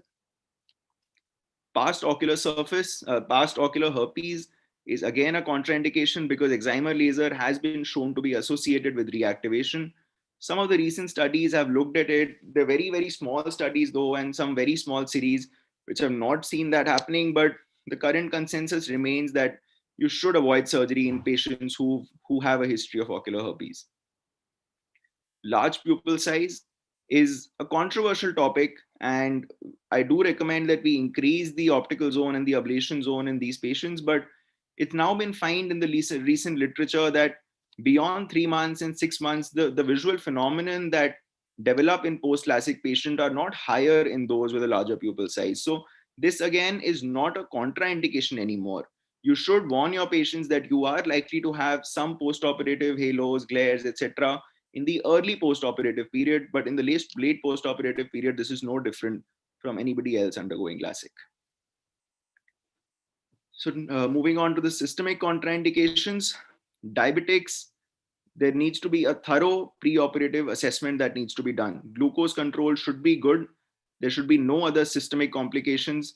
And there needs to be a very thorough evaluation of the ocular surface, dry eye, and the corneal sensations as well. If all of that is normal, refractive surgery in diabetics that are otherwise well controlled can be done. But if these criteria are not fulfilled, then do not go ahead with refractive surgery in these patients. Autoimmune conditions have also been considered contraindications, and particularly Sjogren syndrome, refractive surgery has to be avoided. In patients who have autoimmune conditions otherwise, but no ocular manifestations, and otherwise the disease is well controlled, surgery can be done with prolonged lubrication, and they should be warned because, for example, in rheumatoid arthritis, about 20% of the patients can develop Sjogren syndrome even later on. So if refractive surgery has been done, at least lubrication should be prolonged and patients should be warned. How about HLA B27 positive individuals? So the literature here as well shows that individuals who are HLA B27 positive but haven't had uveitis, LASIK doesn't increase the risk of them developing uveitis. So they can undergo refractive surgery, but then they should be warned of the possibility of developing HLA B27 associated uveitis with or without refractive surgery. Systemic medications such as amiodarone, isotretinoin continue to be contraindications for refractive surgery. Amiodarone is an antiarrhythmic medication and is associated with deposits in the cornea and lens, halos, and optic neuropathy as well. So this continues to be a contraindication, and so does isotretinoin. So isotretinoin leads to dry eye and ocular surface issues, and it should be ensured that even 6 months after cessation of isotretinoin, the dry eye and ocular surface parameters should be thoroughly evaluated, and only if those are normal, we can proceed with refractive surgery. Keloid is no longer considered a contraindication for LASIK. Pregnancy and nursing, however, are definitely contraindications, and surgery should be avoided at least till 6 months after cessation of breastfeeding. Last, but definitely not the least important point, is the psychological profile of patients. So we all have those patients with unrealistic demands, with underlying psychological issues. So as far as possible, these patients should be avoided, and the ones that we do decide to take up should be counseled extremely well pre-operatively, rather than having to explain to them after the procedure has been done and they are complaining. This is a study in the UK that has looked at medical negligence claims in refractive surgery. So it's been found that 65% of the claims had issues of consent. So it's extremely important to take special consents from patients who have some gray areas, and if you choose to operate on them with discussions to them, all of that should be well documented in the special consent forms that should be taken. About 29% of the claims had contraindications, and though it was accepted by experts that some of these were not absolute contraindications, but there was not enough evidence to show that sufficient attention had been paid to the patients in informing about these contraindications. So again, that's why it's extremely important to counsel the patients well, and even more important to document the fact that you've counseled them well. So to summarize, some of the previous guidelines that we had on contraindications of refractive surgery were based on not too much data, on some isolated case reports and small case series. We now have a lot more data where some of the previous contraindications can be taken up for refractive surgery, but it's always better to err on the side of safety when we are in doubt, and to document what we tell the patient and what we do extremely well. Thank you. Thanks a lot. Thank you so much, Dr. Tushar. You very nicely explained all the practical aspects about what are the key issues to be kept in mind when talking to the patient and when checking at the preoperative records and workup. And I liked that you specified the importance of a proper conversation and a proper communication with the patient. The patient should be made aware about all the concerns, and as you correctly indicated, the patient is going from with a particular plan or a particular concept in his mind, and they may not have taken into account the possibility of certain problems. And if in that particular patient you have found a specific gray area, it's much better to communicate rather than take the entire burden on yourself to say that, okay, we'll go ahead or we won't. And even saying no can also be a problem, because there again, the patient may question, why did you say no unnecessarily? So it's a very delicate area, very important to document. And the other thing I liked about it is that you said that you can wait. It's an elective surgery, it's a planned surgery. And if in doubt, you really do not know how it's going to evolve. So there's no harm in waiting for the number to stabilize and to see how the cornea goes.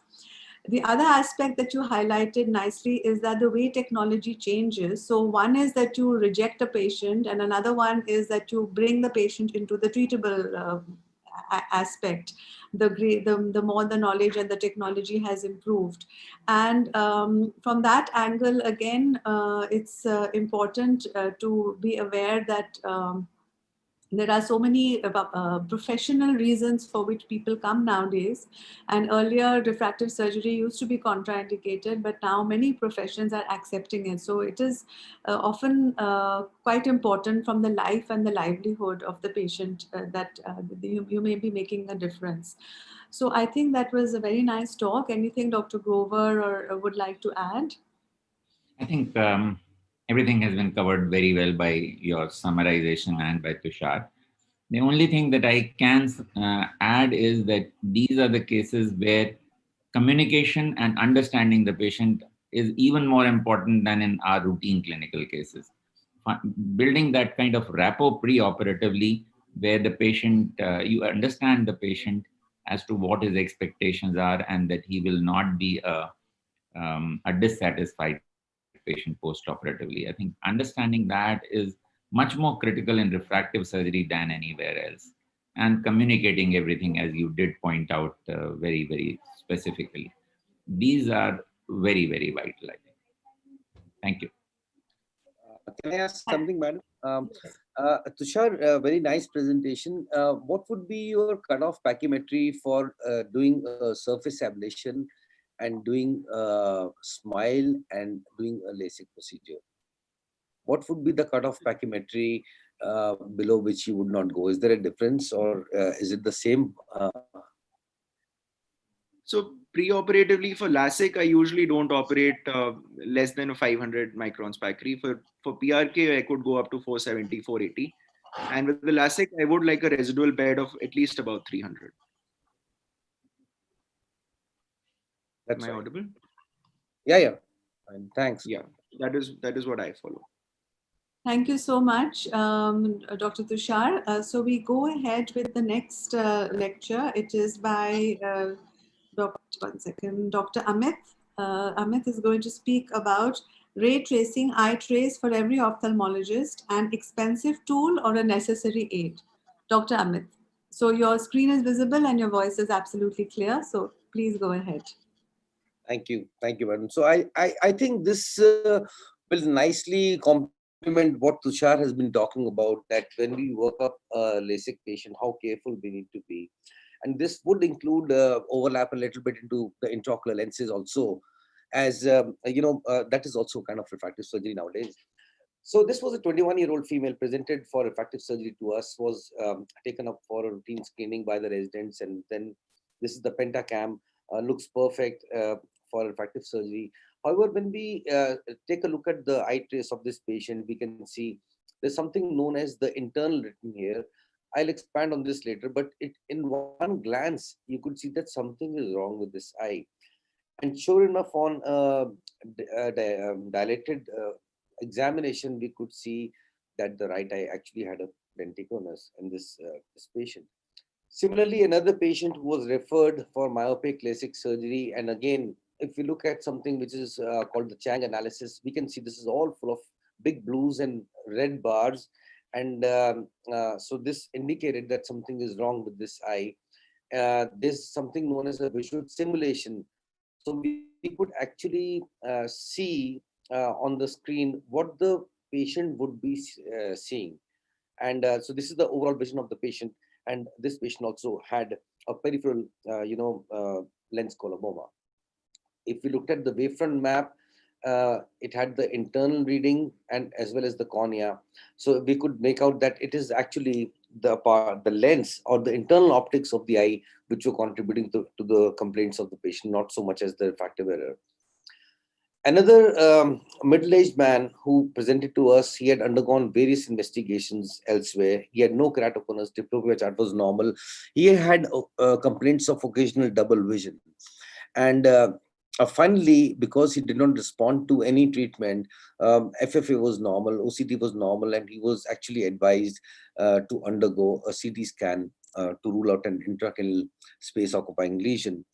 And this is the patient when he presented to us, and we could see that it's grossly normal eye, and he was advised the eye trace.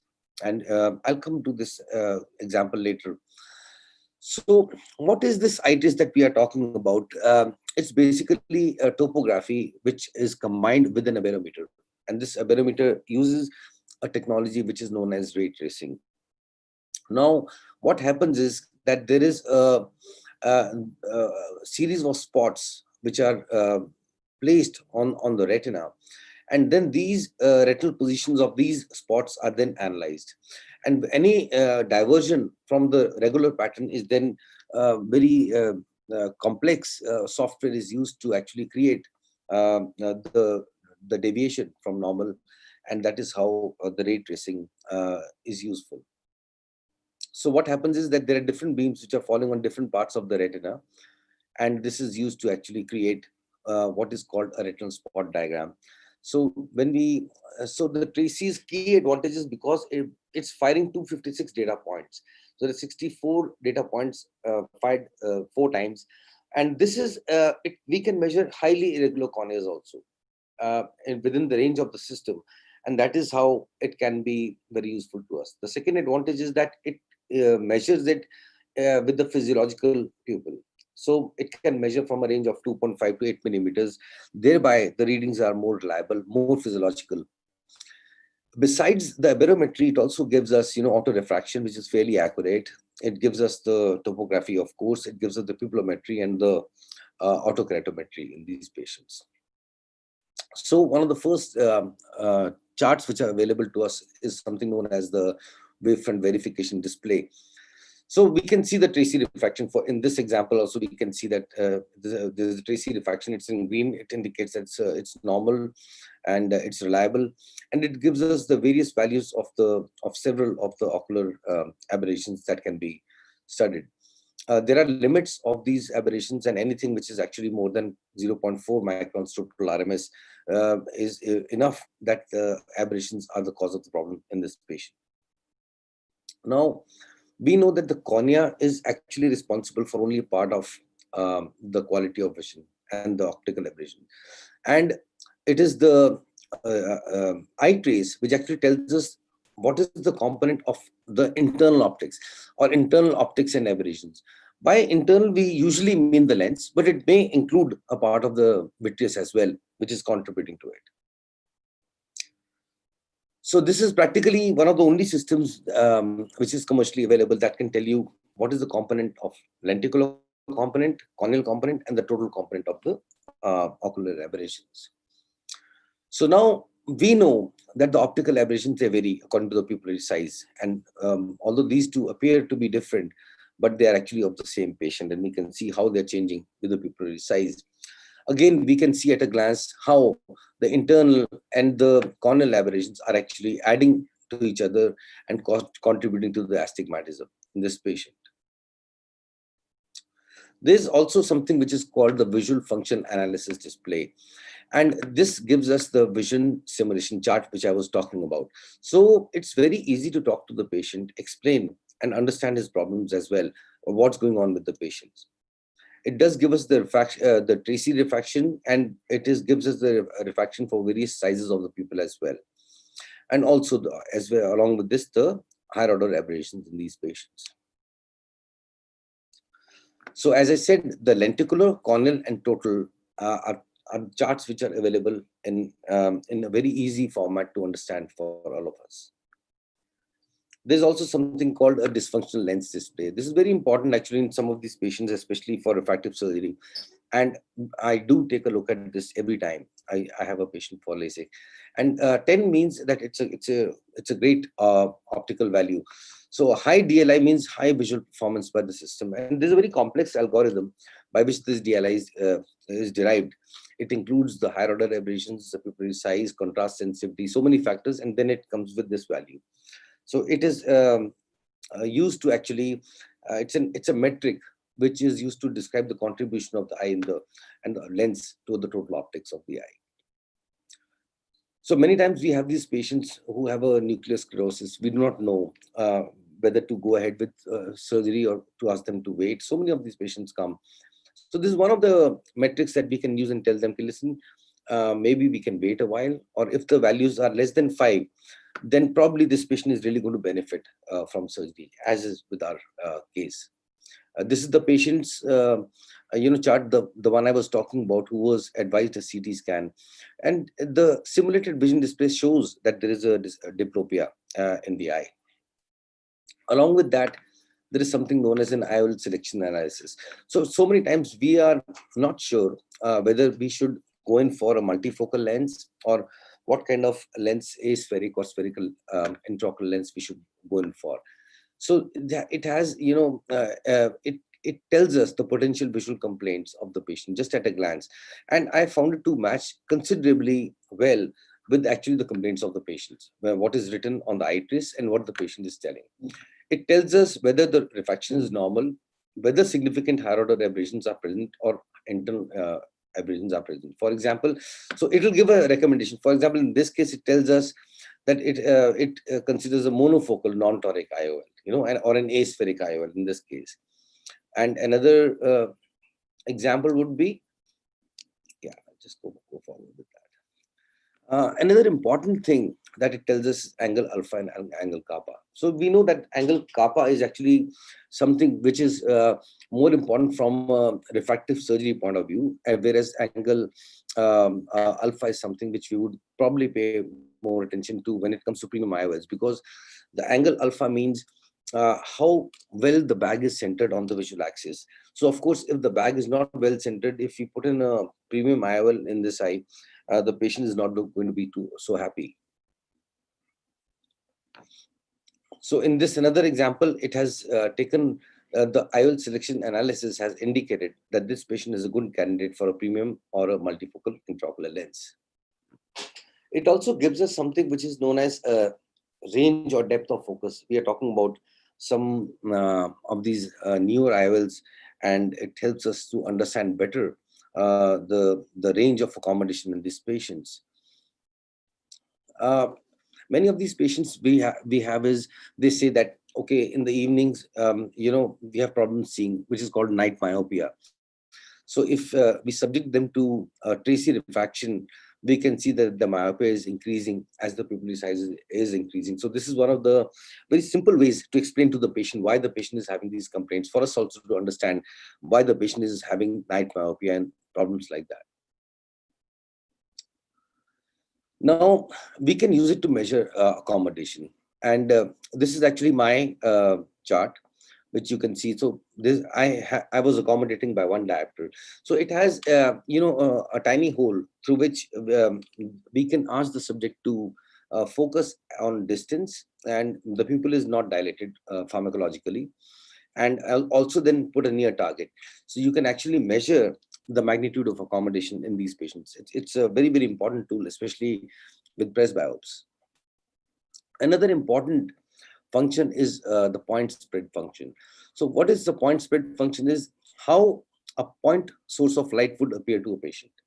So ideally, it is the value is 1, and the lower the value, the worse is the optical quality of the system. So we can just with one look at this metric, we can understand the visual complaints of the patient. For example, a patient with a lenticonus, we can find that the point spread function is close to 0. So very poor optics in this patient. There's also something important called modulation transfer function. So many times we talk about, what's the contrast sensitivity, and the problems of the patients are related to contrast. And it's very tedious for us to do the contrast sensitivity test in these patients. However, with the eye trace, it gives us the modulation transfer function, which is the ratio of the image contrast to the object. So this is how the patient sees an object with the real contrast. So it is very simple to understand. Essentially, what we are taking a look at is this red box. So there is a contrast along with in cycles per degree and at 40% of the threshold. So if any value which is over this is good, and something which is below this point is a compromise. So what we can see is, in this patient who had undergone LASIK, the patient was complaining that the vision in the right eye was poorer than the vision in the left eye, and we can see that the graph is actually dipping down just below this this juncture, and not so in the left eye. And we can explain this to the patient also, why the patient is having a problem. It's also having uses in refractive enhancement procedures. This patient had been operated elsewhere, and he had a cylindrical error of -2. And we can see the quality of vision was so poor, and that was all corneal. And so he underwent an enhancement procedure, and then the patient was so happy after this. So it helps us to really document and understand the change in what has happened to the patient. And this patient came for an implantable Collamer lens, a phakic IOL, but he had a significantly high, because so many of these high myopes, they do tend to have a nuclear sclerosis and have a component of early cataract. And this patient was then actually, he underwent a clear lens extraction rather than an implantable Collamer lens. It has a lot of application in patients who have to undergo cataract surgery. We can see the extent of corneal aberrations like I talked about, and with the angle kappa and angle alpha, we can actually decide whether we want to use a spherical, aspheric, or a premium IOL in these patients. For so many times, we have patients who have posterior capsular opacification or a haze. We do not know whether to go ahead with the YAG capsulotomy or not. But if we subject them to the eye trace, look at this. Internal means that there's a lenticular component or a non-corneal component. So cornea is clear, lenticular component is there, and this patient underwent a YAG capsulotomy and was very happy with the outcome. Same with the pterygiums, that we can see whether we want to perform pterygium surgery in some peripheral pterygiums or not. Sometimes it is accounting for a major component of astigmatism, and we might decide to take out the pterygium before subjecting them to the cataract surgery or something else. This patient had undergone a secondary intraocular lens implantation and was not happy with the vision. And again, we take one look at this, and it tells us that the corneal component is not so bad, but it is actually a lot of coma, which is there. And coma in red means it is visually significant. And this was due to the tilt of the secondary intraocular lens. To conclude, ray tracing differs from other methods of measurement of barometry. Particularly, Hartmann-Chack is, I think, the most common system which is used, because it eliminates data confusion. Because of the way we are actually collecting individual data from 264 points. And that is why it is far more enhanced than relying on a mesh or relying on lenslets or other systems of barometers. However, the values of barometers, they differ. We cannot compare for example, the spherical aberration or the RMS of one system with the other system. So I think it has a lot of utility for the anterior segment surgeon, the cataract surgeon, the refractive surgeon, and I think in future we'll see many more publications and applications of this device. Thank you so much. Yeah, thank you so much, Dr. Amit.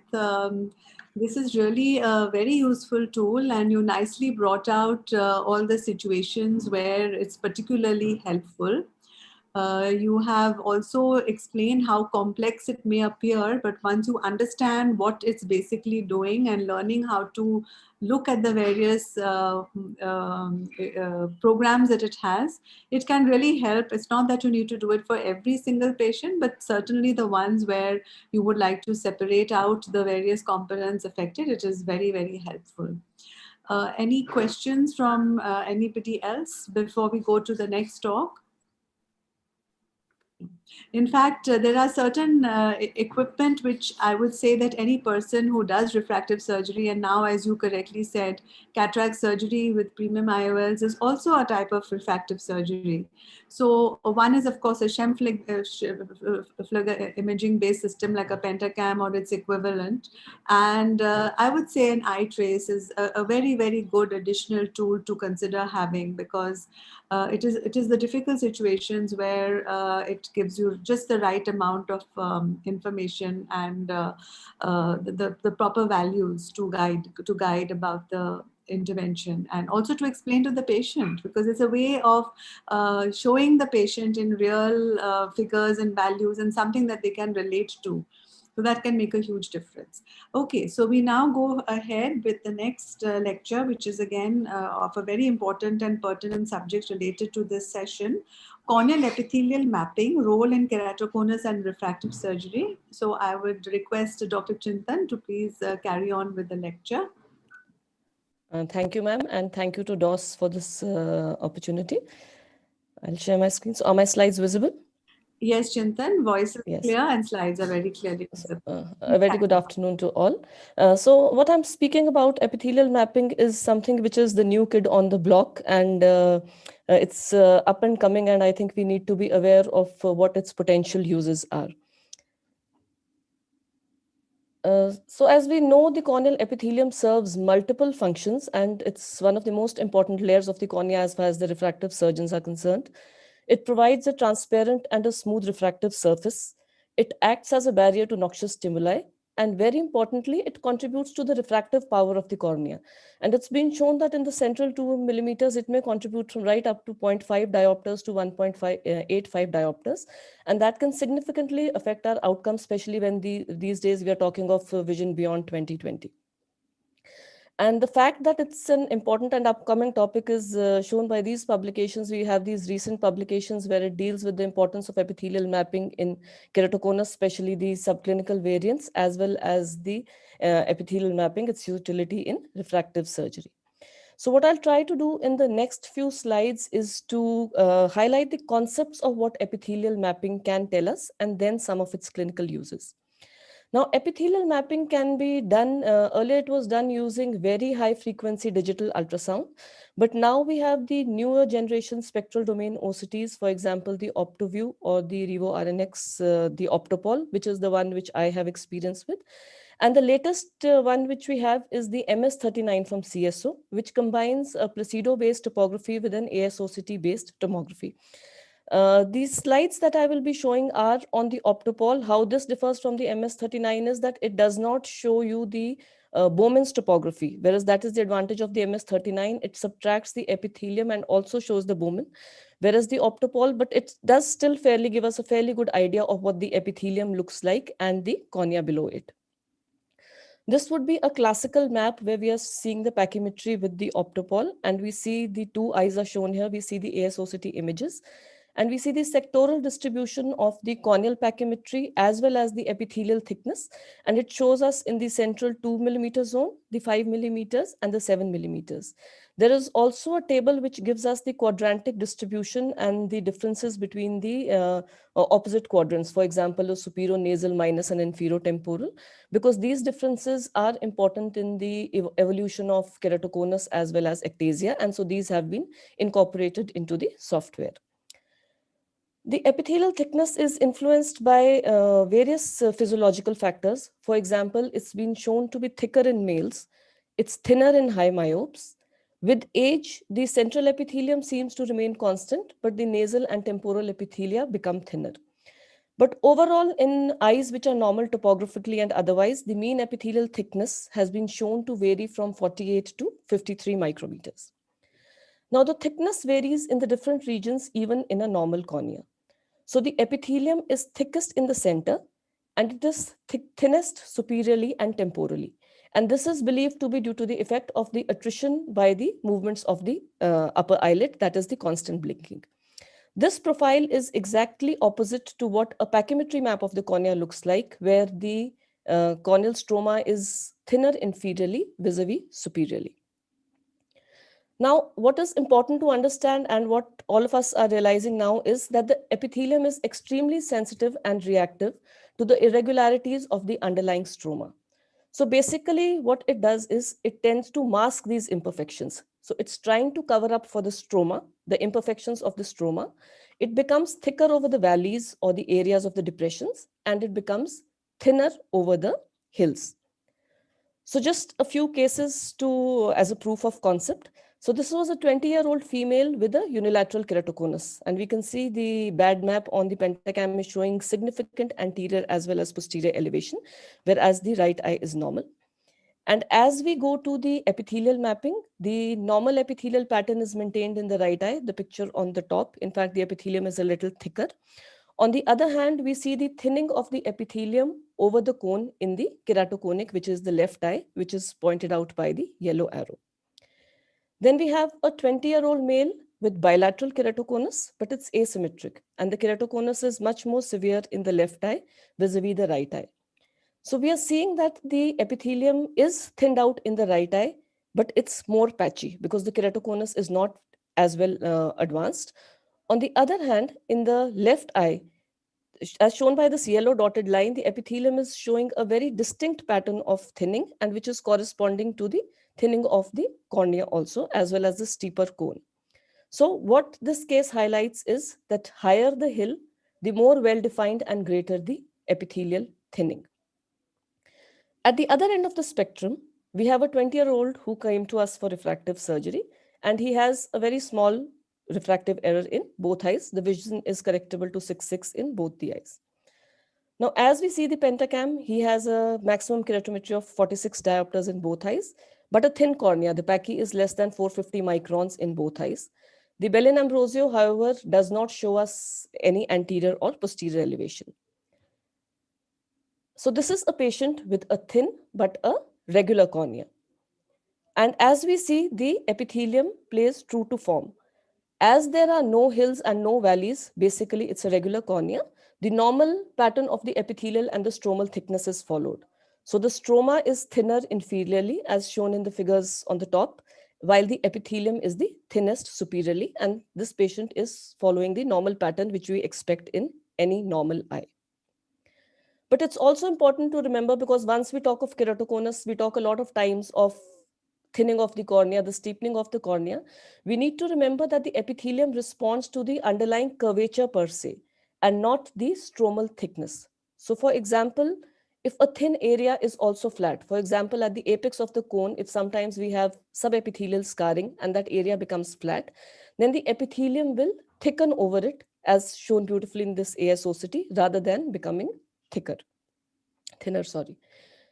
So now, after we've gone through all these cases, what are the clinical implications of evaluating the epithelium in detail? So according to me, it has basically three main uses. It would help you in diagnosis and screening. So it would help you in early detection of the form-fruste keratoconus or the subclinical keratoconus.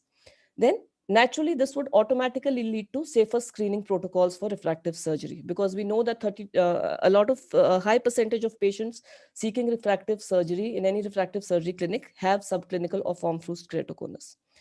The other use is the therapeutic use. So the refinement of topography-based laser ablation profiles, as our understanding increases, is based also on the epithelium, because the epithelium is masking the irregularities of the stroma. So for example, if we are doing a topo-guided LASIK or a trans-PRK in virgin eyes, or topo-guided PRK and CXL for keratoconus, PTK for corneal pathologies, or even customized cross-linking, in all these our evaluation of the epithelial map to see if the epithelium is irregular and is it compensating for the stroma in any way would help us to refine our treatment protocols. And then further differentiating the trues from the pseudos. So a true ectasia from a pseudoectasia. I'll be showing an example of this. Or a true progression for a pseudo progression. For example, in some cases of corneal ectasia, the progression may not actually be there, but it's are the epithelial changes which make it out to look like an ectasia. And true regressions from pseudo regressions. So in some cases of refractive surgery, you may have epithelial hypertrophy, which which mimics a regression. So another few examples. For example, this was a young girl with advanced keratoconus in the left eye. The right eye topography is almost normal, but we see, as shown by this white arrow, a very early signs of epithelial thinning are there. And this would probably make you suspect or keep the patient under closer follow-up. The second, this was an interesting case. This was a 30-year-old female who was diagnosed as keratoconus at an outside center and was advised bilateral cross-linking. And her vision was correctable only to 6/12 in the right eye and 6/18 in the left eye. And we saw that she had maximum keratometry of close to 48 diopters in both eyes and a central steepening. However, the cornea is good. It has a good thickness, close to 600 microns. But of course, we do know that keratoconus can occur even in thick corneas. So corneal thickness is not something which can take us away from the diagnosis of a keratoconus. However, we also see on the pentacam that the anterior elevation is present in both eyes on the bad difference maps and some degree of posterior elevation, but that's not coming up on the difference maps. And so we did an epithelial cross mapping for this patient, basically because the resident had brought this case and we were doing a thesis on keratoconus and epithelial mapping. And so we see that the epithelium over the cones is thicker instead of being thinner. Now, this is contrary to what we expect in keratoconus, where we expect that the epithelium should be thinner. And when you take a closer look at the cornea, we see that there is irregular heaped up epithelium in the pupillary area. And this is much better seen on retroillumination. So it's a case of pseudokeratoconus due to epithelial basement membrane dystrophy, where there is thickened epithelium in the center, and that is causing the steepening on the topography. And it's been shown that epithelial basement membrane dystrophy is one of the commonest causes of misdiagnosis of a pseudoectasia. So because the patient had symptoms of recurrent corneal erosions, she complained of frequent watering and pain in the left eye. So we did epithelium of the left eye was removed with the MEL-80 excimer laser using the PTK mode, and guided by the thickness of the epithelium, which was in the central 5 mm ranging between 70 to 80 microns. We initially targeted a depth of 70 microns. And these are the pentacam maps which show us the pictures on the right-hand column of the screen. A shows us how the epithelium was ablated in the green zone, and it very closely mimics the areas of the epithelial thickening which we were seeing on retroillumination. After 6 weeks, when the epithelium grew back, it almost followed the same pattern. However, a central thinning was, the central flattening was noticed, and the patient improved to a best corrected visual acuity. She was still using spectacles, but she improved from 6/12 to 6/6.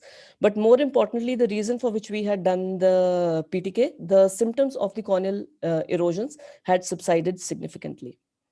And just one last case, which is actually a dilemma to me, and I would like the opinion of the panelists on this. So this is a 27-year-old male who wanted refractive surgery. And we know that he has a small refractive error. The pachymetry was good. The biomechanics were decent, but he had a small white to white. It was an 11.1 and an 11.2. So it was a small cornea. Now we see this posterior elevation on the pentacam, but the epithelial profile is absolutely normal. There is no thinning, which we would expect in a keratoconus. So my thought process in this case, it's a good corneal thickness. There is normal anterior topography. There's significant posterior elevation on the pentacam, decent biomechanics, and a normal epithelial distribution profile, which the epithelial profile is normal because the anterior surface is regular. But my dilemma is that is the epithelial profile normal because there is no actual pathology, or because the pathology is not yet manifesting on the anterior stroma?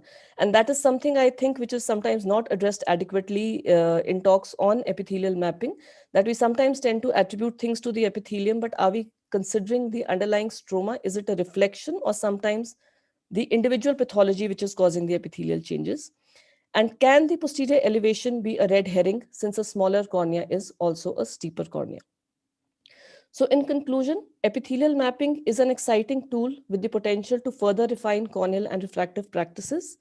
The remodeling of the epithelium is a dynamic process. It's related to various local and environmental factors, and so reliability would vary with the health of the ocular surface and the tear film. And this is something we always need to keep in mind.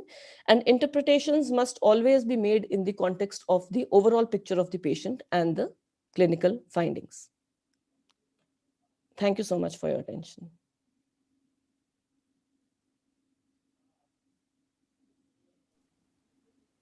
Thank you so much, Dr. Chintan. This is another very exciting and a very important area of how technology has improved in leaps and bounds and given us an extra tool by which we can better understand the disease pathology and make more informed decisions and choices. And as you correctly said, it's still evolving. There are a lot of, it cannot be given as a very clear-cut answer. It is very, very important that all this data is watched for longer, and it can help in giving you a direction as to what it is. And in that particular case that you explained, the only way would actually be to follow up the patient for a while and see if that situation is changing or not. But this again is one of the things which people don't normally use all the benefits of the machines. And the purpose of this talk, which you very nicely brought through, is conveying the information that the epithelial mapping is something that people should start looking at and documenting. So with that, we can go ahead to the next lecture, which is again a part of the cornea, which is often neglected, but also has a whole secret of sort of a sea of secrets lying within it.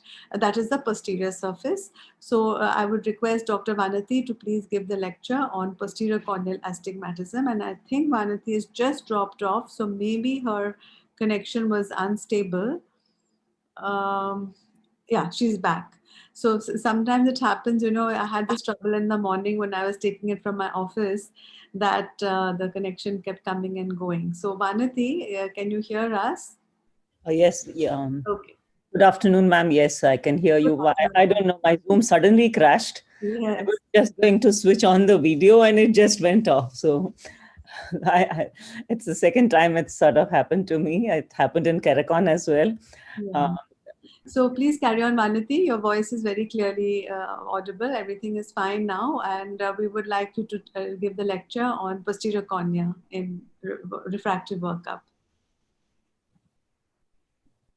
Thank you, ma'am. And welcome all of you to this session. So I'm going to give you a very brief talk on the role of posterior corneal astigmatism in current practices in in refractive surgeries and in when we are doing premium cataract IOL surgeries. I have no financial interest in the contents of this talk or the mention of any instrumentation which I will be elaborating in this talk. And I wish to acknowledge my thesis candidate, Dr. Abhipsa Sharma, and this is part of the thesis work which he had done at our center here. So the cornea, we all know, carries on 2/3 of the total refractive power of the eye, and it's one of the most important structures which contributes to the astigmatism of the optical system. We all know that the anterior cornea is with the rule in terms of astigmatism, and the posterior cornea has an against the rule astigmatism in all the eyes here. So why are we so bothered, or why is posterior corneal astigmatism now so important here? So we all know that the net corneal astigmatism is a result of both the anterior and the posterior corneal astigmatism. And the anterior corneal astigmatism alone does not quantify the entire corneal astigmatism. It contributes to only 88% of the total astigmatism, about 10 to 12% of the posterior corneal astigmatism, accounting for the residual part here. And this is what literature says. And a recent study from Japan also noted perhaps a higher contribution of 13.4% of the posterior corneal astigmatism to the total corneal astigmatism here. We'll have to remember, as up to 30% of the eyes, you might see that the total corneal astigmatism can differ from the anterior corneal astigmatism by over half a diopter and can vary in axis by over 10 degrees. So thus we understand how important the contribution of posterior corneal astigmatism could be here. And what we have to realize here is that the posterior corneal astigmatism gets more or increases the more with the rule anterior corneal astigmatism, and it decreases with the lesser the amount of the decreases with against the rule astigmatism here. And this is what Scheimpflug's technology imaging in normal population has told us as we look into the literature here. So with increasing amounts of anterior with the rule astigmatism, there is a corresponding increase in the posterior corneal astigmatism. So that's how the increase against the rule astigmatism of the posterior cornea is going to compensate for a higher astigmatism here.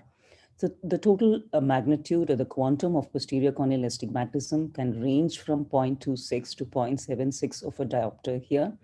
And the small value here, though it looks small enough, you should understand that the posterior cornea is more toric and it is curved more steeper, it's more steep, but the minimal difference in the refractive index between the cornea and the aqueous perhaps do not bring out much of its effects, and hence it tends to remain more subtle in almost all cases here. So why are we worried about posterior corneal astigmatisms when we are looking at corneas which have undergone refractive surgeries? And of course, when these post-refractive surgery corneas are going to undergo a lot of premium IOL surgeries such as toric IOL. So that's when the role of posterior corneal astigmatism is going to step in a significant manner here. So if we fail to account for the posterior corneal astigmatism, what will happen is that we would land up overcorrecting with the rule astigmatism or undercorrecting against the rule astigmatism here.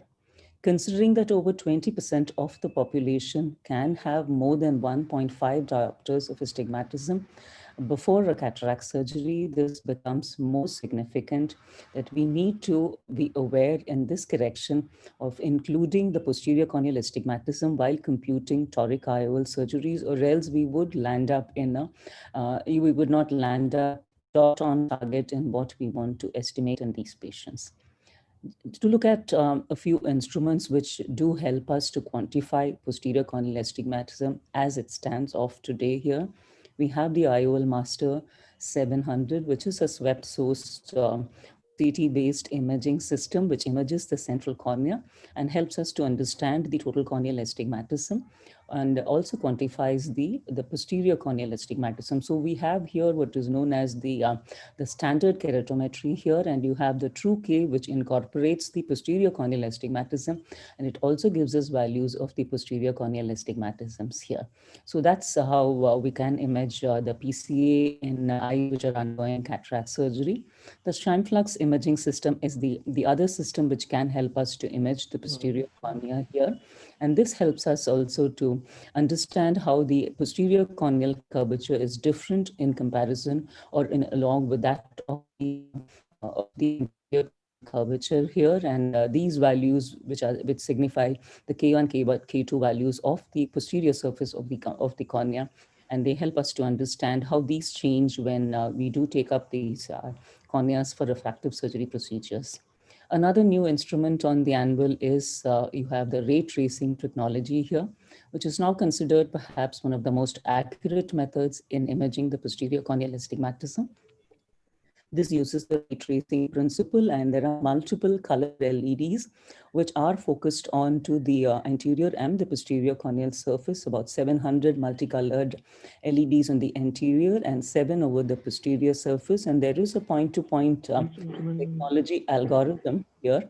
And this helps to quantify the anterior and the posterior corneal along with the total corneal astigmatism. And this currently is quantified as one of the most accurate methods of estimating posterior corneal astigmatism. This is how one of the results of imaging of the Cassini's LED system, the ray tracing system, looks like, and it does give you all the total corneal simulated case, the anterior, posterior corneal astigmatisms as well, and helps us really to understand how the corneal curvature changes with respect to the refractive procedures which we undertake to do. So as a small study, we looked at how the posterior corneal astigmatism changes with laser refractive procedures, the flap versus the non-flap procedures, using both the ray tracing and the shine plug imaging technologies here. We had a small sample size of about 38 femtoflap LASIK eyes and about 36 eyes that underwent SMILE here. And we did look at the change in their posterior corneal astigmatism by doing a vector analysis using the vector astigmatism analysis method elaborated by Thybos, and looked at the comparison and the changes in the average keratometry, the J0, J45 vectors, the astigmatic power vectors, and the overall blur vectors here. These are complex statistical analysis figures which are here, but I'll give you the simplified results and appropriate statistical analysis compared the changes of the posterior corneal astigmatism between the two groups here. This is the raw data of the ablation details, which both these group underwent fairly equal in terms of the MRSA, the percentage tissue ablated, the RSBT here, though the lenticle thickness was slightly higher as compared to LASIK in SMILE patients, though these were not statistically significant here. Our results of analysis showed that the LED system, or the ray tracing LED Cassini system, was able to pick up changes in the posterior corneal astigmatism following post-LASIK. So a flap procedure was able to show a statistically significant change in the posterior corneal astigmatism in the first postoperative month, which sort of got corrected and moved closer to the preoperative value by the third month. No such change was imaged in the SMILE corneas, and the shim plugs failed to pick up any changes or any significant changes, I should say, in both the procedures here. So that's what we saw when we looked at how these changes happened, and these are diagrammatic representations of the various vector analysis parameters. We also looked at how the posterior corneal imaging agreement indices between the two technologies of ray tracing and shim flux figured. And what we found that we did have a group of normal corneas as well, and when they were in excellent agreement in while imaging the posterior cornea of normal corneas, post-refractive posterior corneal imaging by the two imaging technologies were not in perfect agreement at all here. So that's something which we have to take in mind when we are imaging posterior corneas in our patients. Much so in we are going to take them on for premium IOL and toric IOL surgeries as they age down in their lifetime. So in conclusion, what is important to understand is that the posterior corneal astigmatism, or the posterior cornea, does increase in steepness in the first postoperative month following the procedure. Perhaps the change is a little more in the flap procedures as compared to the SMILE, the lenticle extraction procedure here. But these changes do tend to minimize and float towards the normal as you go to the third month in the postoperative period here. Statistical significant change of this posterior corneal astigmatism was picked up by the ray tracing in the flap procedure refractive corneas only here. It is difficult to say if this is the sample size was too little, or the changes are not being picked up by the imaging technology of the Pentacam imaging. Perhaps we're going to need a longer follow-up and a higher sample size for better understanding, and our understanding with the posterior corneal astigmatism changes is still evolving, and we perhaps in near future see more work which will shed more light about the role of posterior corneal astigmatism in our refractive procedures. Thank you.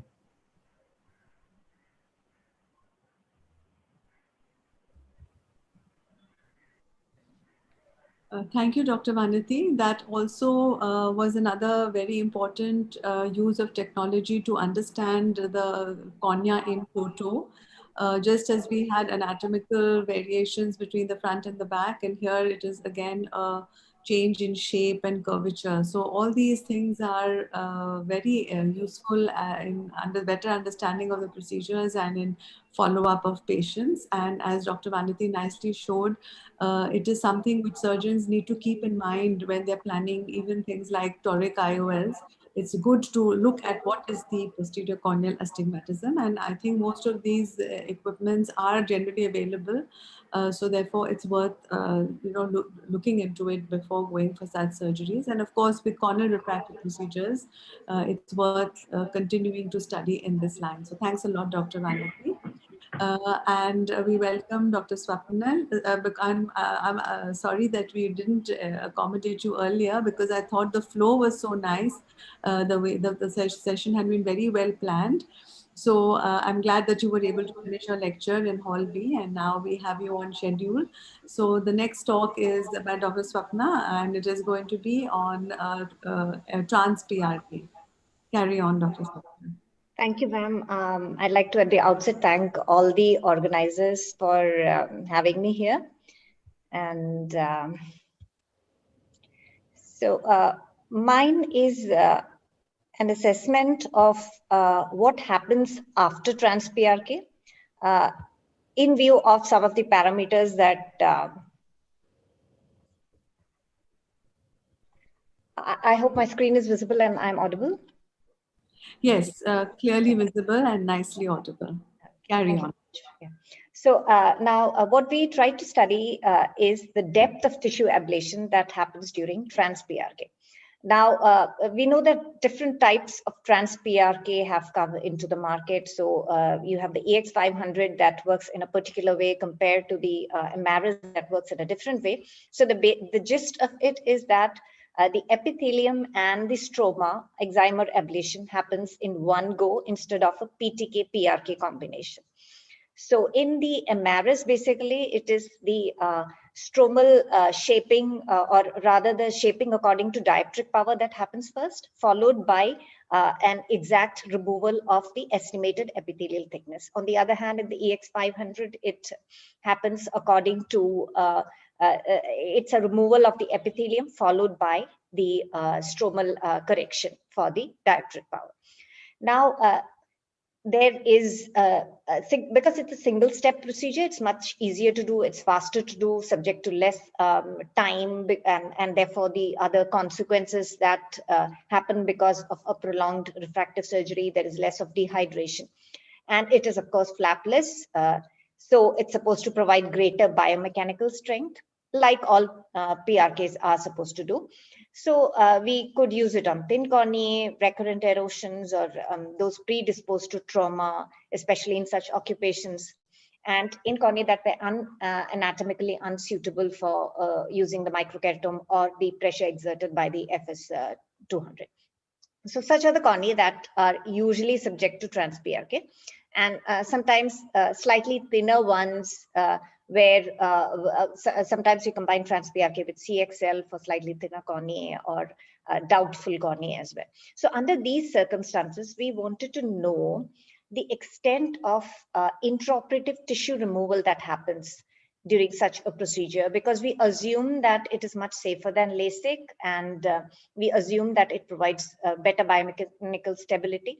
There are studies that prove it, but we wanted to see firsthand what is actually happening in a matched cohort of trans PRK and LASIK patients.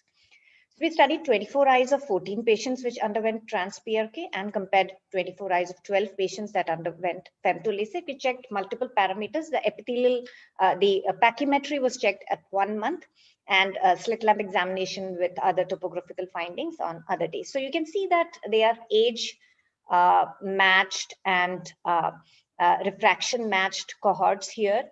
And you have those that underwent trans PRK are slightly more myopic compared to those that underwent femto-LASIK.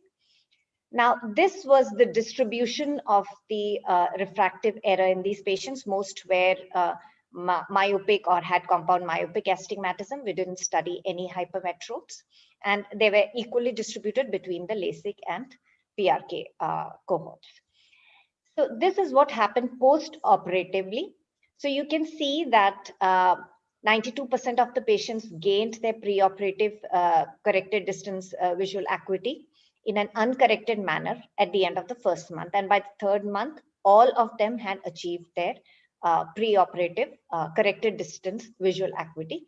So it is the first month that was of concern to us, because when we took a topography and followed up the patients at that time, we wanted to evaluate the pachymetry at that time and how the cornea was shaping up at that time. Now during the earlier phases, now this is a picture of how the epithelial healing happens in trans-PRK, and you can see the smooth edge of the epithelium that comes over here, unlike the other forms of PRK when you're using alcohol or an Moyle's brush, and the epithelial edge is pretty irregular. So this kind of regular advancing edge is also another reason that has made us shift towards trans-PRK. And we also noticed that corneal haze was minimal in these patients. We barely noticed any, and they all resolved without treatment by the end of the third month. So when we went into depth, we found that the average tissue volume that was ablated in trans-PRK was to the tune of 4,915 nanoliters, leaving a residual bed of 368 microns over there. And this was what was interesting. So you have the blue curve over here, which is the estimated ablation of the stroma for the dioptric power of the patient. So this is the average 109 microns of stoma was supposed to have been ablated by the machine when the patient underwent trans-PRK for an average power of -6 diopters. But when we actually took the pre and post-operative pachymetry, we found that the ablation that had happened apparently, that means if you just subtract the pachymetry values, it was to the tune of 159 microns. So more than what was predicted by the machine for that particular dioptric power.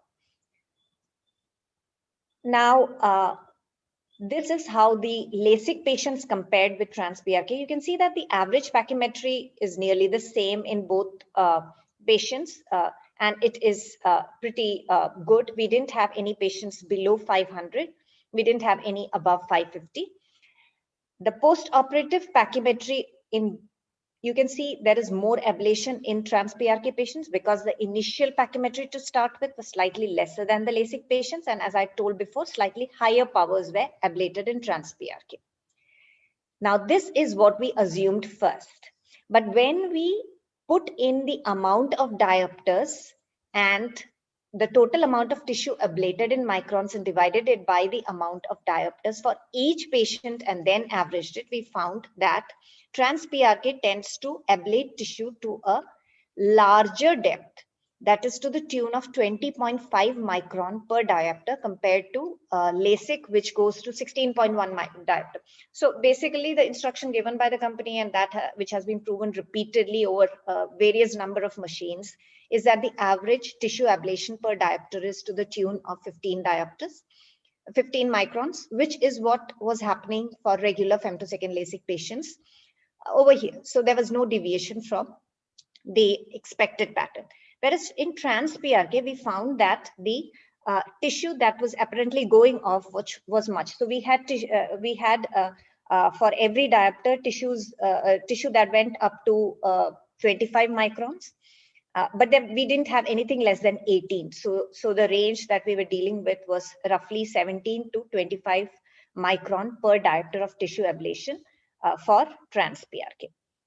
Now, why does this happen was the question that came up. So earlier, the algorithms that were provided in trans-PRK always used to ablate a bit more to correct for the, the curvature of the cornea, so that sometimes you tended to get a little bit of hypermetropia. But all those corrections have been imparted in these new machines that we are using right now with the latest algorithms. So that obviously was not the reason. So this extra 10% of corneal stromal tissue that's getting ablated in trans-PRK, we thought could be because of the estimation of the epithelial thickness by the machine, which is usually to the tune of 55 microns in the center, which must be wrong. Now, how does that affect the procedure? Is that suppose your epithelial thickness happens to be more than what the machine estimates. The machine estimates an average thickness of 55 microns to be the epithelial thickness, and your epithelium is actually 65. Then less of the stroma is being ablated as a part of dioptric correction, because you have 10 microns of epithelium left to allow for that correction. So your post-op pachymetry tends to be higher than what the machine estimates it to be. On the other hand, if the epithelial thickness is lower than what the machine estimates it to be, then your post-op pachymetry is lower than the net estimate by the same reasoning. But we found, now these patients, I'd like to clarify that these patients that we studied were not subject to epithelial mapping, because at that time we didn't have the instrument. But later on, when our LASIK cohorts were subject to epithelial mapping, we found that most people had an average epithelial thickness of around 55 microns, 54.2 in our cohort to be precise. This is over a population of 45 patients. And this very well matched with what the epithelial thickness that was assumed by the machine was. So we had around 2 eyes which were less than 50, and few eyes which were above 60, but most came in the range that is usually assumed by the algorithm. Another thing we thought could be confounding was the imaging instruments that we use for pachymetry determination because of the corneal haze. But like I mentioned before, the haze was minimal. It was virtually invisible by the end of the 3rd month. And we had used the same instrument preoperatively and postoperatively, namely the Sirius. And the same instrument was used for both LASIK and the trans-PRK cohorts. And another factor here that was a bit stunning was that no patient showed a pachymetry that was higher than what the machine estimated. For example, if you have a higher epithelial thickness and lesser amount of stroma is ablated, there is a possibility that you get a higher pachymetry than what the machine estimates, but none of the patients. So that sort of clearly told us that the ablation by the machine was much higher than what was predicted. Then we also assumed it could be because of the CCT calculation by the Scheimpflug camera instead of an SSOCT. But going through various studies recently that have been published, we have found that both the systems are very, very matching when it comes to the central corneal thickness and as well as the keratometry values. So these are 2 of the studies that I would like to highlight. So these are the multiple confounding factors that we found, and we are still looking for an explanation as to why this happened. We have talked with the parent companies, but again, it's the epithelial thickness that we blame. They are blaming it on. Now this is uniform across. This is a study using the Amaris. We did the same thing using the EX500, which was at another center, and we found that the average ablation of the stroma is never less than 18 microns for every diopter in trans-PRK. So now this is an open question, and if we have, if any of the experienced panelists have an idea on what is happening basically during trans-PRK that leads to a larger stromal ablation, so I would like to have an answer to that. Thank you very much. Thank you so much, Dr. Swapna. That was a very nice talk, and I must congratulate you for the meticulous documentation of the cases and for having raised this important point. In fact, one is never very comfortable doing a PRK as such when one is so used to doing a neat and clean procedure, either smile or a flap procedure. But definitely PRK has a role in refractive surgery. There are so many patients who would not be suitable for other procedures, but a PRK can be helpful. And when doing the PRK by the standard technique using alcohol, one would always feel in the, while doing it, that I wish the machine would do this.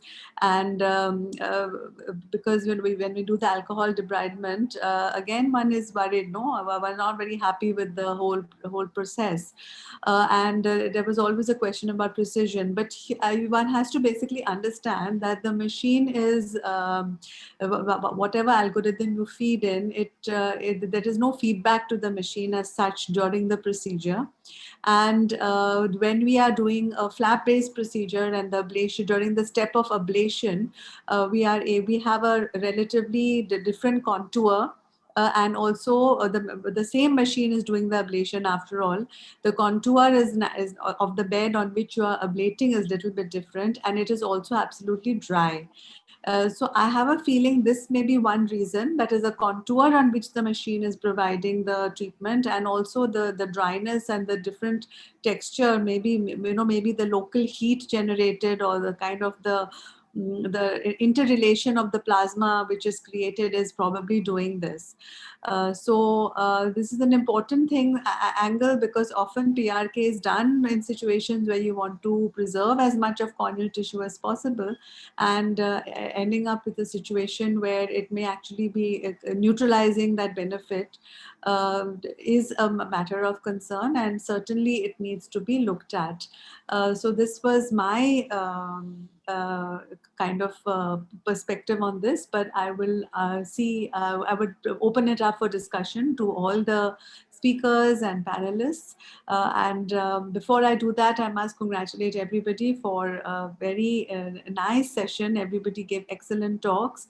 And also, I would like to compliment the person in DOS who put the session together, because all the topics and the flow was so interesting, and the speakers are also so good that I really enjoyed listening to all of you.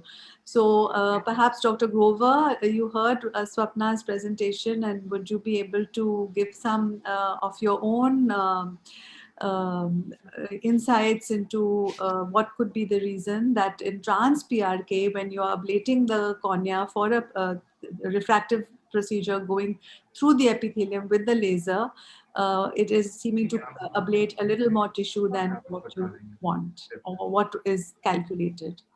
Unfortunately, I got busy with the patients, so Okay. I did not hear the talk, but I would say that presentations have all been excellent, and I really enjoyed listening to most of them, and wish to congratulate all the speakers and you and all the team of moderators for having conducted this session beautifully and having had a very, very useful session. And my best wishes. Thank you. Would I see Dr. that Dr. Amit Coker, I see that Dr. Coker is here too. So I will first like the present speakers words from Dr. Coker, because we have a few minutes left. We have about 5 minutes. So anything from you, Dr. Vanity, Chintan, or Dr. Amit?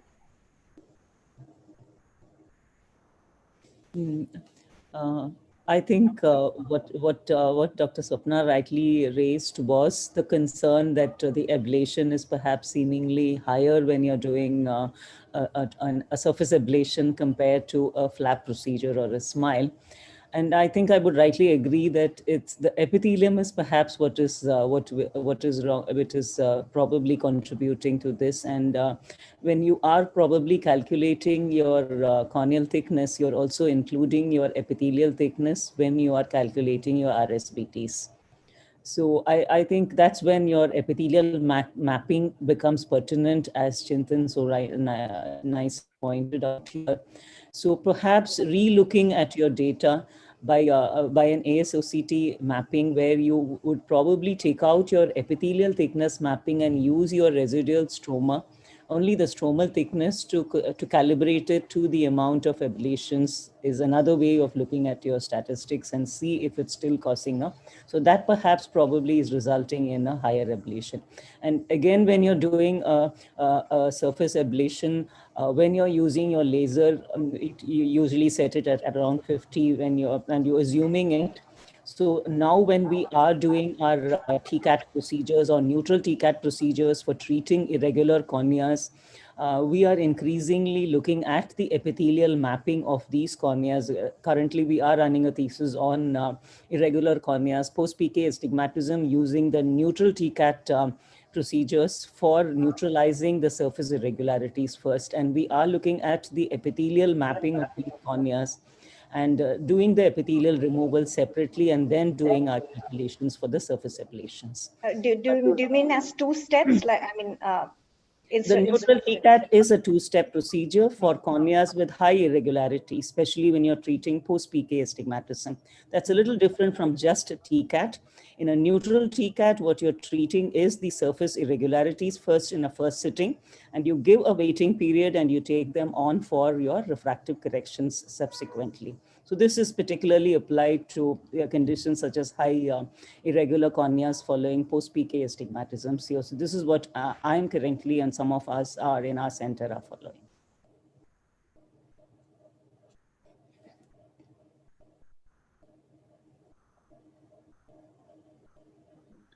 So I think with that, we can wind up this session. I would like to congratulate everyone, and I hope everybody benefited from the interaction. It's nice to see you all. And this is an area which is ever evolving, and this kind of interaction and getting shared experience and hearing from each other is most rewarding. So thank you all, and stay safe and enjoy the rest of the conference. Thank you, madam. We had a great session. Thank you. Thank you.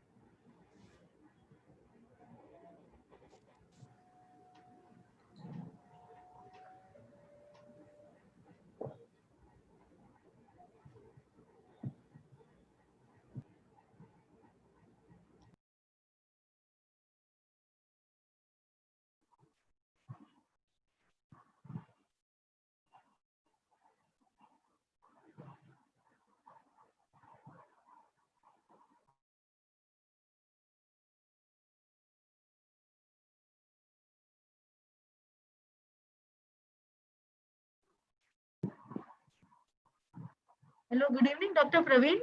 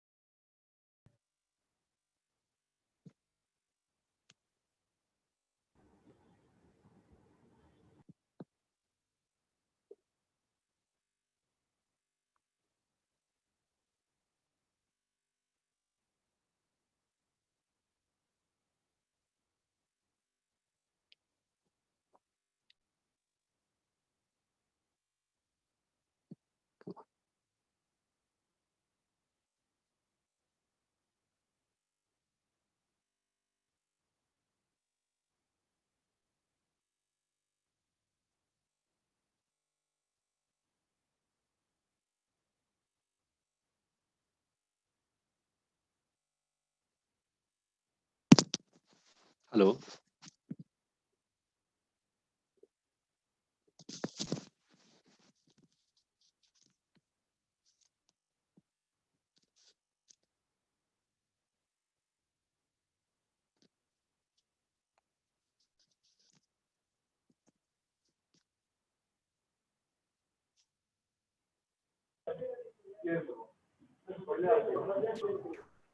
Good evening, sir. We start? Is it 4:30 now? Okay. Yeah, are we starting the 4:30 session now? Yeah, please. I was waiting for that only. So I think let's see if the people are there on the stage. Dr. Ritu is there. No, Ritu is not there. Arun Jain also not there. And Kamal Kapoor and Sonu Goyal. Anyway, so the ones which are here, I think we should benefit by the talks. So this session is going to be on the phakic lenses. Now, phakic lenses, as you all know, started as a substitute for the corneal refractive surgery. When they started, actually, they were taking it, all the patients who are discards from the corneal surgery, because the cornea has limitation and you can't go beyond that. I remember around 20 years back, we did a few artisan lenses, and just few only, because we realized they had its own complications. And also, phakic lenses are there for a long time and they're here to stay. And with the improvement of the material, which is actually has come a big way, you know, and people are using Collamer, which is a very safe material. I think if everybody's there, let me check all the speakers. Srilata is there, and we got Dr. Hirur is there. Rajesh Sinha, I can see him smiling. Yes, he just took his mask off. I know. Kamal Kapoor, Shri Ganesh, I think he sent his video. Sonu Goyal is not there, but anyway, if they join in between, fine. Otherwise, I think we'll keep discussing things. I think Sonu just called up. He told that he is not able to connect because of some network issue. अच्छा जो IRS की होती है तब तो connect. Anyway, कोई नहीं, it's okay. DOS में I think Delhi का connection थोड़ा सा, because of the farmers, they must have blocking the Jaipur highway ना, so they must have blocked the network for the Rajasthan guys from Jaipur. Okay, I think let's start it. So first is ICL for the beginners. Step by step. Shilata, can you please share your slides? And I'll request all the other people to please, if they can mute their mics, it will be a great help. Thank you very much. Sure, sir. Yeah, let's start.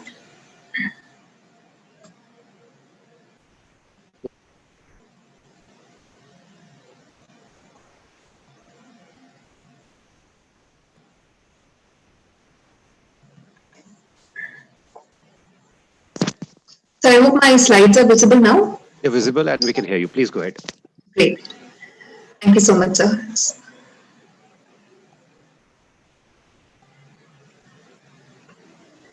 Respected panelists and dear colleagues, very good evening to everyone. So I'm here to present my first talk on ICL surgery step by step. So everyone here in the call today, all are experienced surgeons. I'm not sure why I've labeled it as for beginners, considering a large gathering which was to be held in the month of April. But let's just get into, just getting refreshed as to how do we start doing a workup and how do we take up a patient for an ICL surgery. I do not have any financial interest in the current talk. As we know, the STAR ICL has undergone a big evolution, the way it was started and what we have today. We know it's a posterior chamber phakic IOL, which is made of the patented Collamer material and developed by STAR Surgicals. So it's since 1998, that's when we started having a safe wall, and this surgery could be done much safely.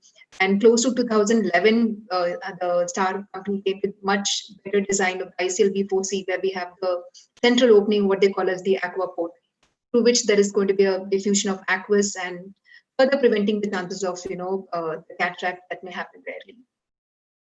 Later, 4 years back, they've just come up with the latest design, which they call as EVO Plus, also called as V5 design, where they have just tried to expand the optics so that the patient may not have those, those night vision disturbances that have been rarely come across. So here in this V5 model, the optic diameter has been increased from what was 4.9 to 5.8. Now they've increased to 5 to 6.1, accommodating for patients with larger pupils. As we know, the ICL is available in different sizes, primarily depending on the patient's white to white and the AC depth, primarily most to do with the white to white. I know there's a next speaker who's going to talk more in detail about it. But just to know that the ciliary sulcus size normally is 1 mm on a rough basis more than the white-to-white diameter, and that's where all this calculation comes into. If we know that the star ICL supply is available for patients with white-to-white diameter of 10.75 to 12.3. So for every 5 to 0.5 to 0.6 millimeter change in the white-to-white, there's going to be the next step change in the ICL size. From 10.75 to 11.14, it's 12.1, and then from 11.15 to 11.6, it's 12.6, and then on the next till 12.3, it is 13.2, and more than for big guys, it's going to be the biggest size, which is 13.7. Coming to the range of correction, we know that the ICL is available for very high powers, but yes, the lowest power that's available is for both plus and minus 3 diopters. The maximum correction that's available for a myope is minus 20, and while for a hyperope, it's plus 10. And I think the astigmatism correction is possible still 6 diopters. We know the indications are much expanding these days, knowing that the safety and the efficacy is much proven. Moderate to high myopes was the indications before, but now even low myopia, of course, with thin corneas. In keratoconus patients where the keratoconus is stabilized post CXL, toric ICL is a very good option. Excuse me. Also in bioptics, where the patients have extreme range of refractive errors, there they may have to undergo an ICL with a keratorefractive procedure. Coming to the workup, as excuse me again. As for any other refractive surgery patient, we'll be doing a detailed history taking with a cycloplegic refraction. Because many of these patients are high myopes, it is very important to have a meticulous retinal screening, and any suspicious lesions need to be lasered. And even in the event of patient not having a retinal lesion, but still patient being high myopes, a hint of the risk of retinal lesions coming up post ICL surgery, which could be de novo or independent, that risk should be explained to the patient even prior to surgery. Pentagram is one of the most useful tools in the routine OPD setup. For these patients, it gives us a topography and also the most important values, which is the anterior chamber depth, internal anterior chamber depth specifically, which means the measurement between the corneal endothelium to the anterior surface of the iris. This is the space that is most important for us to see that it is the cutoff that we have. The company suggests at least it should be more than 3 millimeters, but anything more than 2.8 is something wherein we could go ahead and do the surgery for the patients. Coming to the next thing, which is most crucial for our preoperative, choosing of the lens size, is the white diameter. Again, there's been a lot of debate about which is the best technique wherein we will not get into any erroneous measurement. The digital caliper, wherein we just going to place the caliper tips right at the point where the limbus ends. That's the considered to be the gold standard. But yes, pentagram has also been found to be something which gives a very good measurement, which is very much matched with digital calipers. And in practice here, we've always found the values being very consistent, and even the company recommends that we have measurements from 2 separate devices to prove that the values are consistent and reliable. We do lens star like in another patient to get the central K values for a calculation power, and specular microscopy to see that the patient's pre-op endothelium is absolutely fine and healthy. Once we have done all the workup and the patient is counseled, the patient knows the risks, the pros and the cons. Also that many of these patients, their BCVA will be not exactly 6.6, they could be 6.9 or 6.12. Prognosticating them that it would not be like even a 6.6, though the magnification of images that happens with the high myopic lenses may get corrected and the patient may have one line better improvement of vision. Patient having the right expectations, then we go ahead and plan the lens to be ordered. We give these important values that need to be given to the lens vendor, or in case if you have direct access to the OPOS, wherein you can apply the nomogram and calculate the lens power. And once we have done the lens power calculation, this is the kind of form that gets generated, and wherein we have all the details of the patient. So all the values that were given of the patient, which includes the the final refraction of the patient, the manifest refraction of the patient, the K1, K2, which is the central K from the lens star, or any optical biometer, the internal anterior chamber depth values, the central pachymetry, the white to white from 2 different devices as we already discussed, and also the information about the patient underwent any previous intervention or not. So all these details are given to during our calculation. And if you see here, the lens that the patient needs is a 12.6 millimeter because the patient had a white to white of 11.6. And what's the target lens? They give us both the spherical cylindrical correction, and finally what is the lens ordered. And we also look at what is the expected post-op spherical equivalent that the patient is going to land in. For a patient wherein we are going to plan a toric ICL, the toric rotation chart, the implantation orientation diagram also comes along with it, so that we know like the rotation that needs to be done intraoperatively. The correction happens in the plus for the ICL for the lenses, and normally the correction is the rotation that is required between 0 to 22 degrees. That's the kind of maximum rotation that is required for these ICL lenses. So preoperative preparation after all the consent taking, once the patient is taken up for surgery.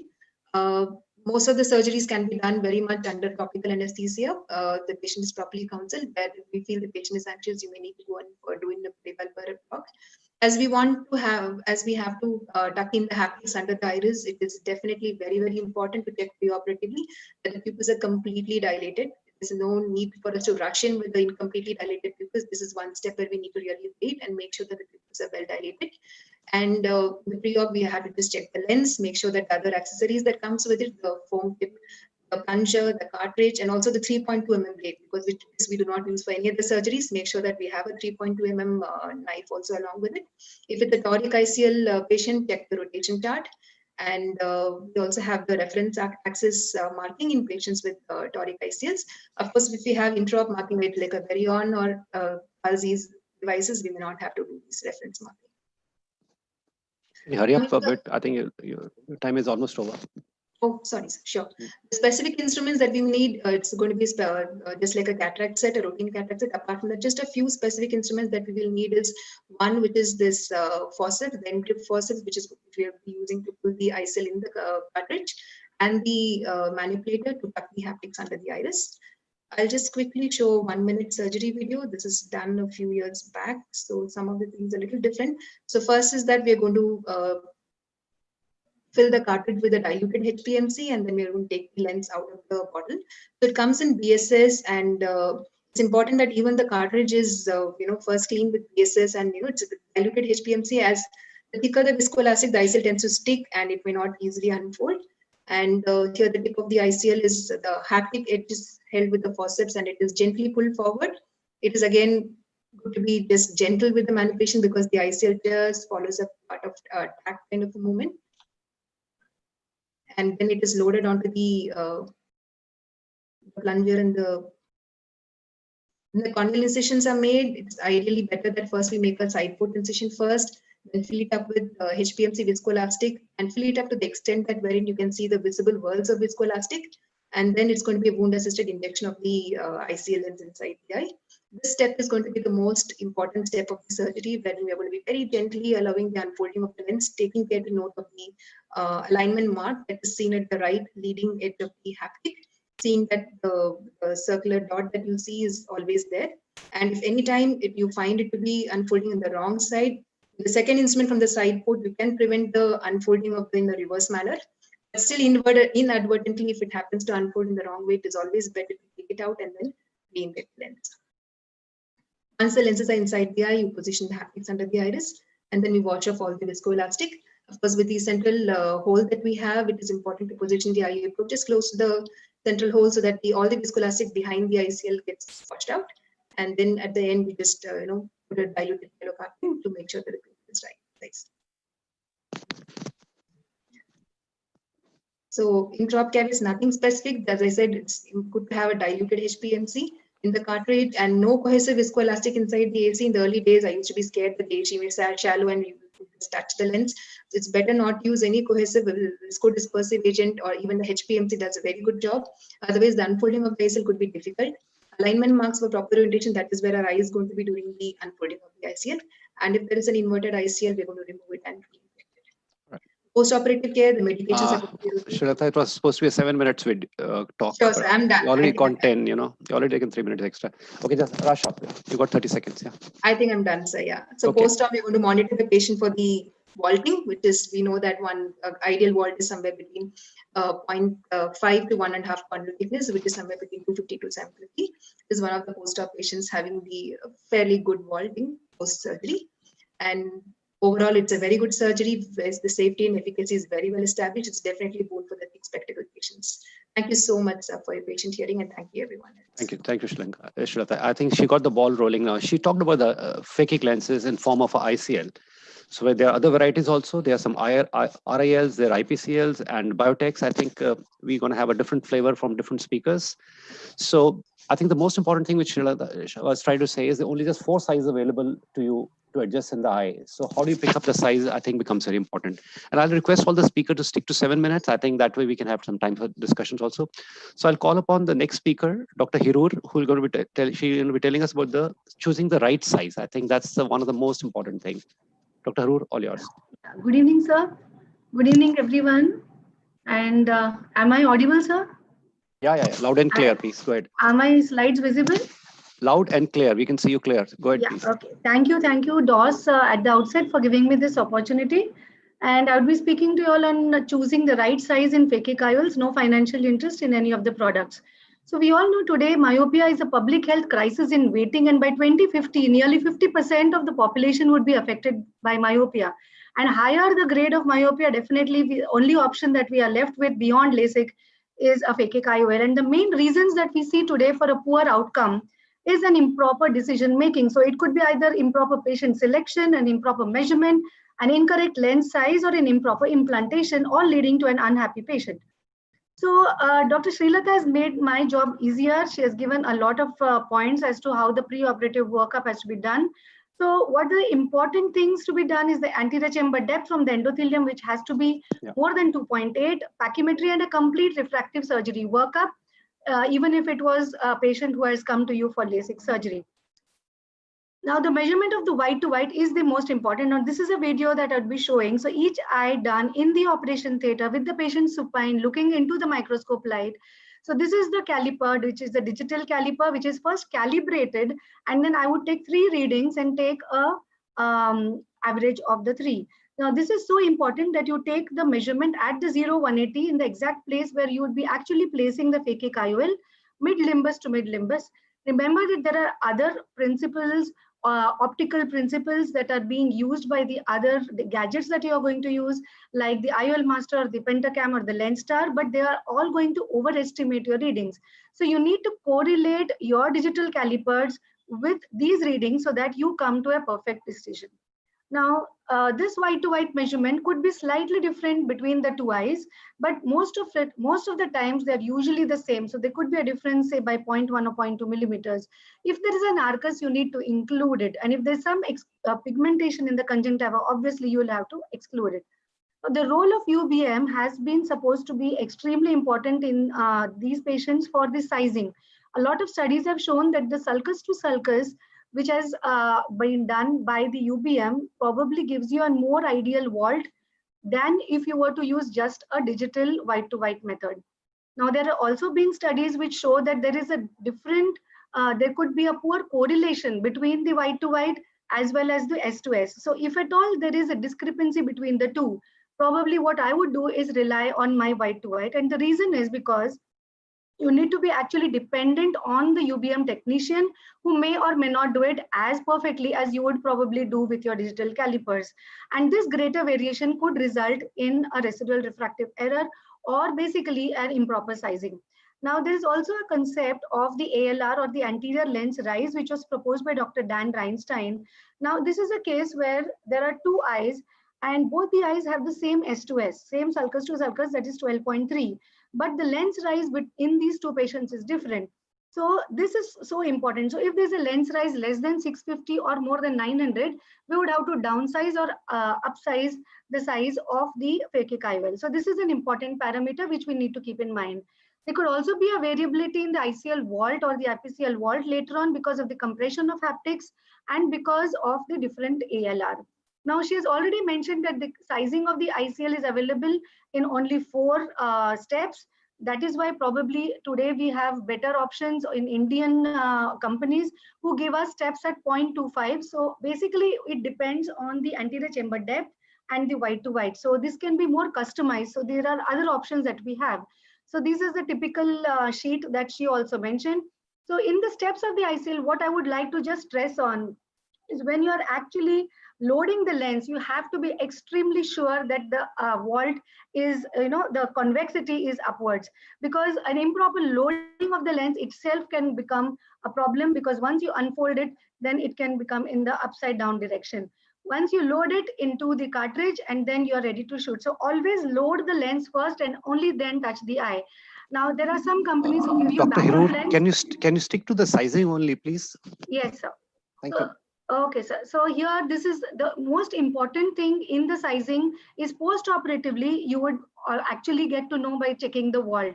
Now, for example, if you have a vault which is very low or which is very high, which means you're undersized or oversized the lens. Now, the usual vault is around average of 500 microns, so between 250 to 750. So that is the distance between the anterior surface of the crystalline lens and the posterior surface of the ICL. So this is done by doing an OCT in the post-operative period.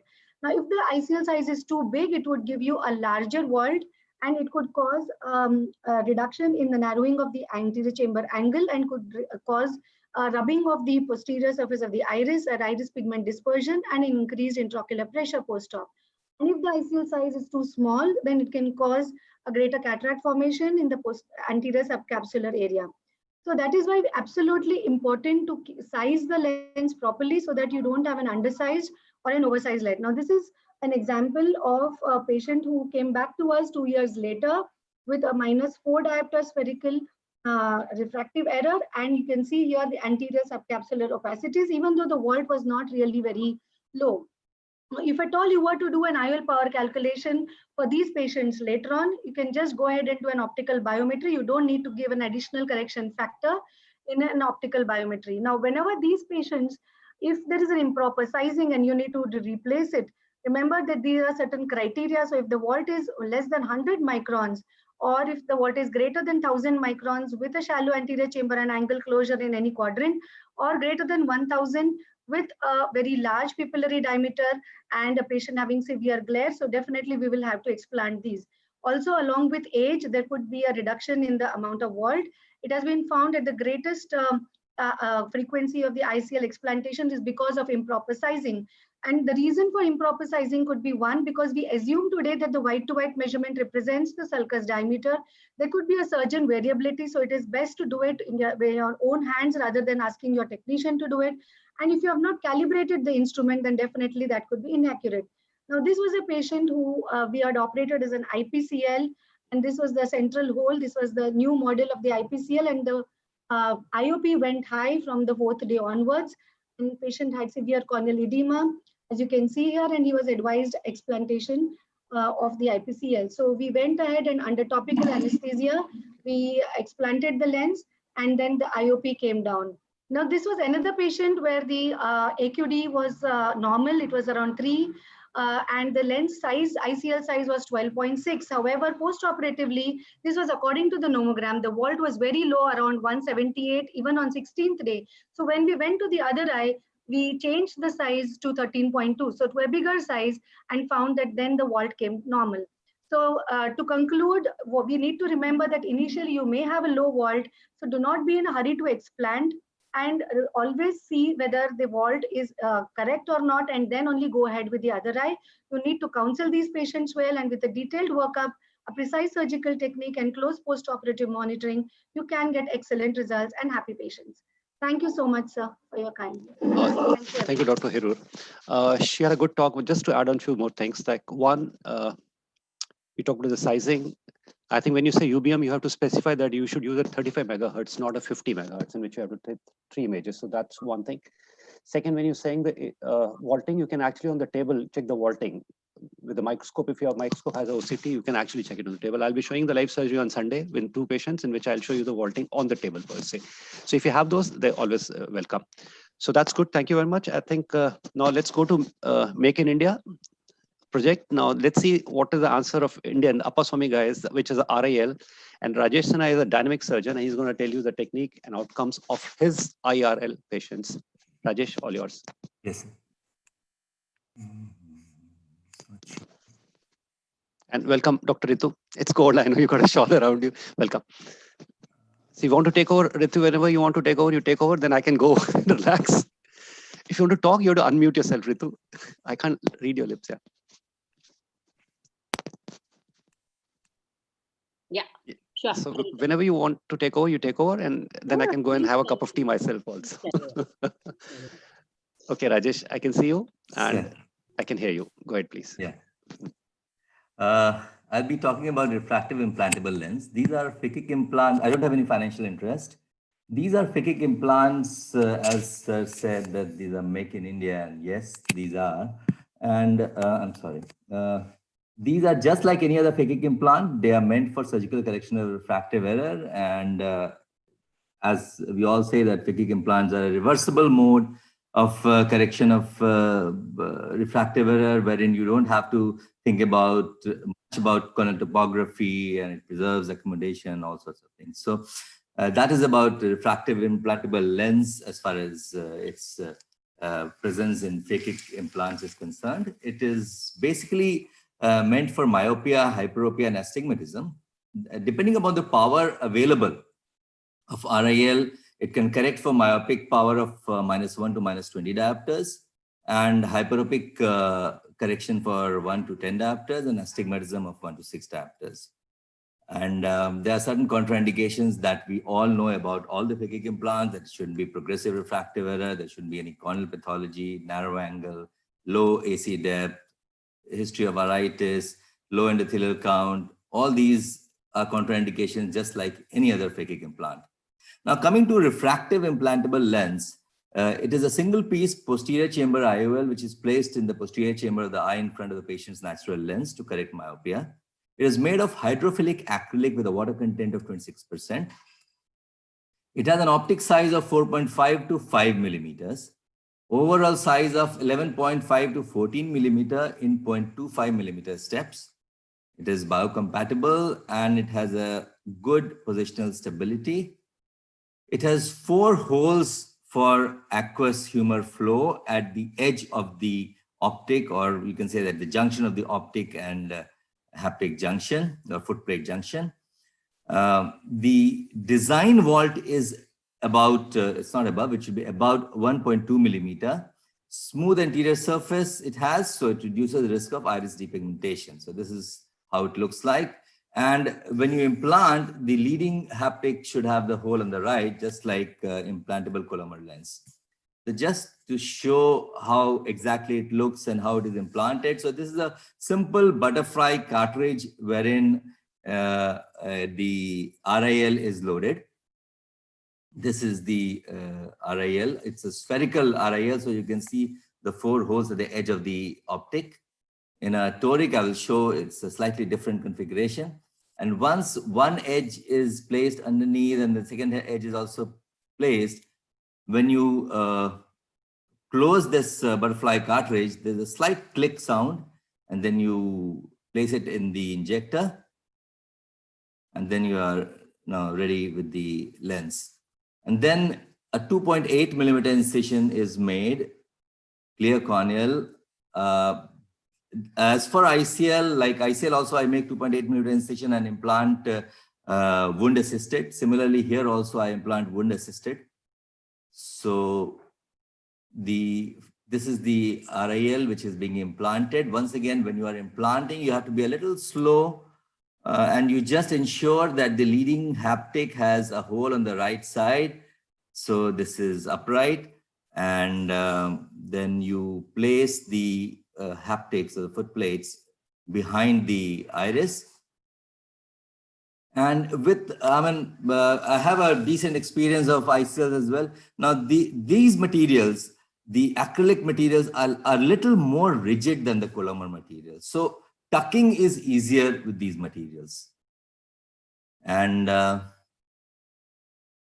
the foot plates have been tucked, and then you remove the viscoelastic, and that is the end of it. So you can see what Dr. Coker was telling, that, you know, you can, if you have intraoperative OCT, you can see the vault. So this vault, you can see it's close to a corneal thickness. So it is about 500 vault, which is a decent vault.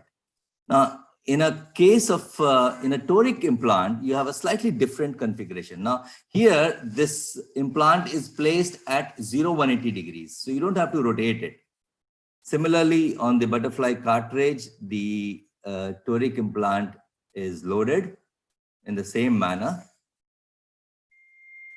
And then you inject, you implant the RIL in the anterior chamber with a similar precaution, going slow and ensuring that the hole is there on the right side of the leading haptic. And here, the hole at the edge of the optic haptic is a slight elongated kind of 2 holes, at the junction of the optic and haptic. Then you tuck it in, and then you just have to rotate it to bring it to 180 degrees. Now the cylinder has the axis, which is marked here, but you don't have to align this. You have to align this hole, which is at 180 degrees, and that is the end of it. Now, we just performed a study comparing ICL and RIL in moderate myopia. And we found out that the uncorrected visual acuity in both the groups was comparable. The manifest refraction post-op was also comparable. The IOP was within normal range in all the patients. The endothelial count was also between 6 to 8%, which was comparable. The trabecular iris angle on OCT, we found out that there was reduction, as we know that the foot plates are in the sulcus, so it will push the iris. So there was slight reduction, which was again comparable in both. The point spread function and the modulation transfer function was also normal. What difference we found out was in the internal spherical aberration, internal coma, and internal trefoil, wherein the ICL scored better than RIL. The contrast sensitivity on Mars contrast sensitivity chart was found to be comparable in both the groups. The vault again was within normal range in all, and none of the patients had any complication. So in conclusion, the study concludes that the RIL provides a comparable visual outcome with ICL in patients of high and moderate myopia. And there is mild difference in qualitative visual parameters in terms of internal trefoil, in terms of internal coma and internal spherical aberration. But the patient did not complain for that. It has much lower cost. So it is a suitable option, particularly in a country like India, wherein cost is a concern for many people. The only thing that I would like to know by doing the follow-up of all these patients, I want to know the long-term interaction of these hydrophilic acrylic material with the crystalline lens and how it behaves when it is there for 10 years, 15 years, and that is yet to be seen. That is something which I would like to know by doing a long-term follow-up of these patients. Thank you very much for your patience. Thank you, Rajesh. That was very comprehensive. As you rightly said, the time will tell how good these lenses are, because the ICLs have already tested the time for the last 25, 30 years. But yes, that doesn't mean that you just stick to one, the cost being the factor. And of course, the quality is a little different, but yes, those minimal changes of higher order aberrations, you'll have to make the patient realize that, then only know. Otherwise, most of the times they don't know actually. Yeah. So great. Now with the next two speakers, they've sent the video, so we'll put the videos at the end. I think let's the speakers who are here talk first, and we can have the video recorded once later on. I think that should be fair enough. Ritu, that's fine? Yeah, absolutely. Yeah, okay. So now we have, is Somil there? No, Somil is not there. So then we can have Arvind. Yes, sir. Arvind, Yes, sir. Arvind, you can please go ahead, take your 7 minutes, and then after that, Praveen, you're ready with your slides, please, right? Good. He's talking in amblyopia eyes. Let's see how he treats the amblyopia and how he picks up the patients in the younger age group and puts a phakic lens in his outcomes, please. Good evening, everyone, and thanks, Josh, for the opportunity. I will be speaking on phakic IOLs in amblyopia. Right. So why it is called phakic IOL, I think all has been said, so I will skip this slide. The advantage is that it is a reversible procedure and there is no loss of accommodation. And we all knows that amblyopia is a major cause of unilateral or bilateral visual impairment, along with the loss of contrast sensitivity and loss of stereo acuity also. And these 33% of visual impairment in adult population, the cause is this amblyopia. 50% are because of the anisometropia and 25% by squint. And treatment available are refractive correction by specs, contact lens, and the patching, penalization.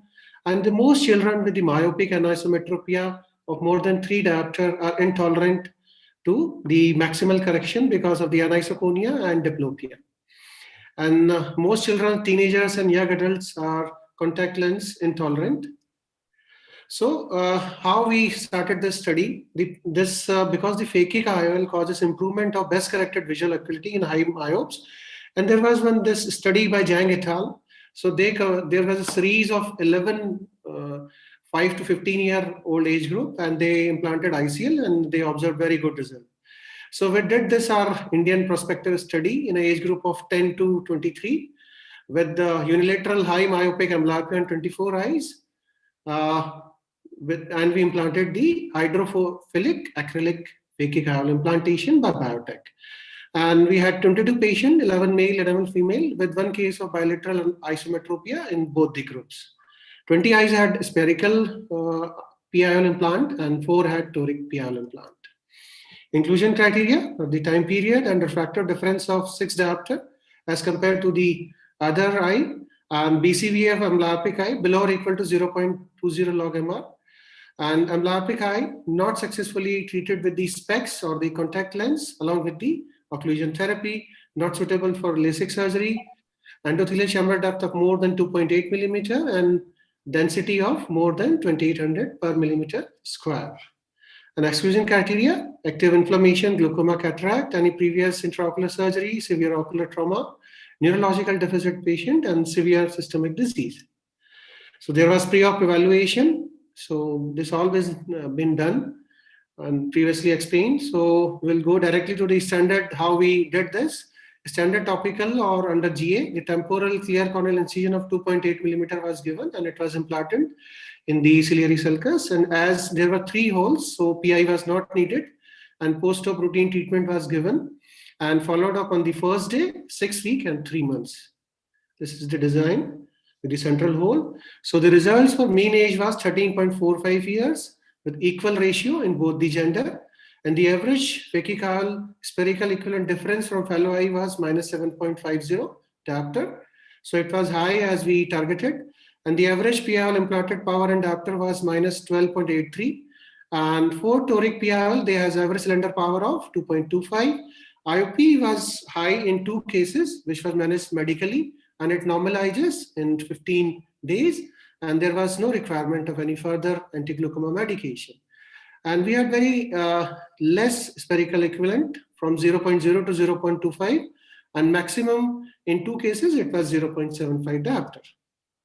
And on the pre and post-op BCVA at the first, second, and the last follow-up of 3 months, there was a significant p-value difference in terms of visual improvement that increased because these are all amblyopic patients.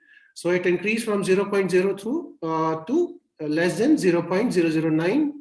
And the average line improvement was also very good, 2.25 to 2.64 and 3.18 at the last follow-up. At the last follow-up, 13 eyes were in emetrope, 7 had the 6/9 vision, and 4 had 6/12 part vision. Contrast sensitivity also significantly improved. This improved from 0.80 to 1.70. The average ECD loss was 5.2%, and the CCD also normalizes at the last follow-up. And the average dome size at the last follow-up was 558 microns. And the patient satisfaction scale from 1 to 5, 1 extremely dissatisfied to 5 very satisfied, 17 were at a scale 5, 6 at a scale 4, and 1 at 2, that means unsatisfied. So in conclusion, this study proves that phakic IOL implantation are an effective and surgical alternative in the management of high myopic, anisometropic, and isometropic amblyopia in the children, teenagers, and young adults between the 10 to 23 years of age group. These ICL PIL has very easy and simple technique of implantation as compared to ICL. I have experience of this implanting ICL also, but I found it quite easy and very simple. However, greater number of patients and longer follow-up is required, and long follow-up results, long follow-up is required along with the more randomized controlled trials is needed to note the complications like the long-term complications like the cataract formation, the glaucoma, and the retinal detachment. So further clinical trials are required to assess the ideal age group in which we need to implant these phakic IOLs. Thank you. Thank you, Dr. Maurya. Arvind, just tell me one thing. The one which was unsatisfied, was this the patient who was 23 years of age? Because it was too late. Yeah, there was the 6/12 part vision only. The rigid amblyopia was there.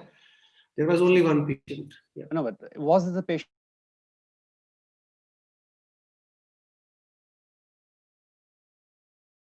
Was that the cause? Sorry? Because of the rigidity, sir. These higher age group patient, they doesn't respond to the amblyopia treatment very well. That's what I was wondering. So I mean, So you didn't have any patient who was less than 10 years of age, and there was no hyperopic in your group, and no hyperopic. No hyperopic, sir. Because myopia as such will not have that dense an amblyopia, so actually you can come out of it very easily, whereas compared to hyperopic, there could be a problem. And the sizing also issue in hyperopic. That was my question. What was the BCVA before surgery? You know, Sorry? What was the BCVA before surgery? In the so-called amblyopic eye. If you put -10, -12, -14, whatever was the refractive error, what was the vision potential in that eye? 6/36 part. That was the best vision which they got, right? Yeah. And after the ICL, they improved to say 6/12 or 6/9. 6/12 part. 6/12 part. Okay. Yeah. And did you give any occlusion to any of these patients, or you just put in the lens and you expected it to work? No, we didn't apply it for any other further treatment. We just waited, and it improved progressively. You're lucky, because when you put in an amblyopic eye, if you're putting an implant, the sizing of the image also is going to be different. So I think you have to mandatory give a occlusion to these ones to get the benefit out of the thing. Otherwise, it will not work. But anyway, you've done it. Have you sent it for publication somewhere? Yeah, it is there, sir. Okay, great. All the best. So if you can unshare the screen, I can ask Praveen Subudhi to come over. And Praveen, let's see, what is your approach to the newer lenses, newer phakic IOLs, and your results, your experience with that? And what do you mean by newer? It's basically, sir, the real and the IPCL only. Because I had published this in 1 year back. So that's why I told it is newer, because at that point of time it was new. Okay, I thought maybe something new has come. Maybe I missed out something. Please go ahead. Yeah. We can see your slides and we can hear you well. Please go ahead. Thank you. At the outset, I would like to thank DOS for giving me this opportunity. Well, the previous speakers have made my job very easy. So I will be speaking to the topic about my experience about the newer phakic IOLs, which is basically the Indian phakic IOLs, the made in India. There's a real from the house of Appasamy, and the IPCL from the house of Care Group. So as everybody from here, all the refractive surgeons will agree with the fact that any patients with beyond -8 diopters, we prefer these patients to undergo phakic IOLs, because basically there are two important things. When we do a keratorefractive procedure, very high myopia, these patients have a greater amount of biomechanical weakening, along with when there is a greater than 40% of tissue alteration, there's the increase in the risk of regression and ectasia. Hence, it is very good if you perform a phakic IOLs. And before the invent of Indian phakic IOLs, there was the only option of the ICL, which is very costly for the Indian patients. But at the same time, when we perform this phakic IOL, there are very cardinal risks associated with this phakic IOL. One is the endothelial cell loss, the cataract formation, pigment dispersion, and raised intraocular pressure. These four things are very, very important in the post-operative period to have a good visual outcome and to substantiate the success of these phakic IOLs. And if these four complications happen, then the phakic IOL is a failure. And because as we are operating in a younger person, so we need to be very careful. So there are basically, as I said, my experience about this phakic IOL, the RIL and the IPCL. In the RIL and the IPCL version 1, I had to make a YAG PI because they don't have a central hole. So we need an alternative channel for the aqueous to go out in the immediate post-operative period. But in the version 2, because there is a central hole, then it does not require any YAG PI. And already been mentioned about the pre-operative workup, the wide to wide diameter, which is very, very important. In my personal experience, I always follow the digital calipers than any automated instrumentation, because it gives me confidence that what I have seen, and as I operate very less patients, so I can personally have a touch with the patient, because these automated instruments, I don't know how reliable it is. And I think the previous speakers have also said that digital calipers is much better than the automated instruments. Subjective refraction, definitely a dynamic and cycloplegic, both refractions are very, very important to get the final result. What is the refractive error you need to correct? Because anytime if there is an error, ultimately it will reflect in the post-operative refractive surprise. Antechamber depth in the pentacam, I see the antechamber depth. You have to see whether it is external or internal written in that box, inset box. If it is external, you need to subtract whatever the number is there with the pachymetry. So here, if you see it is 3.44, or you have to subtract the pachymetry, that is minus 0.5. The effective antechamber depth from the endothelium to the lens is 2.9. So it is very important you see whether it's external it is written or internal it is written. There's a video which from my publication, it is all available in the YouTube also. Initially, HPMC viscoelastic is injected along the base and cannula of the butterfly cartridge. RIL is taken out from the solution and placed over the butterfly cartridge. You need to check the curve of the rill.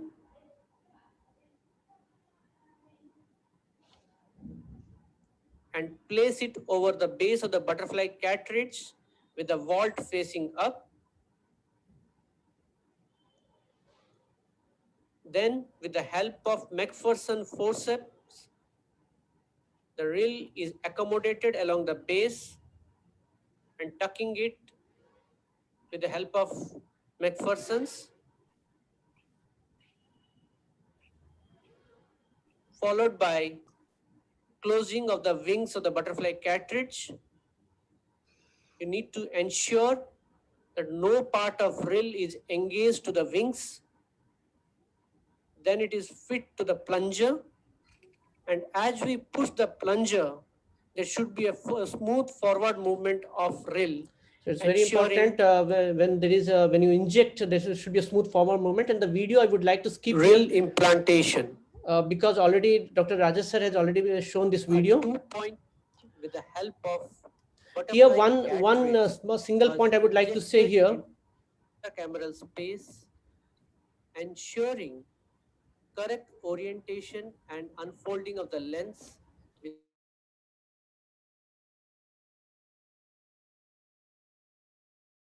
To see once half of the lens is inside the intracameral space, and if you see the rightful orientation, then you can push the rest of the lens. But if you find that the orientation is going haywire or it is reversing, then you just remove the lens and reload it. So that's the important point. When half of the lens, that's the what we say Mickey Mouse sign, like a Mickey Mouse. Half of the lens, once it is out and it is in the rightful orientation with the hole, the peripheral hole along the right hand side, that means it is in the right direction for the rill.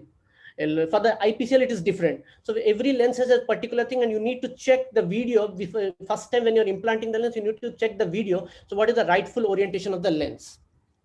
And these are the post-operative pictures you can see here. The above picture is the rill and the lower picture is the IPCL with the vault. And the primary outcome measures which I analyzed in my study was the post-operative uncorrected visual acuity, the vault height, and the endothelial size. And these are the 3 important primary outcome measures, which is very important for determining the success of any phakic IOL. In the visual acuity which I analyzed, if you see the left-hand side in this graph, the preoperative best corrected visual acuity was 0.17. For the sake of the statistical analysis, I checked the visual acuity with the Snell acuity, but converted into logmar units for the statistical analysis. So the preoperative was 0.17, and in the post-operative uncorrected visual acuity, it was 0.053. So definitely there was a significant improvement and with a significant p-value. So it substantiates the thing that it is very helpful and the patient has a very good visual outcome. This is overall including all the IOLs which I have analyzed here. That's the RIL and the IPCL combined. It is around a study of around 100 cases. The vault height also, which analyzed with my intersegment OCT, it was from 450 to 550, and all the lenses, because I personally checked my wide to wide diameter, hence I did not find any IOLs having a higher vaults or a lower vaults. So it's very important, if you have a correct sizing of the wide to wide diameter, you will not have a post-operative surprises. Endothelial cell count also loss was around 5%, which is acceptable, and it determines the clarity of the cornea. Though this study, which I have done, is only for 2 years, 2 to 3 years, but as Dr. Rajesh has said, we need to wait and watch for another 10 years to see what is the long-term visual outcome.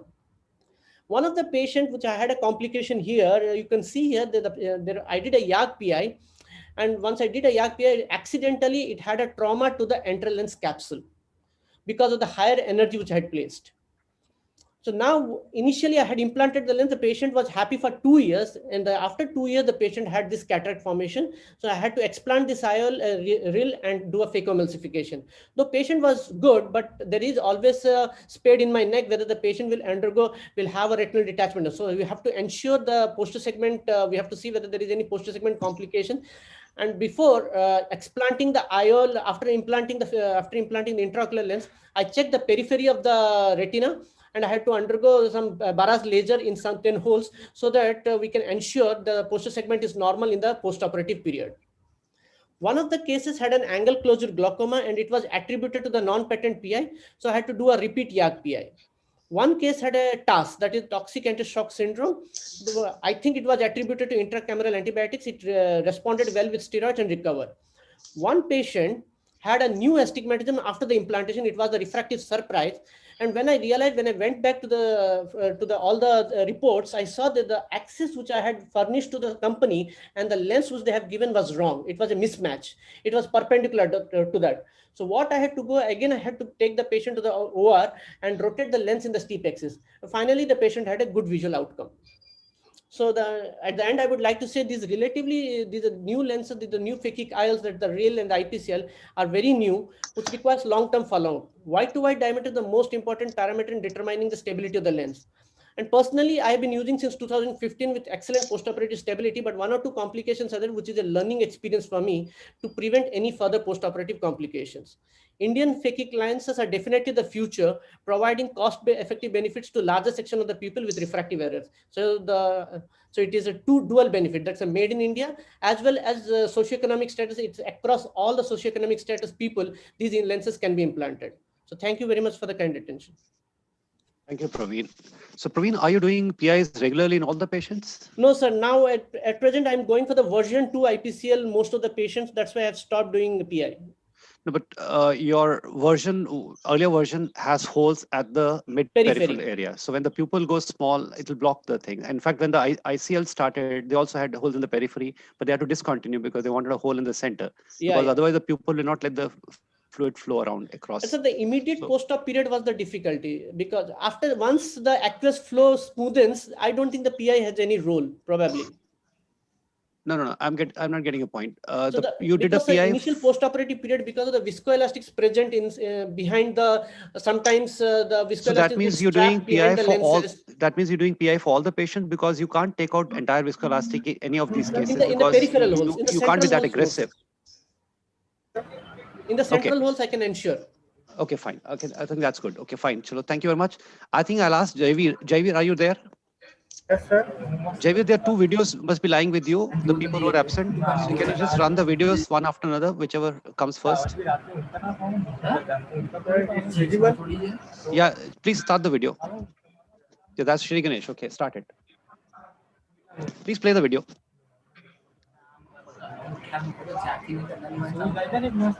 The voice is not clear. There's no audio. Jaivir, we can't get the audio. What, sir? Jaivir, no audio. Audio आ रहा है. अच्छा, audio अलग से आएगा. Okay. नहीं sir, नहीं.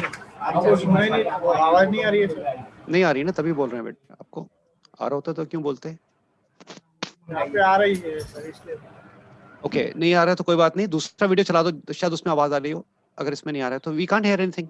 Ritu, can you make out anything? No, I cannot hear anything. So nobody can hear it. So you can play the second video. And best for people to come online and do it. I don't know, even that's a problem. Well, they have clinics to run. Yeah, I know, Saraswati and Lakshmi. Okay, Jaivir, can you play the second video if you have? Sir, एक ही video है sir. एक ही video, चलो ठीक है. I think we can conclude, and me and Ritu can discuss. Ritu, ICLs versus IPCL and Indian ones. What is your take? I don't know. I have not done any IPCL, but because I've seen complications of other people's IPCL, so that dissuaded me. And if at all I have explanted, it has been only IPCL which came to me. So tell me, what is the experience of explanting the IPCL also? It's not as easy as explanting ICL. I mean, how do you comment to that? I also done a few explants. Yeah. And then I've had patients who come with sizing problem with IPCL, but with ICL, in my hands, I've not seen, because I do my own bite to bite myself. That's one thing I just want to say. I don't depend upon anyone. Come so ever. Yeah. So at the end of the day, I think the material does make a difference, because if you're putting IOL in the bag of any material, be it PMMA or whatever, it won't have as much reaction as putting something in front of the clear crystalline lens. So I think so. But as Rajesh said, that we can wait for another 10 years and see how these patients behave. But most of the patients I've taken out have been done outside, and IPCL, RIL, both patients. The problem is that product consistency somewhere it's missing. Otherwise, I think cost-wise, they're wonderful. cost-wise definitely wonderful. So at least I tell the patients, maybe so-and-so does IPCL, please go there. If I have to do it, I'll do it only ICL. So they come back. So that's all. Fair enough. That's mine. Fair enough. Fair enough. I think that's the right way. So if nobody's there, I think we can close the session and all over. And it was supposed to finish at 6, but we have saved time, so we can go and have some coffee now. Yeah, great. Thank you. Anything you want to ask, Ritu? Right. Okay. Bye. Oh, Take care. good. Bye. Yeah, bye. Anything you want to I discuss? just want I'm to free. say that how often have you your patients have undergone RD surgeries via surgeries post ICL? Okay. And then if suppose those patients develop cataracts or silicone oil removal, then how do you go and manage those cases? Right. I think that's a very good question. Yeah. I've had one patient in which one eye went in RD. This lady was done in 2006, and then she went back to Surat and she was staying there.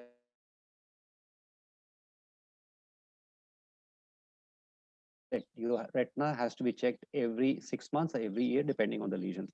And if there's a lesion, you laser it, call after 4 weeks, check the lesion. If it's healed, then only go ahead. I mean, I don't believe in what people outside are doing. I really don't believe in that. I do it myself. Okay, now this lady had one eye which had RD. She didn't show anybody there. She came to us 6 months after that, and I think Dr. Pradeep Venkatesh did a VR surgery in this one. She eventually had a cataract in that eye. I did the cataract removal and put an IOL in that one. She had 6/24 vision, and she was not very happy with that one. Other eye also, it was an older lens, and her vaulting was going low, and she was developing some cataract, but the vision was 6/9, 6/12, something in that range. So she was following up for the last 4 years with me now. And last month only, she said she's sitting on the computer. She can't do work now. She wanted a surgery in the other eye. So I did a clear lens extraction. I put in a plain monofocal lens in that one. Now she's 6/9 partial, 6/6 partial, and N6 with the refraction, and she's very happy. Again, I told her the same thing, that whatever I've done now does not ensure that this eye retina is not going to go bad. So anytime you have a problem, please come. Every 6 months, she's coming now and she'll be getting it checked. So that's only one patient I had. There were 2 patients in which I had to expand the lens and put a size bigger because the vault was too low. And these were the lenses which were older model, not V4C, it was V4 model. So since V4C has come, I think it's more forgiving. Even a vault of 200 micron vault with a V4C center opening and the little tear film which is going behind the lens, it's pretty okay. So all the patient who comes to me with 200 or less micron in the central vault on the follow-up, we always dilate these patients and see the peripheral vault. If there's a touch in the periphery, if there's a touch, we give them an option of one size bigger lens. But 99, maybe 100%, nobody wants the eye to be touched again. Even the patient are not very happy with that because they're happy with the vision. So we just follow these patients up. And one more patient in which the lens went upside down outside somewhere. This was a very interesting patient because this patient for 1 month without realizing why the patient vision not improving and why there's a reaction in the eye and the pressures are high. So when the patient came, patient didn't allow us to touch the eye at all. So we put the patient at GA and we did a OCT and we saw that lens was upside down and it had to be taken out, and we had to be very careful because we didn't have a support lens. So this lens has to go back into the eye. So when you're explanting, there are 2 conditions. One, you're exchanging the lens when you have a second lens standby, then you can just pull this lens out. I mean, it's not bothered. Even for the cataract, when you're doing, you can take this out easily. When you have to put the same lens back, what I realized when I took it out, I had to put lots of Helon in this case because the chamber was not forming. Then I realized that the pupil has already gone into fixed dilated in the mid size. And even after putting pilocarpine later, it did not constrict. And the patient still has a fixed dilated, but she's got 6/9 vision and she's happy. So when the lens came out, when I was trying to put it back into the eye, I realized that the haptics of the lens were in the front and they were scrolled up. They had gone like something like a very thin film. They didn't have any rigidity at all. So when I pushing the lens in the eye, it was not going in very well. So I had to put viscoelastic on top of that, push it down, and then try to constrict the pupil to some extent, maybe 4.5, not less than that. It didn't go. And then the lens went in. I took out all the viscoelastic and put in the bigger fluid inside. So the chamber goes a little deep. Next morning, the pressure was high. By the evening, the pressure settled down on mannitol. And the next day after that, the patient started seeing 6/12 and gradually improved and the corneal edema cleared up. So in case this upside down, it has to be taken immediately on the table. You can't even wait for 1 hour for that. I mean, if you have to fix up the OR and take it up. First, ensure it doesn't go upside down. In case it goes, it's a war footing. You just cannot leave it for a month and then give it to your colleague to operate. I think that's not a good thing to do. What's your take on that? We had a similar kind of a case where the surgeon actually didn't realize that golden rule of the That's whole worse. to the lower right, and Yeah, had yeah, put in the ICL. And patient has similar problem as you're saying. So it's little 1 month later when I saw the case and I realized that, and on OCT it was very nicely picked up. We published it later. Yeah. And then of course I had to go and exchange that ICL. I mean, that's one thing. And as of course, one of the speakers said that they put the patient on difluprednate. So in amblyopic eyes, and they said that they had high IOP problem. Of course, this is one steroid which I don't prefer. Yeah. Post up my surgery because of the high chances of raised IOP. Rest all is okay. Yeah.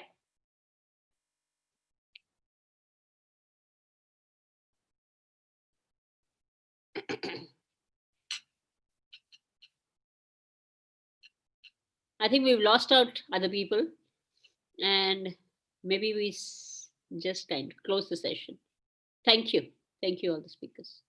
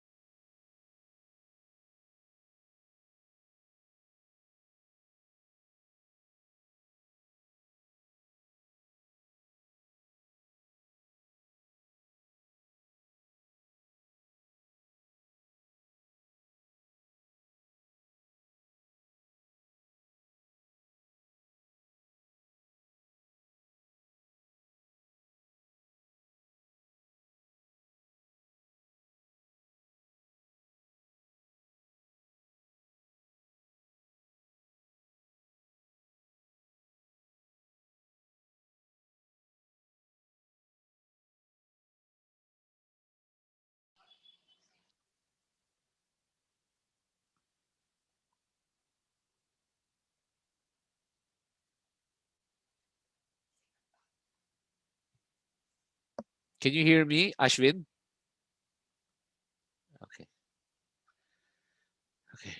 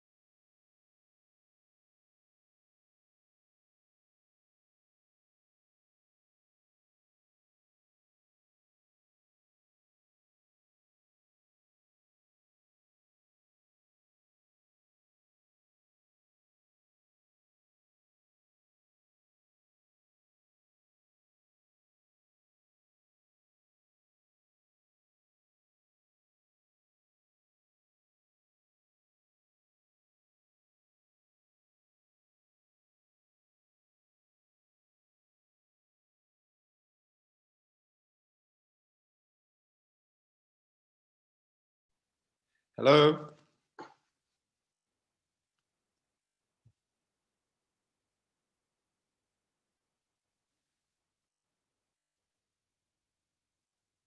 Hello, Ashwin. Hi, Felipe. How you doing, man? All good. How are you? Good, good, good. How was Amar? All fantastic. Really good. Oh, perfect, perfect, perfect. I was nervous because I just calibrated my excimer laser because after this meeting, I have refractive surgery. So run a lot, run a lot. Oh man, it's almost 7:30 here in the morning. Of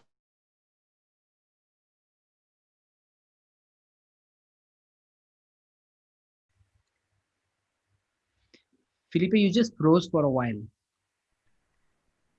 Really, I froze it?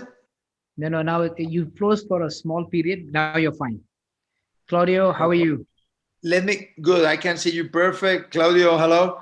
I'm going to change my Wi-Fi source just in case it's a better another one. Let me try. Sure.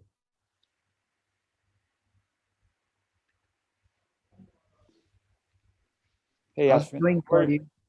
We're doing great. How are you? Now, Fabulous. better? No, I freeze you. No. Are you in Chennai now, Ashwin? No, Yeah, very much in I Chennai. think, no.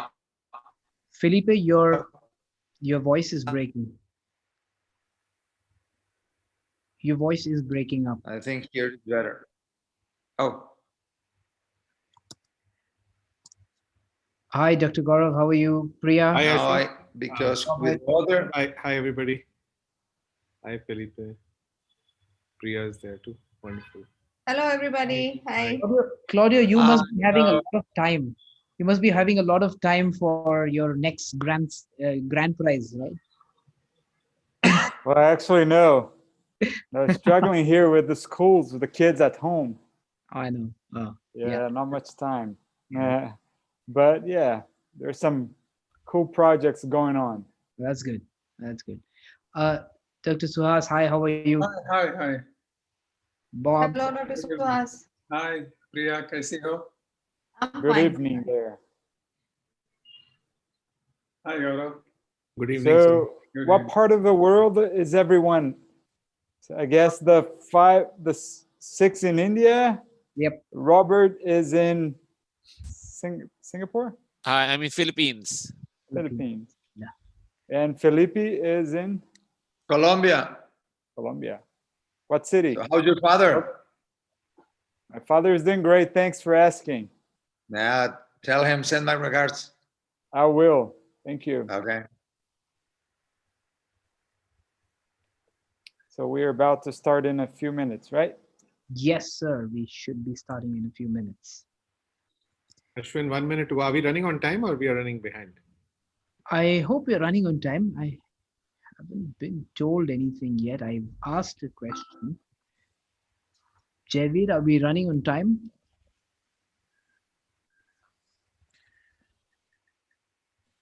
Ashwini, are we running on time?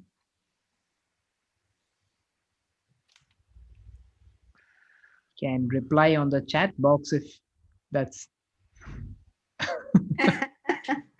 anything. So, Ashwin, we're gonna share the screen, right?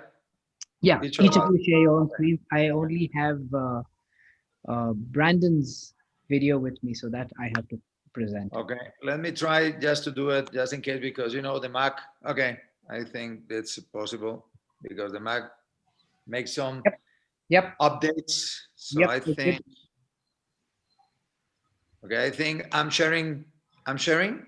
Yes, you are. You're good. Okay, I stop that then. Okay, perfect. Dr. Namrata, do you want to? Hello. Good evening, Dr. Namrata. Hello, Priya. How are you? All well. Namrata, good to see you. Hi, Gaurav. Do you want to start the event, Dr. Namrata? No, please carry on, Ashwin. Please carry on. All right. Welcome, everybody from all around the world. I know this is a Delhi ophthalmic meet, but because of webinars and online events, a lot of this has become global. And we're very fortunate. I'm very fortunate to have moderators on this session, especially Namrata, Gaurav, and Dr. Rajesh, who's probably just going to be joining us soon. And I'm pretty sure that this is going to be a very, very interesting event, especially because this is the new age of presbyopia, new age of treatments for cataract / presbyopia / refractive. There's so many connotations to this new world of small aperture optics that we want to deal with. And there are different modalities to treat this from different hands. So let's see what all our experts here have on board with us, especially with the great outcomes that we're getting in this regard. So to kickstart this event, I thought it would be only wise to actually start this event with the concept of pinhole vision, and the concept of this pinhole optics as such. I don't think I could find a better name than Dr. Suhas to give us this insight, and then we'll take it from there as to how we want to proceed ahead with this. Dr. Suhas, the floor is all yours, as and whenever you want. Yes.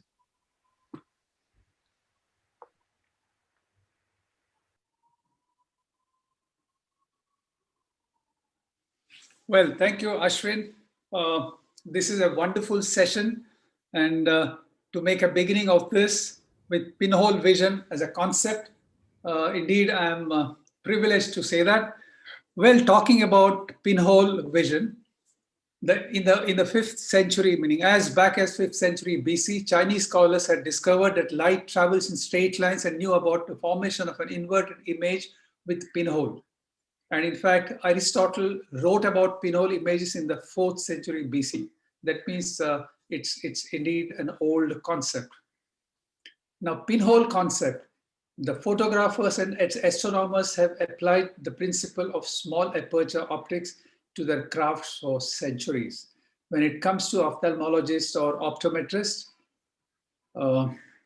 we've been using this concept in the last 100 years. And in recent times, small aperture technology is explored to improve presbyopia vision in patients with and without cataracts and in corneas with higher order aberrations. Talking about pinhole effect, it's an optical concept suggesting that the smaller the pupil, less is the defocus from spherical aberrations. When the light passes through a small pinhole or pupil, all unfocused rays are blocked, leaving only focused light to land on the retina to form a clear image.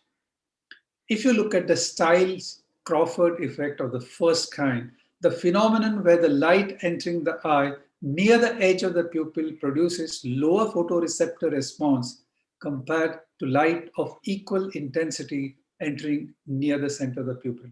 Now, this concept is used to a great effect when we start customizing.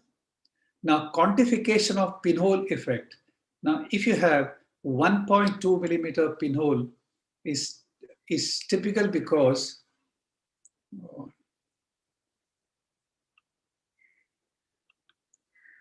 a 1.2 millimeter pinhole is typical because you can achieve 20/20 vision with emmetropias up to 5 diopters. But above this value, a smaller pinhole is needed. A small aperture IOL has the ability to reduce higher order aberrations much more than the pinhole effect on sphere and cylinder. Now, reducing the pupil aperture from 4.8 to 1.6, that is almost 3 times, would reduce the effect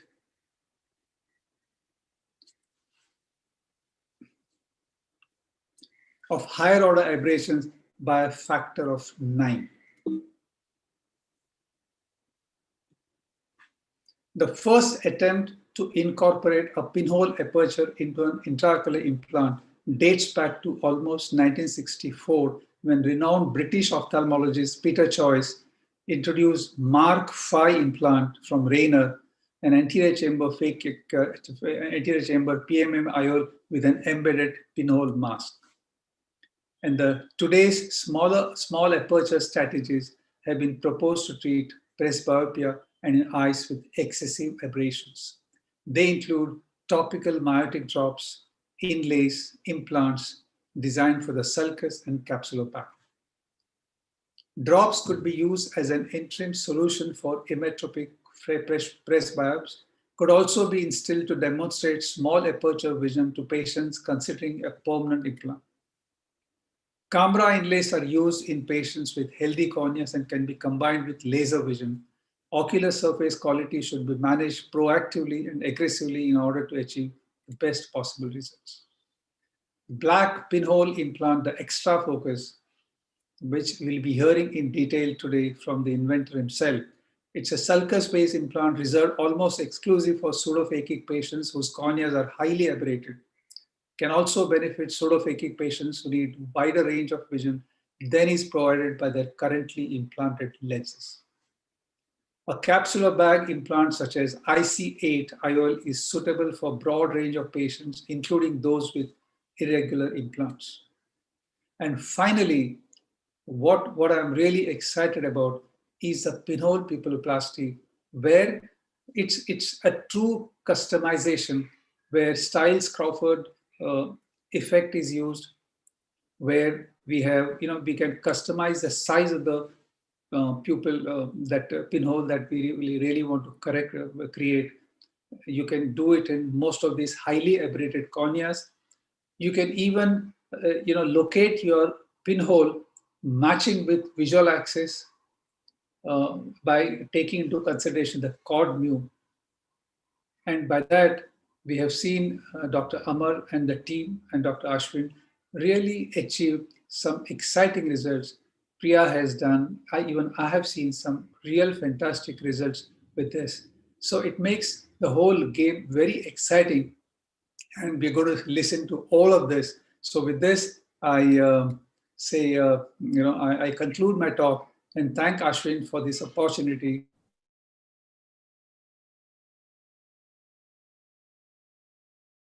Thank you so much, Dr. Suhas. And I couldn't have asked for a better beginning to this. I couldn't have asked for a better beginning to this event. Honestly, that was phenomenal. And I think that covers a lot of bases which set the undertone to the whole proceedings ahead. I couldn't do justice to this without introducing Claudio to everybody. Claudio was somebody who's who's not just invented the device, but also gone ahead to win the ASCRS Film Festival Grand Prize twice. And this is, I think it's a record in the making itself. I don't think anybody has done it twice, and especially for the same device, if I may add to that. I think it's phenomenal what he's been able to do, not just in terms of creating the device, but creatively projecting that device through a film medium. So Claudio, could you unmute yourself and go ahead? Well, thank you, Ashwin. Thank you for the nice introduction. I think I was just upgraded now, because it was actually one grand prize and the other was a couple of other awards. But in fact, the grand prize was for now at least just one. And I hope there might be others in the future. But anyway, let me start. I think this was a great introduction to pinhole optics. And I think it's interesting that it's being applied to presbyopia. It's a new opportunity to presbyopia correction and improving cataract results. But I do have one special niche that I think it's ultra appropriate. And this is, I want to tell a story of a patient. I want you to remember this patient when I'll probably share this and you remember one patient that came up with the story. This is someone who just walks into your office and you can tell that this guy's tense. His underwent a corneal transplantation in the past, and it was a little bit disappointing. And now he has to deal with the fellow eye, and he's just scared to do another graft. So this is someone who's on the brink of another corneal graft. And if you come up with a solution that you can restore his vision and keep his cornea the way it is and provide a visual acuity that is better than a corneal graft, I bet this patient would be very, very, very satisfied. And this is what I want to share with you today. So let me go ahead here and share my screen. This is possible and this is happening. And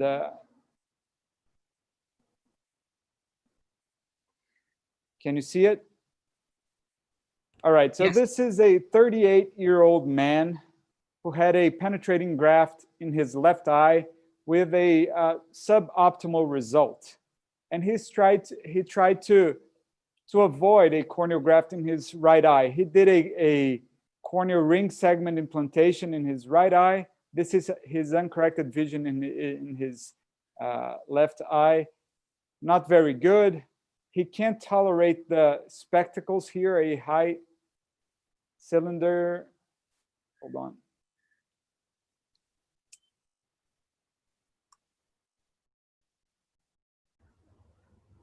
And he had a corneal ring segment implanted in his right eye, which had to be removed a couple of months later due to some sort of complications. I have no details about that. Claudio, there is a build order screen that's showing up over here. Folder of sorts. Well, hold on. Yeah, that one. Yeah, perfect. Let me get rid of this. Now you can go ahead and play. Okay. Perfect. So, all right, thank you. So he won't get any better than 20/80 in his right eye. But when you throw a pinhole on top of that, he smiles and he says, now I can finally see. So what can we offer to this patient? So instead of aiming at the cornea, we decided to do a clear lens extraction with an IOL implantation and a pinhole implant, not in the sulcus, but inside the capsular bag together with the IOL. So although the extra focus can be applied in the sulcus, we prefer to implant it inside the capsular bag for obvious reasons. It centers better, it'll be more stable over time. So here's the surgery. We performed a routine lens surgery, a totally clear lens in a 38-year-old man. And so we aspirated the lens with a Simcoe cannula, and we do capsular polishing to prevent capsular opacification. Here, a 5-diopter lens implanted in the bag, and here we expand the capsular bag to receive this pinhole implant together with the IOL in this case. We published the series of cases where it goes inside the capsular bag with a reasonable follow-up, no complications, perfect stability, better results. So this is the end of the case here, the pinhole and the IOL inside the capsular bag. So this is how he would see before surgery, and this is after surgery. An unbelievable improvement. And when we ask him which eye sees better, the one that had a transplant or this right eye, he said it's no comparison. It's absolutely much better, the right eye, in terms of sharpness. So this is what the pinhole is really good for. It provides sharpness. Here you see a pretty good corneal graft, a clear graft, a good graft-host junction, but it's still a corneal graft, and it's full of unpredictability. And here the right eye with a amazing aspect, with the pinhole perfectly centered, a very calm eye, a much faster recovery time, a much simpler procedure, and an unmatched, uncorrected visual acuity. This is the eye with the implant inside the capsular bag, just to call attention to the way that it can be nicely placed inside the capsular bag. However, it has to be a stable keratoconus, a transparent cornea, a more central ectasia, a large pupil ideally, and you should avoid longer eyes, because removing lenses from longer eyes, we all know that the retinal detachment risk is somewhat larger. Here you can see the amazing material of this implant with the infrared transparency. And in case you do need, oh, this is an amazing image here of the toric marks behind the black implant. This is captured with an infrared slit lamp. And if you end up needing a vitreoretinal surgery, you can actually perform it with the pinhole in the eye. Here's an example where the retinal surgeon decided to keep the pinhole in because of the very high satisfaction that the patient had. And you can do even peripheral vitreous shaving here. And he performed laser photocoagulation with an endoscope at the end of the case. So this is another interesting point. So this is all I could do here in 8 minutes. This opens, it's not just the benefit of the pinhole itself. It opens an avenue for lens-based treatment for corneal problems. So this is what I think it's the beauty of pinhole implants. It's a different paradigm. So I'm always available through email, or if anyone wants to discuss any points, I'm very available. Thank you all for the invitation, and great to see you. Thank you so much, Claudio. That was brilliant. And I think you're the only one who has this whole white Apple screen. So even your presentation was equally exciting.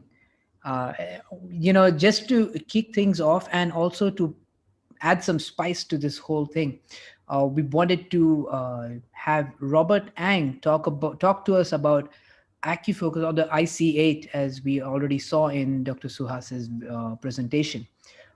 And how does this, and definitely there's going to be a lot of discussion around this, because there's going to be a lot of comparisons. What are the advantages of one over the other?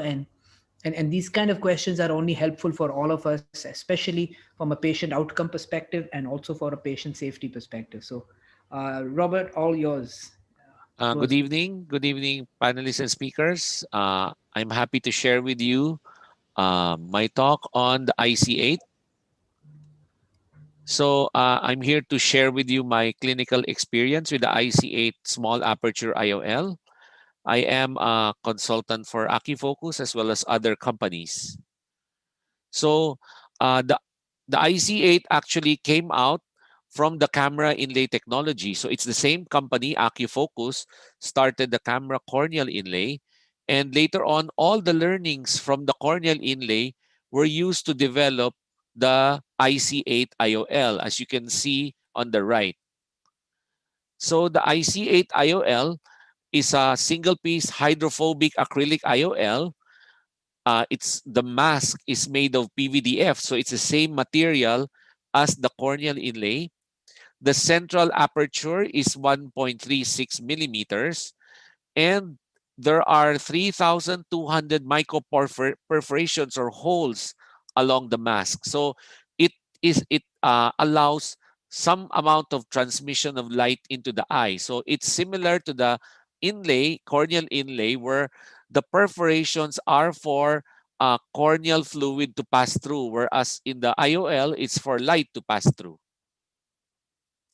So work on the IC8 started in 2011, wherein the silicone IOL was first used. And then we progressed to using the hydrophobic acrylic lens. So the first time I used it was in 2013, and with the prospective multi-center study with Professor Grabner. It used to be, at that time, we didn't have an inserter, an injector, but after 1 to 2 years, they were able to develop an inserter. So the good thing about the IC8 is it looks and feels like your standard monofocal IOL C-loop. So you don't have to change your cataract technique. The only discovery, or at least observation we had, was if you insert the IC8, I would suggest you put it at oriented vertically with haptics at 6 to 12 o'clock, because we noticed that it looks more centered than having it oblique or horizontal. To date, there are no centration issues with the IC8. So the first time we used it, we thought of doing a study, And one thing that was always asked of us was, if you think the IOL was so good, why don't you use it in both eyes rather than just one eye? Because the camera corneal inlay was only used in one eye. So we started the study comparing contralateral, meaning one eye, IC8, versus a bilateral implantation. So we did 22 subjects. 10 of the subjects were bilaterally implanted. So we did a mini monovision approach. The IC8 is to be targeted with an endpoint refraction of minus 0.75 spherical equivalent. And this was again from the learnings from the camera corneal inlay, wherein we noticed that if you are slightly myopic in outcome, the pinhole effect corrects the distance and the residual myopia helps with some near vision.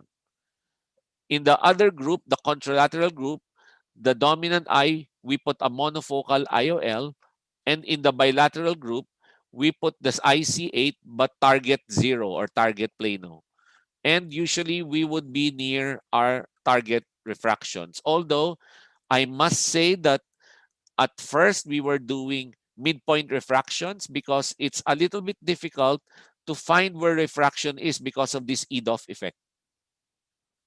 So in terms of visual acuity comparisons, the contralateral implant gave us good distance, intermediate, and near, but we noticed that those bilaterally implanted, we had uncorrected intermediate vision of 20/20 90% and uncorrected near vision of 20/25 in 80%. So the bilaterally implanted subjects have better uncorrected intermediate and near vision.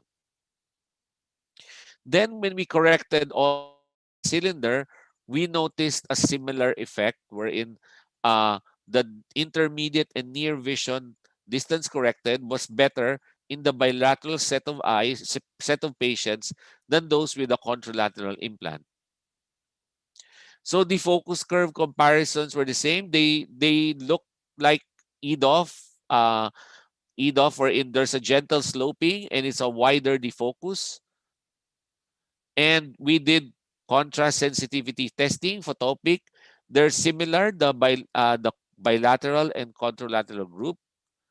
In terms of mesopic, that's when we saw some differences wherein the contralateral group, because they had a monofocal IOL in the dominant eye, they had a little bit better mesopic contrast sensitivity with glare. So a lot of other questions that were asked of us is, what about visual field? So we did visual field tests on all the patients. And of course, the IC8 eyes had a slight overall decrease in sensitivity, but not very significant. And when we quantified the decrease in visual field sensitivity, it was about 2 decibels in the mean deviation, wherein the monofocal IOL had about 2 decibels better than the IC8 eye. Other questions were, what about testing the eye after surgery? So we asked our technicians to rate how they would do visual field, fundus photography, OCT, and they said that it didn't take them much more time. Of course, they had to get used to the small aperture in doing all these tests, but it can be done successfully. Here are photos of fundus photography, and they were able to see and take good photos of the fundus. OCT was also done, and minimal differences were found between the contralateral and the IC8 eye and the fellow monofocal eye.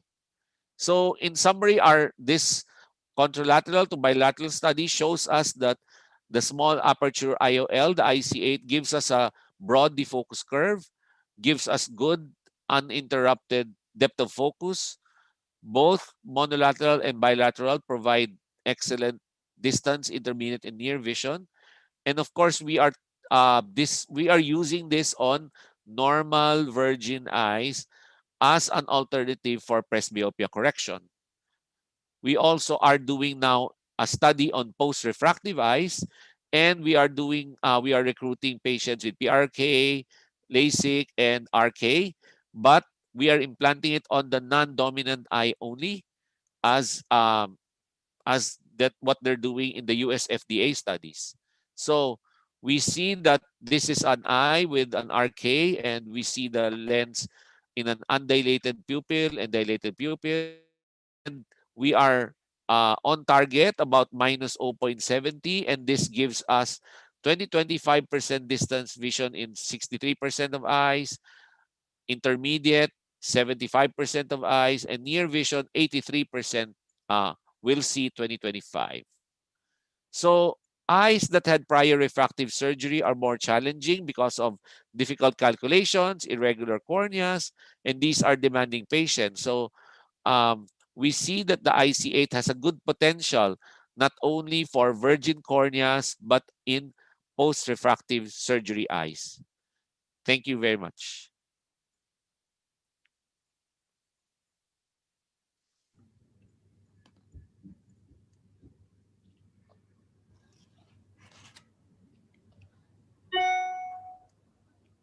Thank you, Robert, for that wonderful presentation on the IKFocus IC8. And I think it gives a depth of knowledge that you have on this topic. I wish that we all get this IC8 as quickly as possible in our hands as well. Dr. Namrata, if you could do the Yes.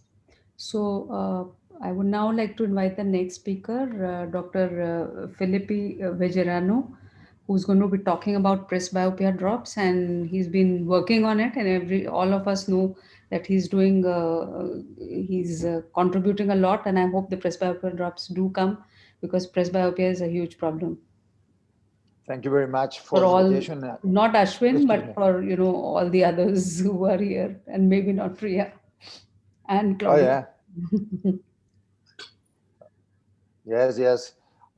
Everyone goes to 40 and then gonna start to suffer Yeah. the not beautiful presbyopia. But I have been using my drops since during 10.5 years from now. So I can see 20/20 for far, 20/20 intermediate, 20/20 for near, both eyes. So I'm gonna share with you my screen and I'm gonna show you the results and how are we talking. You're going to speak So- without your presbyopic glasses? No, never, because I start using my drops since 42 when I developed. Okay. So I never had to use glasses for near. So can you see me on the screen, because I have to Perfect. close here? Okay, perfectly. So thank you again, Ashwin, for the invitation and all the panelists to be here and the invitation in this important meeting. So I will talk about presbyopia drops. Let me, okay, from here, okay. Those are my financial disclosures. Those are the patents that I already received to the product. And these are another countries that soon we're gonna have the product in the United States and Europe, starting in Spain with Dr. Jorge Alió, and in China. Those are 4 peer-reviewed articles published about the product and results.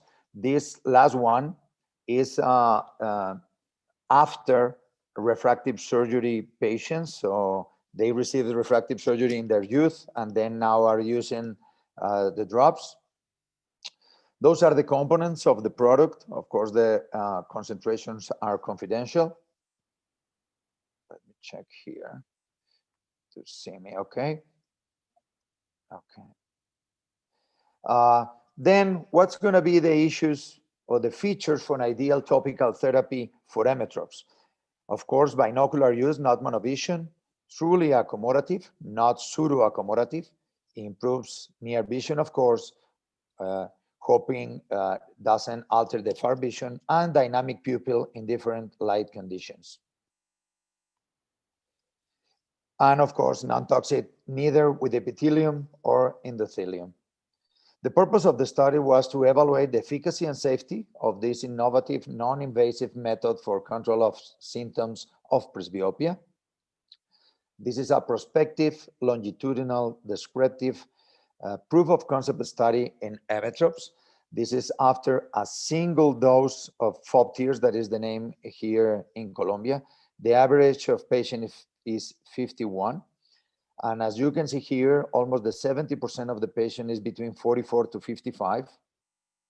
Those were the tests for efficacy, those for safety.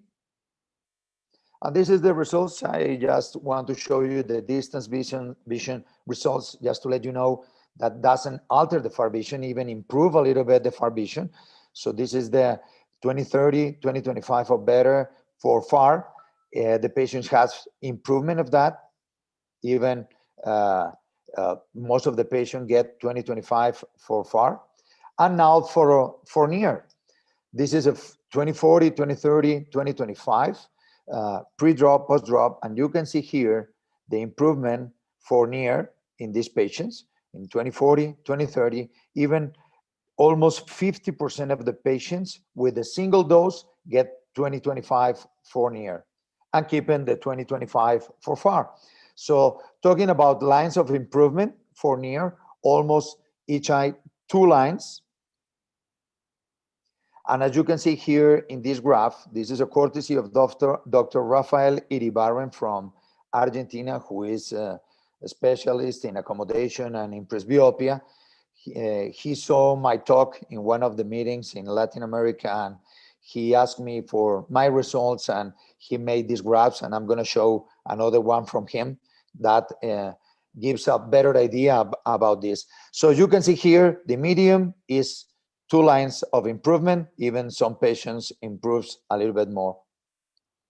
So the results now, that was with a single dose. Now in the first control, because this is not a controlled study, the patients came to the first control not at the same time, just when they want to come to the office. So an average 6 months of use. And this is the results for near. As you can see here, pre-drop, first single drop, and first control. The near keeps the same, doesn't decrease with time. But the second control is the most impressive results. Now the patient has almost 1.5 years of using in average. And now you can see here in 20/40, 20/30, 20/25, how it improves through time with the continuous use. So you can see here, 100% of the patient get 20/40 or better, almost 80% of the patients 20/30 or better, and almost 60% of the patients with the continuous use improve to 20/25 for near or better.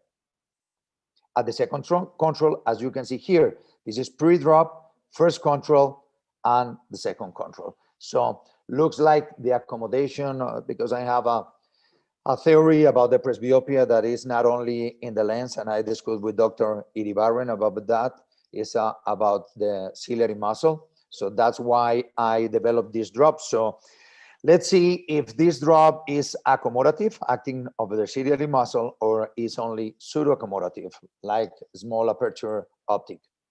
So let's see here, there's a pentacam with decreased anterior chamber depth. Also with the UVM, decreased anterior chamber depth, but you can see also here the stiffness of the anterior surface of the lens. Also with Visante, increase the lens vault and decrease anterior chamber depth. And with the Cassia, decrease anterior chamber depth, increase lens vault, and increase lens thickness.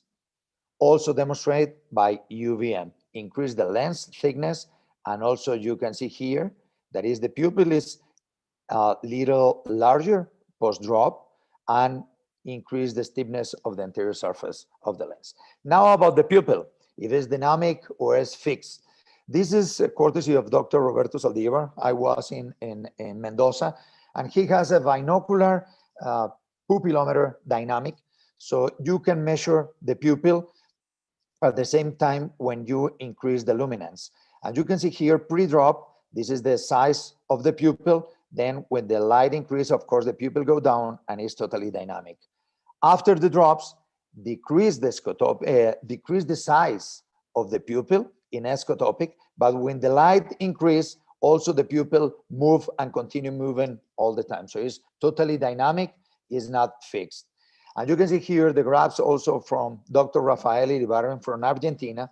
So as you can see here, this is the change in scotopic pupil, because in photopic pupil, there's no statistical change, statistical significant change. So in scotopic, as you can see here, decrease the pupil, but some of the pupils keep the same, another even enlarge it.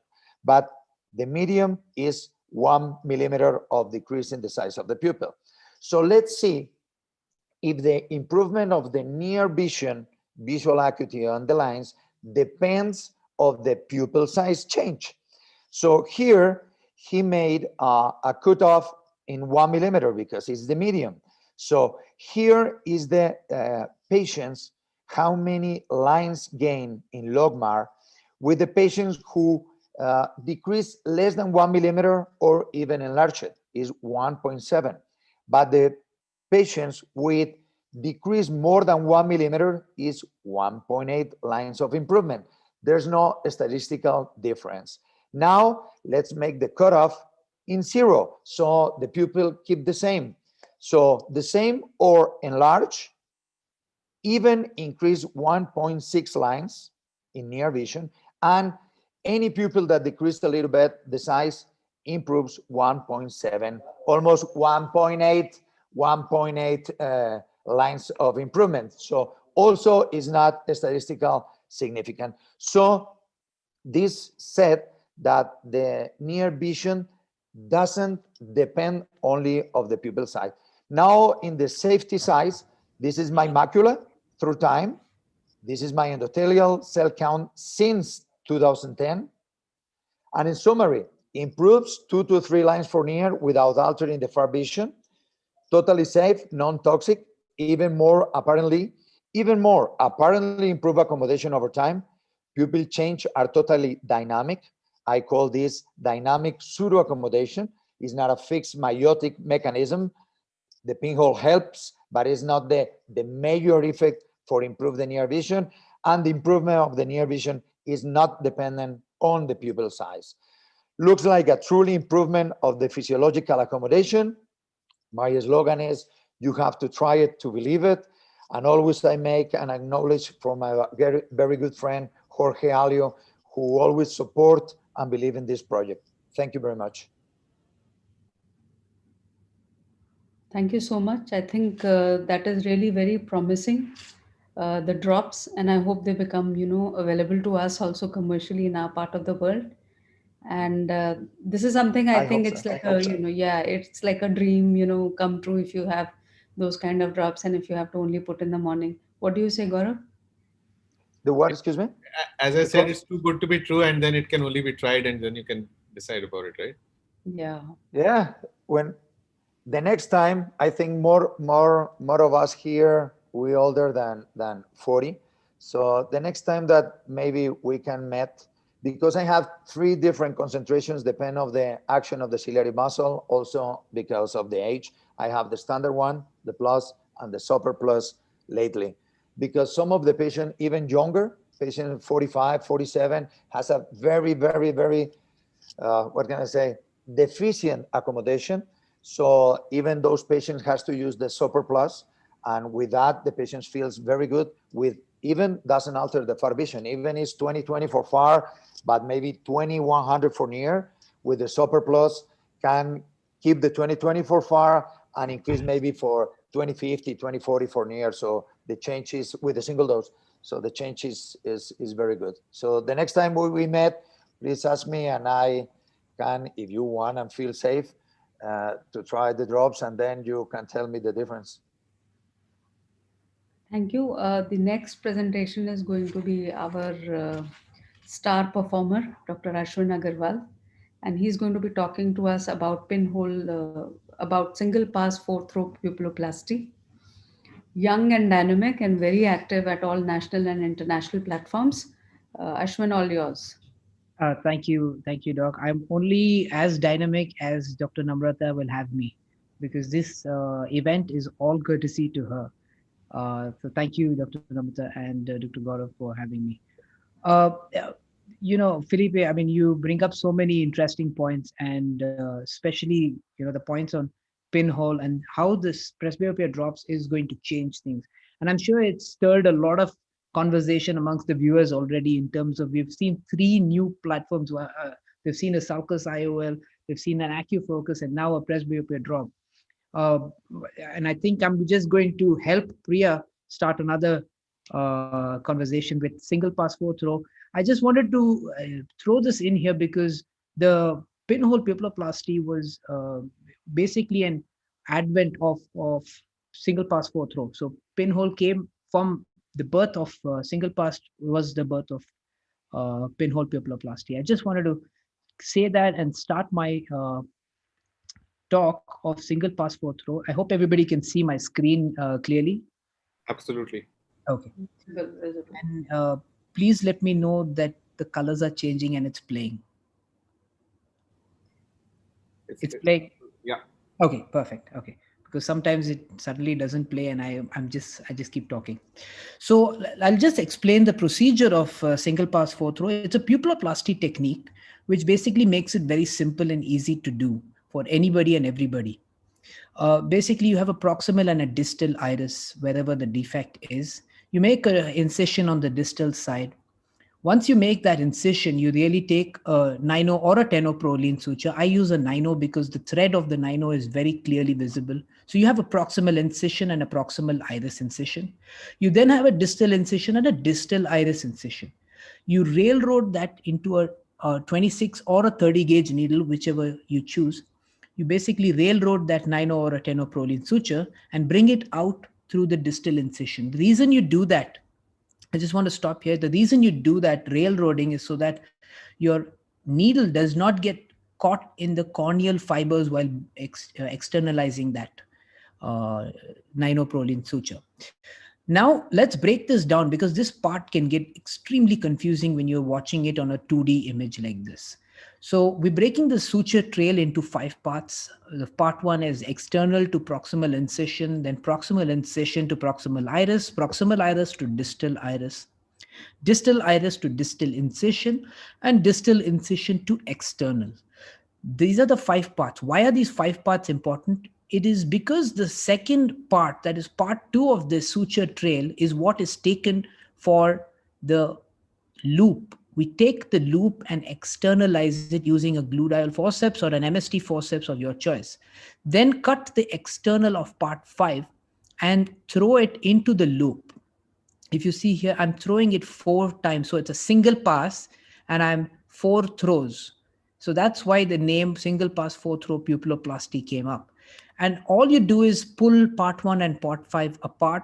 All you have to do is pull them apart, and you really have this knot, which forms a sort of a helical knot at its juncture, and that closes this wound or this defect of iris which you see. It doesn't work as well with corneal tissue, so don't try it with corneal tissue. It only works with the iris tissue.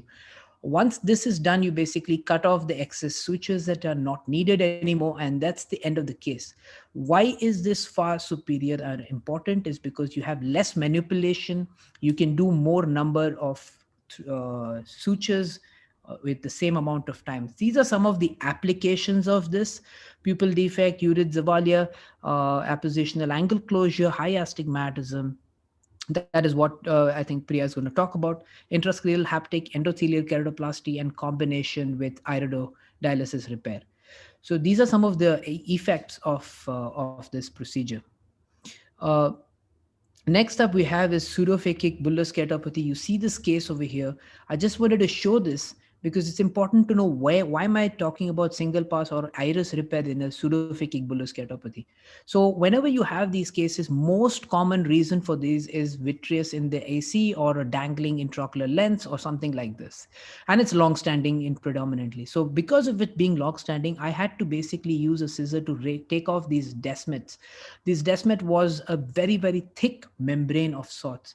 Once the desmid came off, the visualization became a little bit better.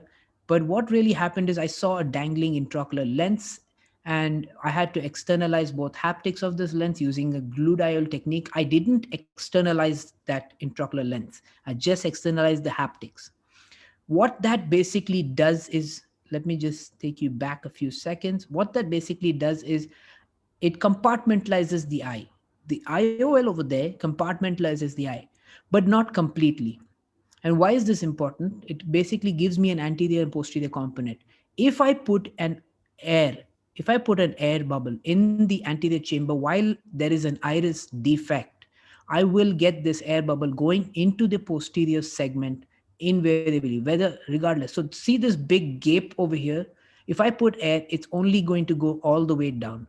And I will not have the air tamponade that I need for my endothelial keratoplasty technique, or whichever it is. So all I have to do in these cases is do a single pass throw, railroad it out, ensure that you completely close that gap of iris that you see over there. In interest of time, I'm just going to take this a little forward, a little faster, just so that now when you place this air bubble and the graft really stays because the air bubble stays. So now look at this. Now I'm able to complete that dissection. Just in interest of time, I'm going really fast on this. I have harvested the tissue, placed it inside my anterior chamber. And that's pretty much why I do a single pass. And that's why it becomes such an important and integral part of my procedure. This is the pre-op and post-op of the same case, 15 days out. This is 45 days out. This is something that I wanted to show. Another very important step, or can you guys see my screen and is it playing? I just wanted to. Yes, Ashwin. Yes. Okay. So this is another small but very important step. Urit Zavalia, if you see Urit Zavalia, basically happens after a post PK. Predominantly, you see the iris is completely attached, closing all the angles. Now, this does not work if you have a non-apposition. This has to be an appositional closure, not a fibrous closure of the angle. If it is a fibrous closure, it probably won't work. But if there's an appositional closure, it probably is going to work in our case. So if you see this iris is completely attached to the cornea. And how many times have we seen this and just done a corneal transplant and not really thought about the iris causing issues here? So what you have a fixed dilated pupil, you basically release all of these, release the iris tissue from all around, but that doesn't kick it off enough. You really have to stretch and pull it like a blind. You can't just place the bed sheet over a bed. You really have to tuck it in to really give it that nudge and allow it not to move around too much, because it just goes back and reattaches to that cornea. And so what we're trying to do here is basically just do a single pass through pupilloplasty up until a point where we have all the iris tissue come right up into the center to cause or to make my pupil realign my pupil back again. So all I'm doing here is I'm just going to take it a little faster because you know how single pass is done. I'm just trying to show this only from a educational standpoint, where what we are doing is releasing the appositionals that are there all the way around. And once you have released them, do a single pass through at least a couple of times, if not 3. So couple of times, once you do a single pass through over here, you'll be able to see that these are the results. I'll go out a little bit faster, just so that we're doing a through over here again. You watch the pupil coming into shape. More importantly, the iris from the angles are all getting released. The iris from the angles, once they get released, the trap meshwork kind of opens up. And what this does is does not allow the opacification of the cornea or the graft, which was happening earlier to this procedure. And I'll show you some of once the angles get opened up, you put some air in the AC to check whether these, that's the best way to check where the angles are. And here is the post-operative view. This is the pre-op and post-op of the same case. 1 week out, this is probably the vision starts to improve. And after a month of this, you get 624. Anterior segment OCT also proves to be much more reliant in these cases. So that's the pre-op and post-op. And that's where the single pass through really started to help us a lot in these cases. That's what I wanted to show you guys for today.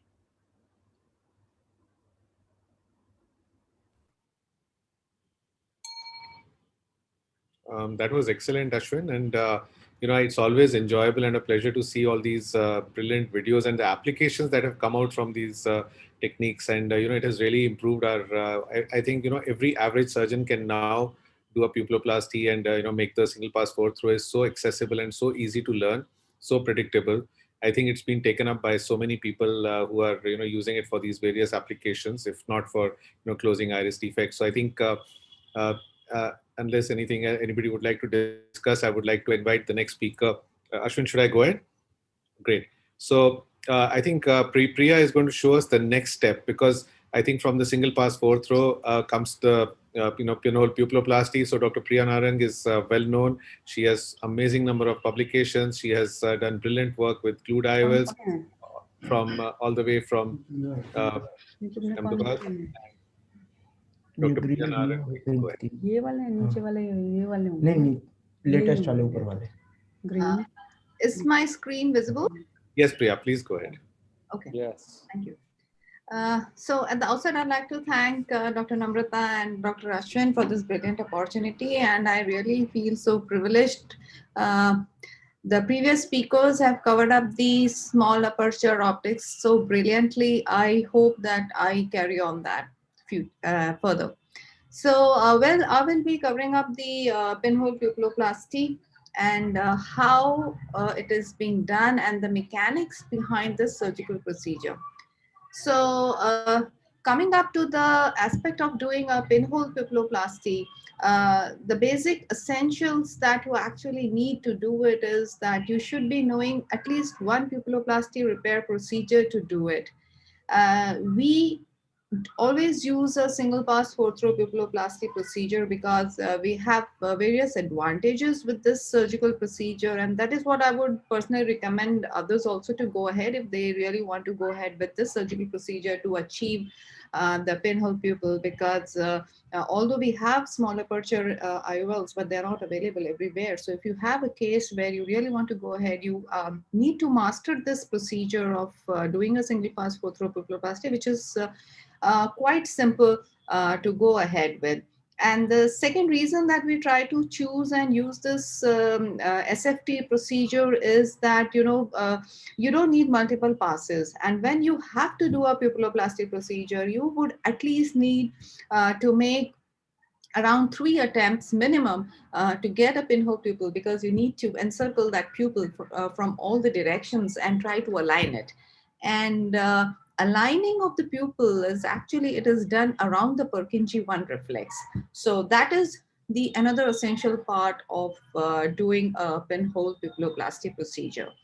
And this surgical procedure, we all know it is recommended in cases with higher order aberrations, where you do not have any other aspect which is left behind from the surgical point of view, although many things they are available, but I think this pinhole pupilloplasty, it really works out very well. So now when you have the Purkinje images, you actually need to recognize the Purkinje 1 reflex. So this image which I have just shown you, it actually shows you we all know there are 4 Purkinje images, 1, 2, 3, 4.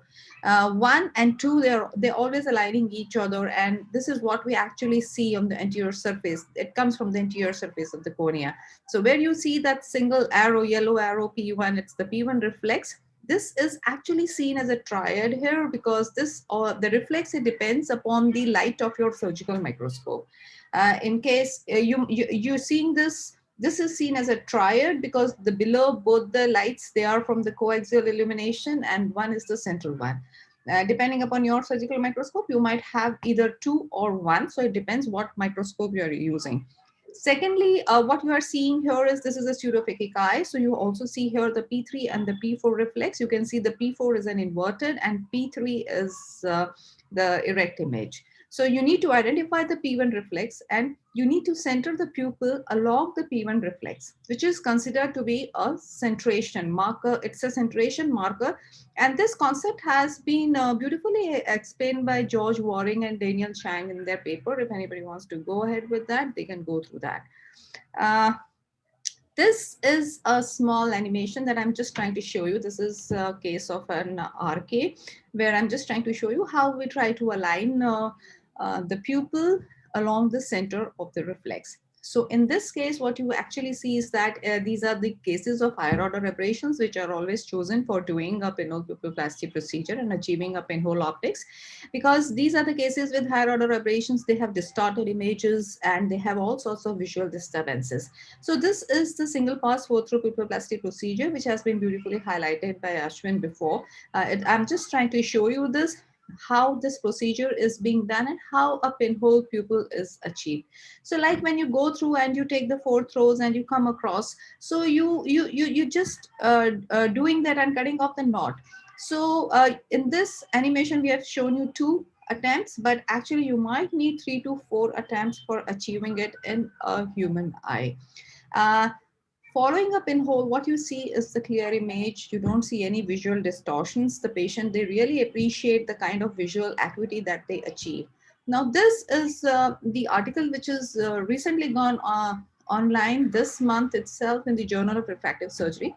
So this is the first paper which highlights how pinhole pupiloplasty works for higher order aberrations. And the beauty of this paper is that this is the first paper that assesses the visual quality and depth of focus that is achieved with the pinhole pupiloplasty. The another thing about this was that the entire study has been done on the clinical trial suite machine. This clinical trial suite machine, it standardizes the level of luminance and other markers that we take up for the study. And for contrast sensitivity, everything is centralized. So you do not have any fluctuation in any of this thing coming up. And all the criteria that have been chosen, they were chosen according to the consensus by the special task force by the American Academy of Ophthalmology. And all the parameters have been chosen accordingly. And this was some of the surgical reports that we achieved in these patients following the pinhole pupiloplasty procedure. And there was a marked improvement in visual quality in these cases for photopic as well as mesopic light conditions for both distance, intermediate, as well as for near vision. The defocus curve, what I'm trying to show you here, it showed the extended depth of focus that was achieved in these cases. And the extended depth of focus, we actually measured it from plus 1.5 to minus 2.5, but then the range was quite wide for this. The above defocus curve, it shows the defocus curve for the major study, and below the defocus curve that you're seeing, this is specifically for the post-RK cases that we did a study, and which is also published in the Journal of Cataract and Refractive Surgery. So what I'm trying to showcase here is that, you know, all these patients with higher order aberrations, they actually they get a lot of benefit by this small aperture that we achieve following a pinhole pupiloplasty procedure. The mesopic contrast sensitivity was also done at 4 spatial frequencies with glare on and off, and the results were quite good. We just noticed that all the patients who had the glare off values were comparatively better as compared to glare on, maybe because that is because of the decreased scattering of the light, etc. In these cases. So the results were better with them. And the low contrast acuity also we had at 10% it was recorded, and the results were really promising, and there was a significant difference in the visual acuity for all viewing distances. One of the major issues that I would like to highlight for this pinhole pupiloplasty procedure is that, you know, some amount of dilation is always seen in these cases. It's like, suppose this is one of the major concerns which come up with the surgeons that following a pinhole pupiloplasty, how would we see the posterior segment fundus? Now, let us be very realistic about what we actually have. Although we have a pupil around, we have the iris tissue around, and it might not allow you to have that much dilation, but yes, some amount of dilation always occurs. You can see this is what we have documented, you know, the A, B, and C. A is the installation of the mydriatic. B is following a mydriatic. So the same patient, what actually happens in these cases is that dilation, it will occur where the suture has not been passed. So it does allow you to see the posterior segment evaluation. But yes, if you tell me that if you want to go and see the real periphery of the retina, then probably that might be hindered in these patients. So for those patients, you might have to go ahead with different examination procedure, which can, in these days, we have an SS to all. So maybe you might have to go ahead with the other imaging things for seeing the periphery of the retina. And maybe in the worst scenario, if the retinal surgeon has to take it up, it's easy to unfold this because you can just, because it's a single pass procedure. There is no actual knot inside. It's a self-retaining knot. So if you just put a spatula and you just lift it, the suture goes off and it opens up. So if you're really going to take this patient for a surgical procedure, maybe in future, it's not going to be difficult for the retina surgeon to do that. So to summarize, I would like to say one thing is that, yes, I would also admit that doing a pinhole pupilloplasty procedure, it's not going to be simple. It is surgically challenging. It's not going to be very easy, but yes, it's not that difficult too, because if you know a pupilloplasty procedure, you can do it. So these are some of the things which I really wanted to highlight, because this is what we really evaluated in our patients, and we have a very beautiful outcome, and these patients' level of satisfaction is just amazing. You can actually, whenever you take up these cases for surgery, during the pre-op evaluation, you can put a pinhole pupil of different sizes, which I think Dr. Jack Holliday has designed. You have a pinhole pupil of, you have a pinhole of 1.5, 2 millimeters, 2.5 millimeters, and you can actually judge what size of pupil you want in your patient. So, but having said that, yes, there are many zones which are still to be explored. And with this, I would just like to sum up this talk of mine, and thank you so much for having me.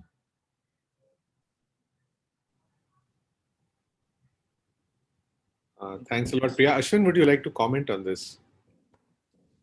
I think the comment will only be that, I think Priya made some very valid and substantial points on pinhole. The point on dilatation, the reasons that you have some amount of dilatation on single pass, if you use the procedure of single pass versus any other procedure, pupilloplasty, is because the number of manipulations that you've had with the iris is very less. And that really helps in not affecting. First of all, you get less amount of inflammation. The second is also you have less iris tissue that has been damaged because of the hold. A lot of times you're holding tissue, and every time you hold, it's going to damage the tissue. So the number of times you've held the tissue is very, very less, and that really increases the chances of dilatation postoperatively. And those are some of the comments I would like to make. I'm sure that there is a lot of discussion around pinhole and Claudio's lens, and this whole gamut of how we are going to deal with this in the next 5 to 10 years. Absolutely. I think, we could, because we have time, I think we should go through our presentations, and then maybe we can come back and have a panel discussion on these various techniques. And, so maybe I should invite our next speaker. I see Boris is already logged in. Welcome, Boris Malugin. And so Boris is a dear friend and president of the Russian Ophthalmic Society, and of course, the Director General of the Fyodorov Eye Institute, which I've been very lucky to visit and have his hospitality. And he's also a board member of the ESCRS. And of course, I think Boris Malugin is a household name in every ophthalmologist's house in the world. So Boris is going to talk to us about iris circlage versus single knot. And it's going to be interesting to see another aspect of how we can do pupilloplasty. Thank you very much, Gaurav, for your kind introduction. And I will be happy to talk on pupilloplasty. And as you can see here, my talk is about single knots versus iris circlage. So obviously, there are different iris defects. Some of them are congenital and the others are acquired. And the approaches to these defects may vary quite significantly. First of all, we should mention that having iris defect exceeding 3 clock hours, like in that picture, obviously will require iris prosthetic device. And as you can see here, IOL with the pigmented haptic is implanted into the capsular bag to repair that iris, and it will not be possible to make pupilloplasty here. However, if the defects are smaller, so we have several options. First is the well-known McCannell suture technique, when the suture is retrieved to one of the paracenteses, and actually the knot is tied outside of the eye and then moved inside of the eye. which was a very progressive technique at that point of time. However, sometime later, Sipser suggested externalizing the suture and making the loop by retrieving the suture through one of the paracenteses and making the knot outside, and by pulling on both ends of that suture, we easily create a very nice knot that is internalized into the anterior chamber. So iris suturing is effective in cases of limited iris defects, with mostly in cases with iris tissue loss not exceeding 60 degrees. So this is the clinical case of congenital iris coloboma, and after the lens being removed, I am now repairing that coloboma with the help of the 10-0 polypropylene attached to the long needle. And this is a very classical Sipser sliding knot technique. And I'm utilizing here a very nice suture retrieving device that is called Condon snare and developed by Gary Condon together with MST. And we can see here that with two sutures, the iris was repaired, although it is having a slightly oval shape. It is more or less cosmetically acceptable. The issue with the congenital iris coloboma is that you always cannot titrate the effect of the pupil position, the effect that will cause your sutures, and these are two sutures closing congenital iris coloboma. And finally, when you have meiosis on the first day postoperatively, you realize that this green dot representing the center of the cornea, while the red circle is the center of the pupil, and you have to do something about that. And usually in these cases, laser pupilloplasty is quite helpful, because you can actually centrate the pupil by applying the laser spots on the mid-periphery of the iris to make the pupil wider and more central, and that helps you to improve the functional and cosmetic appearance. So this is another clinical case, apparently not congenital, but resulting from the corneal scleral scar. And this was eye trauma that is causing the distortion of the pupil, and was a partial iris defect. And as we can see here, the two portions of that iris are being mobilized in order to understand whether or not it will be possible at all to make the pupilloplasty, because this also depends not only on the size of the defect, but also on the iris, which may be more elastic or more atrophic, and sometimes the sutures can cheese wire through that iris, and it's not possible to repair it because of the inability of the iris to support the suture and support the knots. And in that case, Sipser sliding knot suture was used to create acceptable pupil aperture, and usually two knots are necessary to close the whole full thickness iris defect. And as you can see here on that slide, and we know that there is a slight mydriasis, which is pharmacologically induced, and when the medication will stop acting, the pupil will come back to its central and normal shape. So in many cases of blunt trauma, when the iris defects are associated with the lens subluxation, as shown here, this is the cataract, traumatic cataract with the loss of zonules, and after repairing of that capsular bag, implanting CTR and fixing it to the sclera, single stage pupilloplasty was used to restore the pupil, and you can see that transillumination defect, which is the result of the impact that was caused by the trauma to the pigment epithelium of that iris. And this is another clinical case, again, huge zonular defect, traumatic mydriasis, and here's 4 sutures, single sutures were used to create centrally located pupil, although it is polygonal in shape. And again, we see transillumination defects, and actually through one of the transillumination defects, you can see the portion of the modified capsular tension ring, which is attached with this eyelet to the sclera.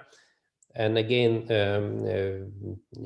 pigment dispersion that was a result of the severe impact of that trauma to the pigment epithelium. So single suture technique is relatively easy to perform with the Sipser sliding knot suture. It's very, very easy.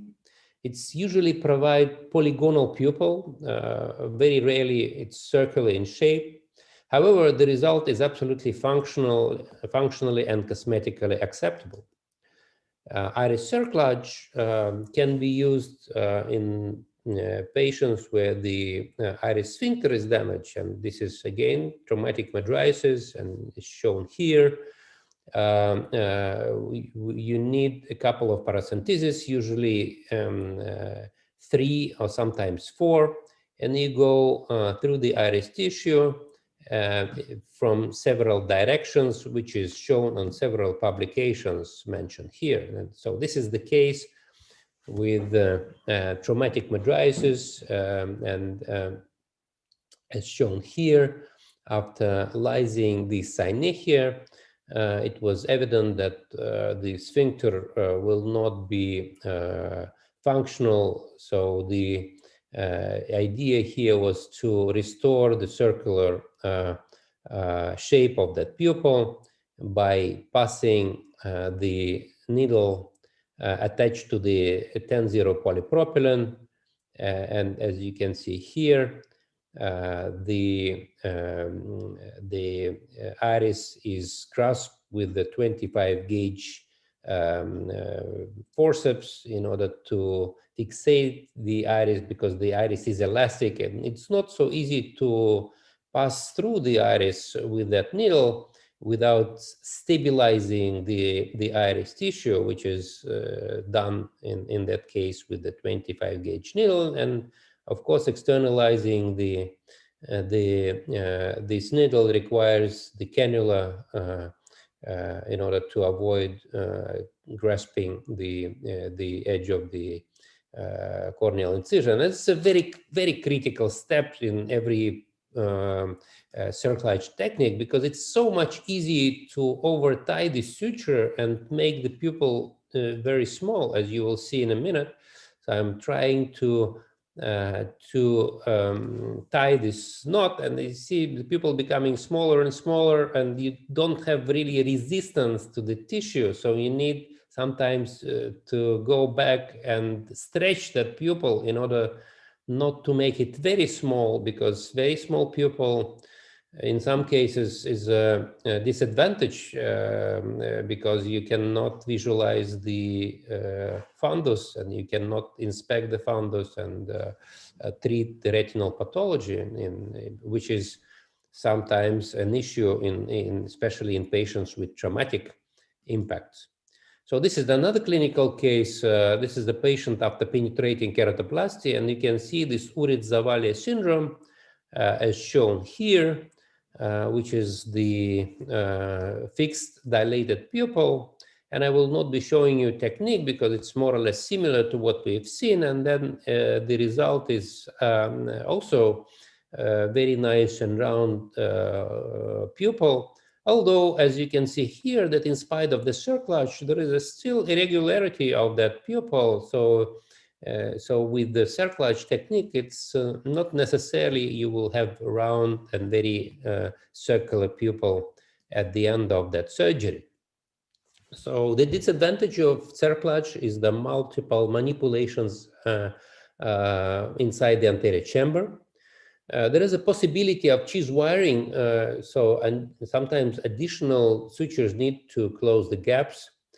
And iris should be elastic enough with moderate stromal atrophy, so to avoid this cheese wiring and to make this technique more effective.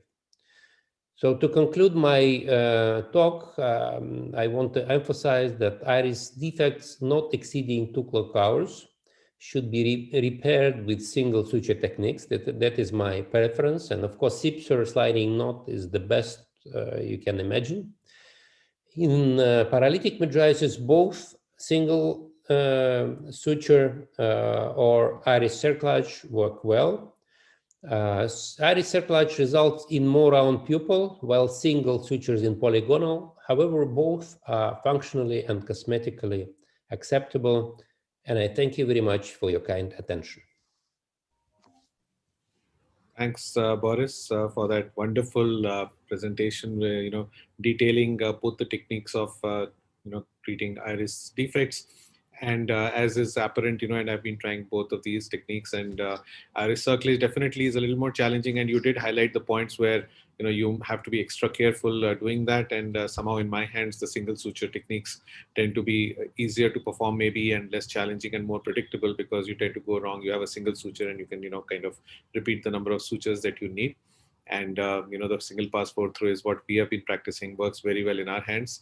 And I think these techniques are invaluable to learn for any surgeon, because it's become entirely possible, and it's not forgivable to leave a pupil which is large and leave big defects behind. It's very easy to repair them. So I think I'll take a quick vote from Dr. Haldipurkar. Sir does a lot of iris defect repairs, and sir, what works best in your hands? So you'll have to unmute yourself. Well, thank you. Well, there'll be a different indication for encerclage in the way Boris showed it.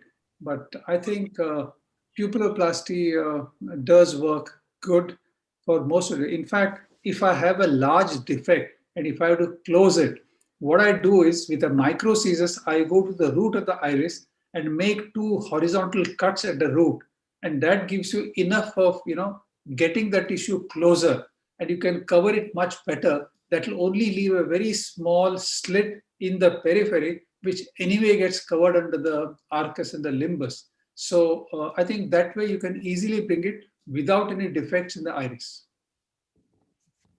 So that means there I use the pupilloplasty that has been advocated today, but I try to slightly cut those roots at the iris, so that gives you some movement for the extra tissue to be brought closer.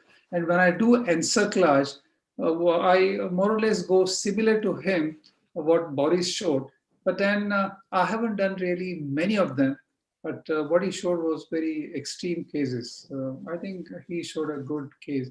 But that manipulation within the AC is sometimes difficult unless you have those micro forceps.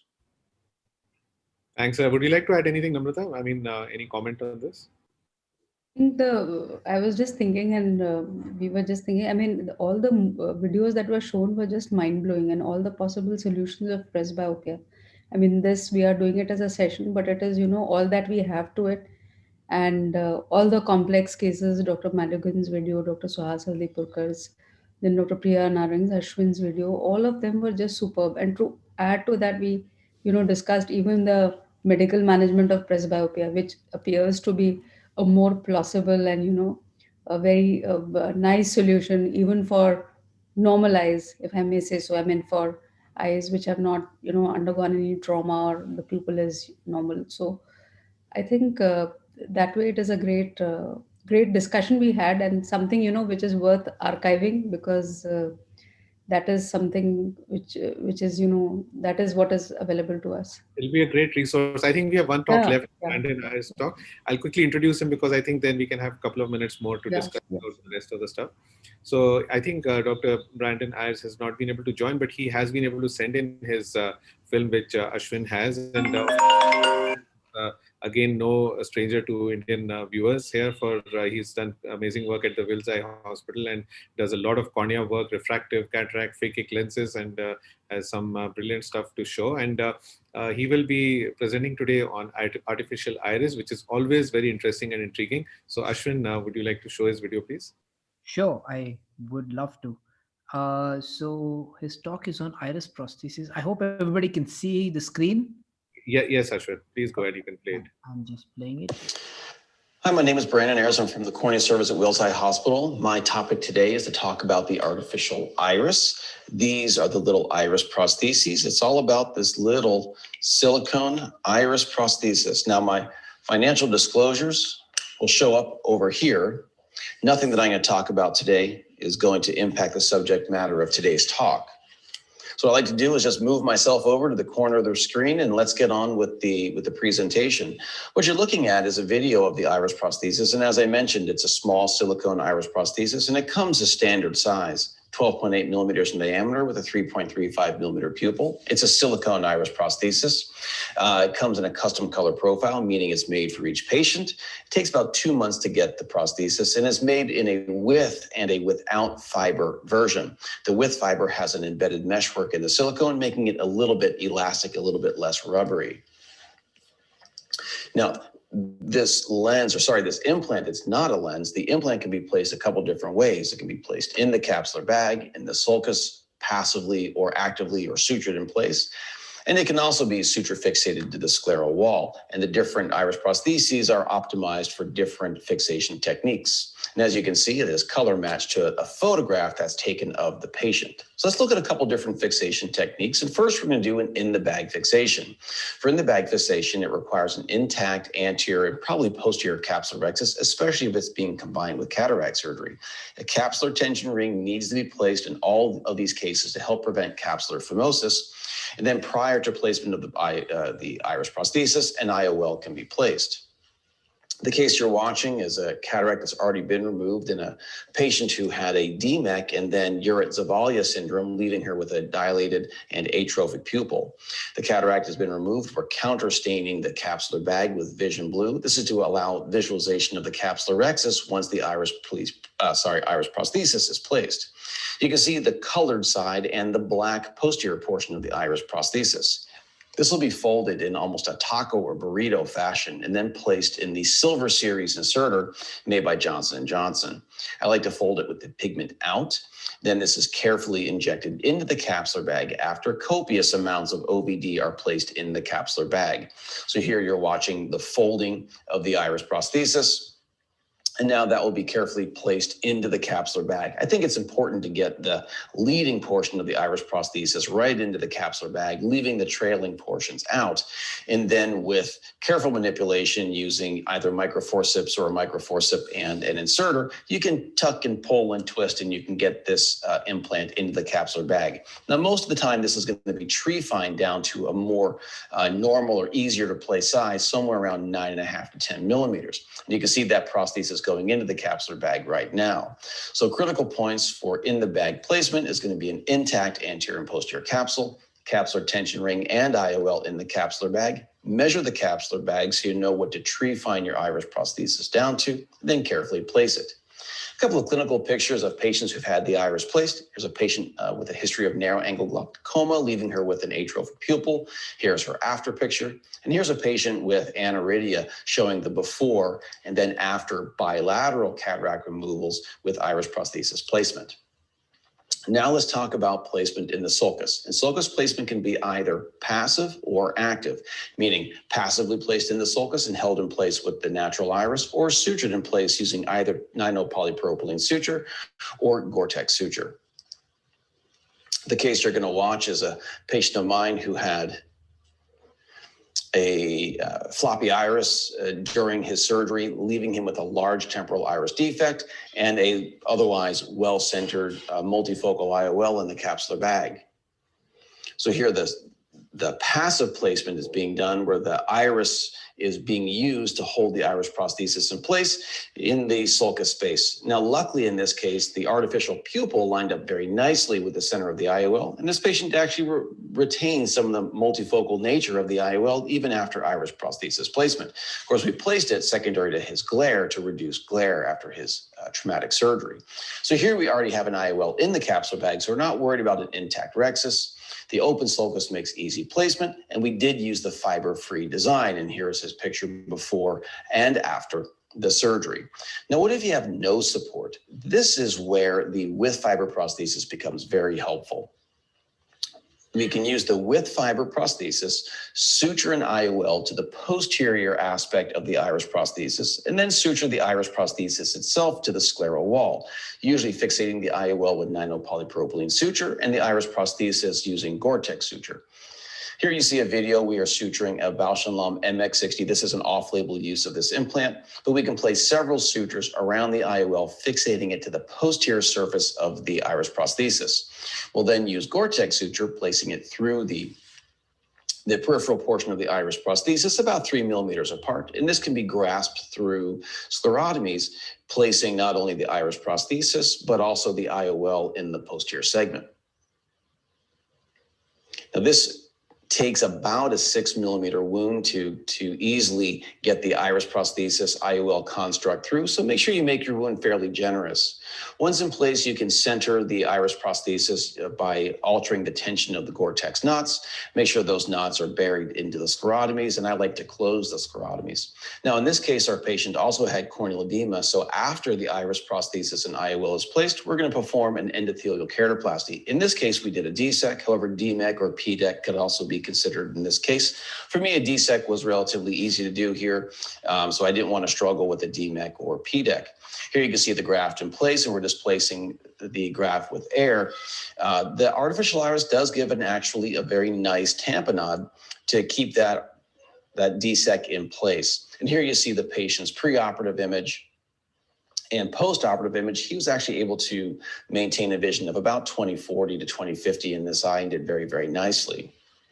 So we've been over a lot in the past few minutes, but in summary, iris prosthesis surgery to me is one of the most rewarding things that I do, both for me as a physician, and it's also very rewarding for the patient. There are multiple techniques that may be necessary to make this successful in any single patient, so be ready with your toolbox and be ready with your instruments. There are multiple iris prostheses available worldwide, but here in the United States, the only one that we have currently is the Human Optics artificial iris, which I displayed today for you. And there is no question in my mind that iris repair and iris prosthesis placement is one of the most life-changing surgeries that I've ever had the privilege of taking part in. And I'd really suggest that you take some tips home from our talk today and apply it to your own patients. Thank you very much for watching. If you have any questions, please feel free to reach out to me. My email address is bayers@wilseye.org. Thanks for watching.